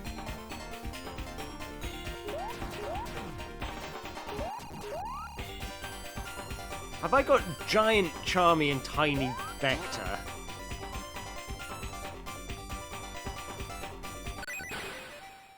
Okay, I'll go to bottom route. If you insist, Sonic 2, I'll go the bottom route.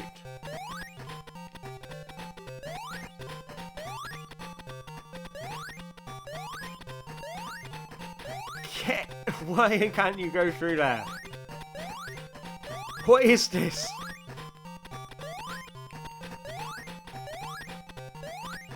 Look at this! Look at it! Look! I can't go through the hole!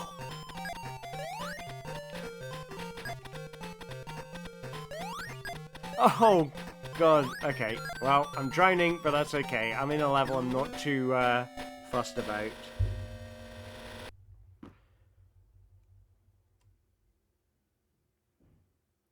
If this is a soft lock, I may scream. I know it takes a while to reload. I was worried. I was like, oh god, not another. I think if I do get another soft lock, I think what I might do is switch to the Game Gear version. And because the level of select for that is a lot easier to execute.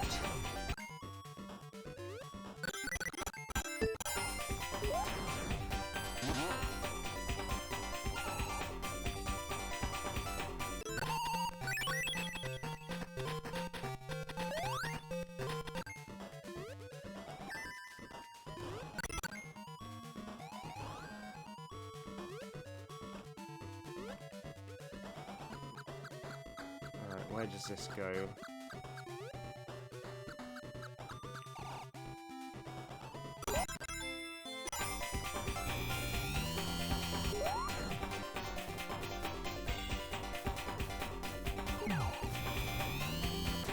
Oh, now I'm the bee. Is this... Am I near the end of the level? I don't know. If I can stay the bee for... Am I just... okay, I was...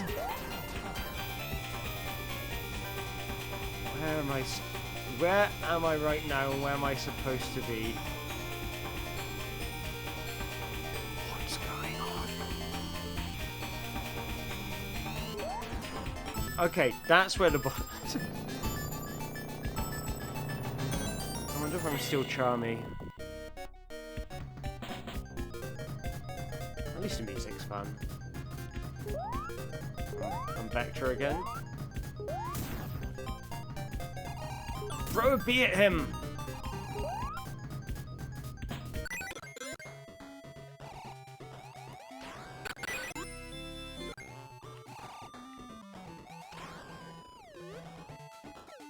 Oh wow, that was some good reactions from me there.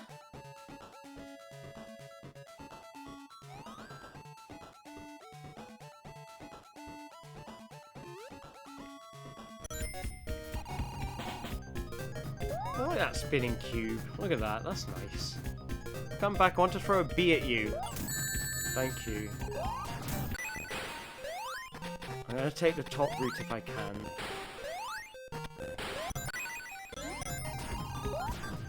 But I think the top route's safer.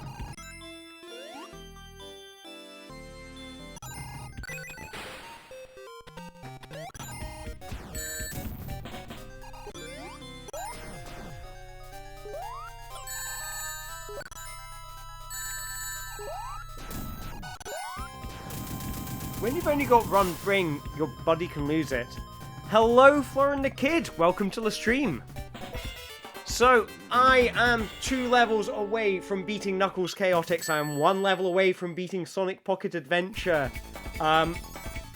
Sonic the Hedgehog, I am in Starlight Zone.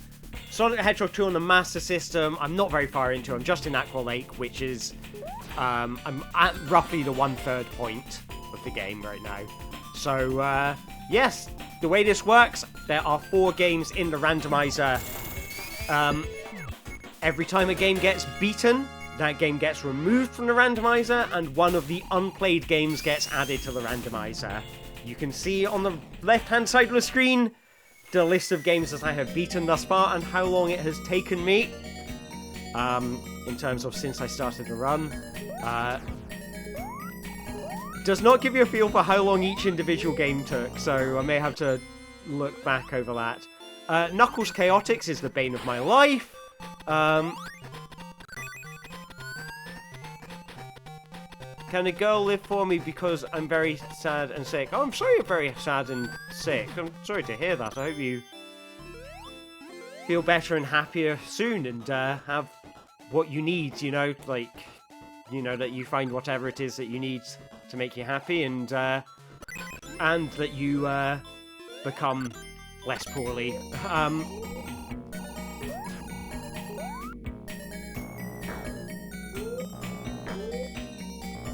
But yeah, the reason, so I'm going to be wrapping up this stream probably in, looking at the clock, 5 minutes time, because I am going to get myself my booster jab today.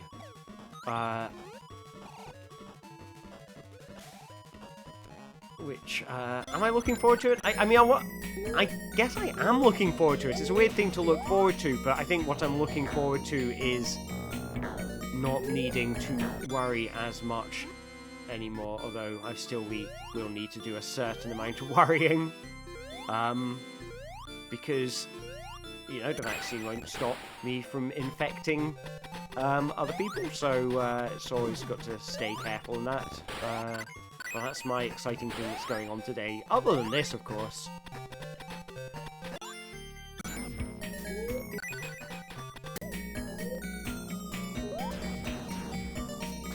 Knuckles Chaotix has been a bit of a nightmare so far.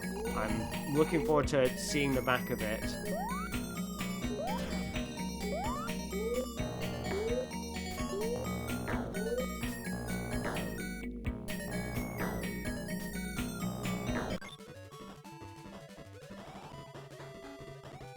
Right. Oh, look at that. Look at that. I'm gonna guess this is the way I'm meant to go, but I may be intended, I may be going backwards. Now, in Sonic 2, I want to go to the right, because if I go to the right, then that is a good thing. I am on the lookout for the clock in this level. You don't see the chat in the screen. The chat is not up on the screen. There isn't anything that renders the chat on the screen. But you can see on the left-hand side of the screen is the list of games that I'm playing. So that's what I mean when I like saying look at the screen. If that makes sense. So this is just there's no audience interaction in this one. This is just every time I get a ring, it switches game. Because I wanted to see, basically, how long would it take me to do 16 games?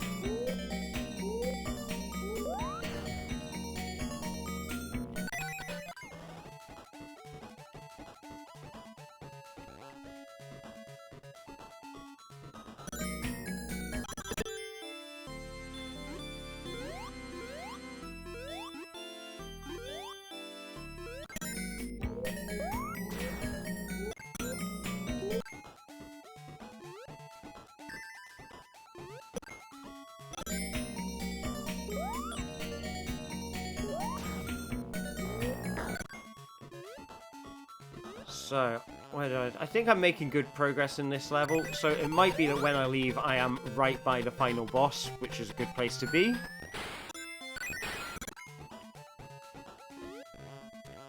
That would be excellent.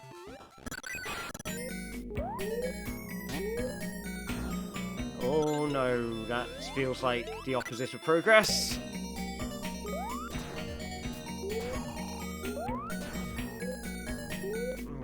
But I can climb up this way.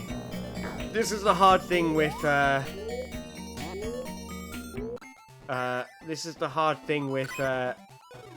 my god. Okay, I'm glad there was a checkpoint right there. But this is the hard thing with, oh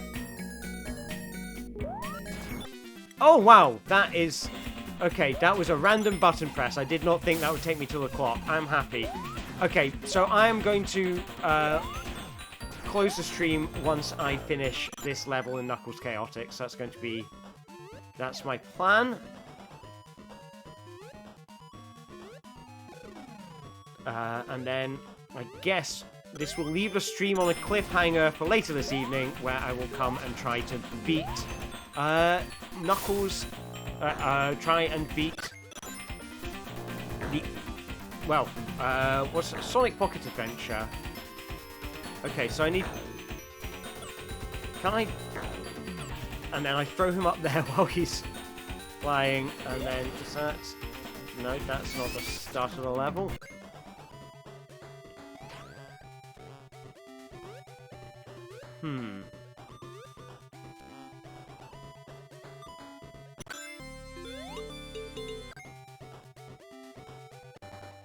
Oh, we're onto the... I think this is the final boss.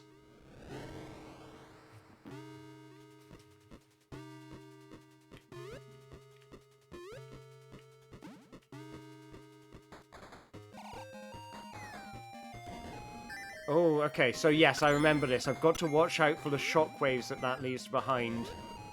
But I can... and then hit him when he falls down. But I can jump into the middle of the shockwave if I time it right. There goes my rings. There you go, he dips down, and that's when I can hit him. So I've got no rings right now, so this is it. Oh. I don't know. I feel like there's more than one stage for this boss, so this might be a while. So, will I finish Pocket Adventure before I get to the end of this level in Knuckles Chaotix? That's our audience interaction question for today. So there he is. Look at him looking so coy. I don't like the way he's just kind of standing, kind of, you know, looking at his fingernails. So, it says just watch out for the bullets and then watch out for the bomb. Watch out for the bullet. Oh, there's another bomb. Oh, you can stand on the top of the mushroom cloud. That's interesting. And use that to hit him. That's weird. Someone made a conscious decision to say, yes, let's make it so you can stand on the mushroom cloud and use it as a platform. Okay, so there is air down here. And I can use that to figure out how to get up. That's... Okay, stand on the mushroom cloud. I don't get very long to stand on the mushroom cloud.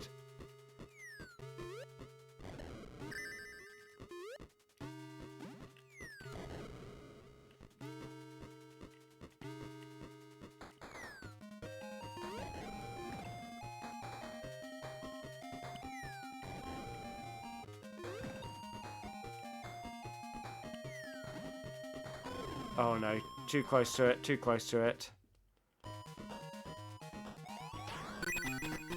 Okay, let's keep it going, keep it going. Now these are rocks that look like cheese. What am I meant to do here? This is such a weird jump. I tap very lightly, it doesn't work. I tap very... How? Okay, I'm not going to get through there. I may as well just... is he going to drown first or get hit by the spikes? He got hit by the spikes. And it takes a while to reload the level. No, it doesn't. Maybe that's just if he drowns. I remember that being a thing on the original console. Like, you don't want to die from drowning because it takes ages to respawn.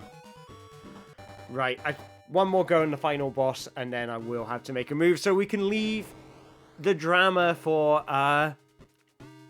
the next attempt at the stream. So, otherwise I'll never get all my stuff together. This is, I mean, this is classic me, really. Is there's always one more thing that I want to do, so, oh, that was a good hit. Just wait for, is he going to drop down? Yeah, I thought he would.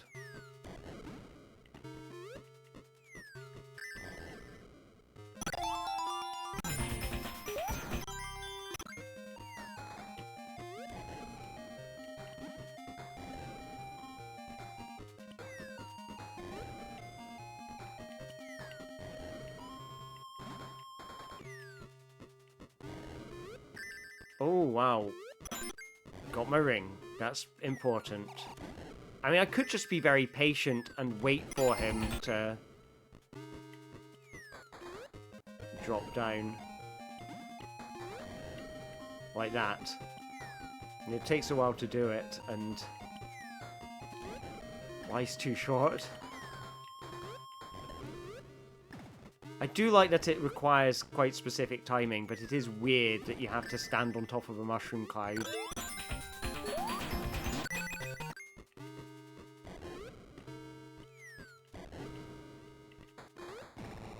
Oh, there he goes. Is this the end of Sonic Pocket Adventure, or is there another boss after this?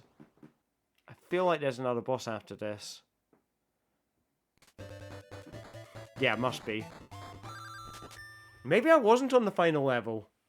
Yeah, huh. We're in space. We're in space! So, having picked up a ton of rings, fallen into the goal. Okay, you know what I'm going to do? I am going to leave this for the final level. So let's make some save states. And I'll switch into the other games and finish up here. But thank you everyone who's come along. This has been really fun. I will be coming back to this later this evening. So stick around for that. Let's switch into Chaotix. And let's switch into 10:05:12. Let's stop the clock there. 10:05:16. Knuckles Chaotix. Sonic Pocket Adventure. I'm gonna have to. Okay, I'll have to toggle Pocket Adventure so it's the only one. And this is just me doing a little bit of housekeeping to make sure it's ready for the next one. Sonic 2.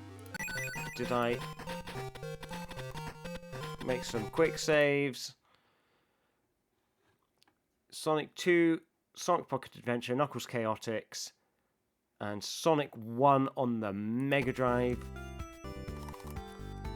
So there we go. I think we have checkpoints in all of them. So if I switch into Pocket Adventure, I think that's it.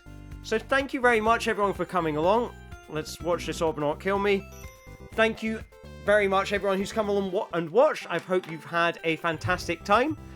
Keep an eye out. I will be back on again later this evening. See if I can wrap up Knuckles Chaotix, Sonic 1 on the Mega Drive, and Sonic 2 on the Master System. Have yourselves a fantastic rest of your day. I will be back later, hopefully not feeling the worst off of my next jab. Look after yourselves, look after each other, and keep on being awesome. Alright, see you later everyone.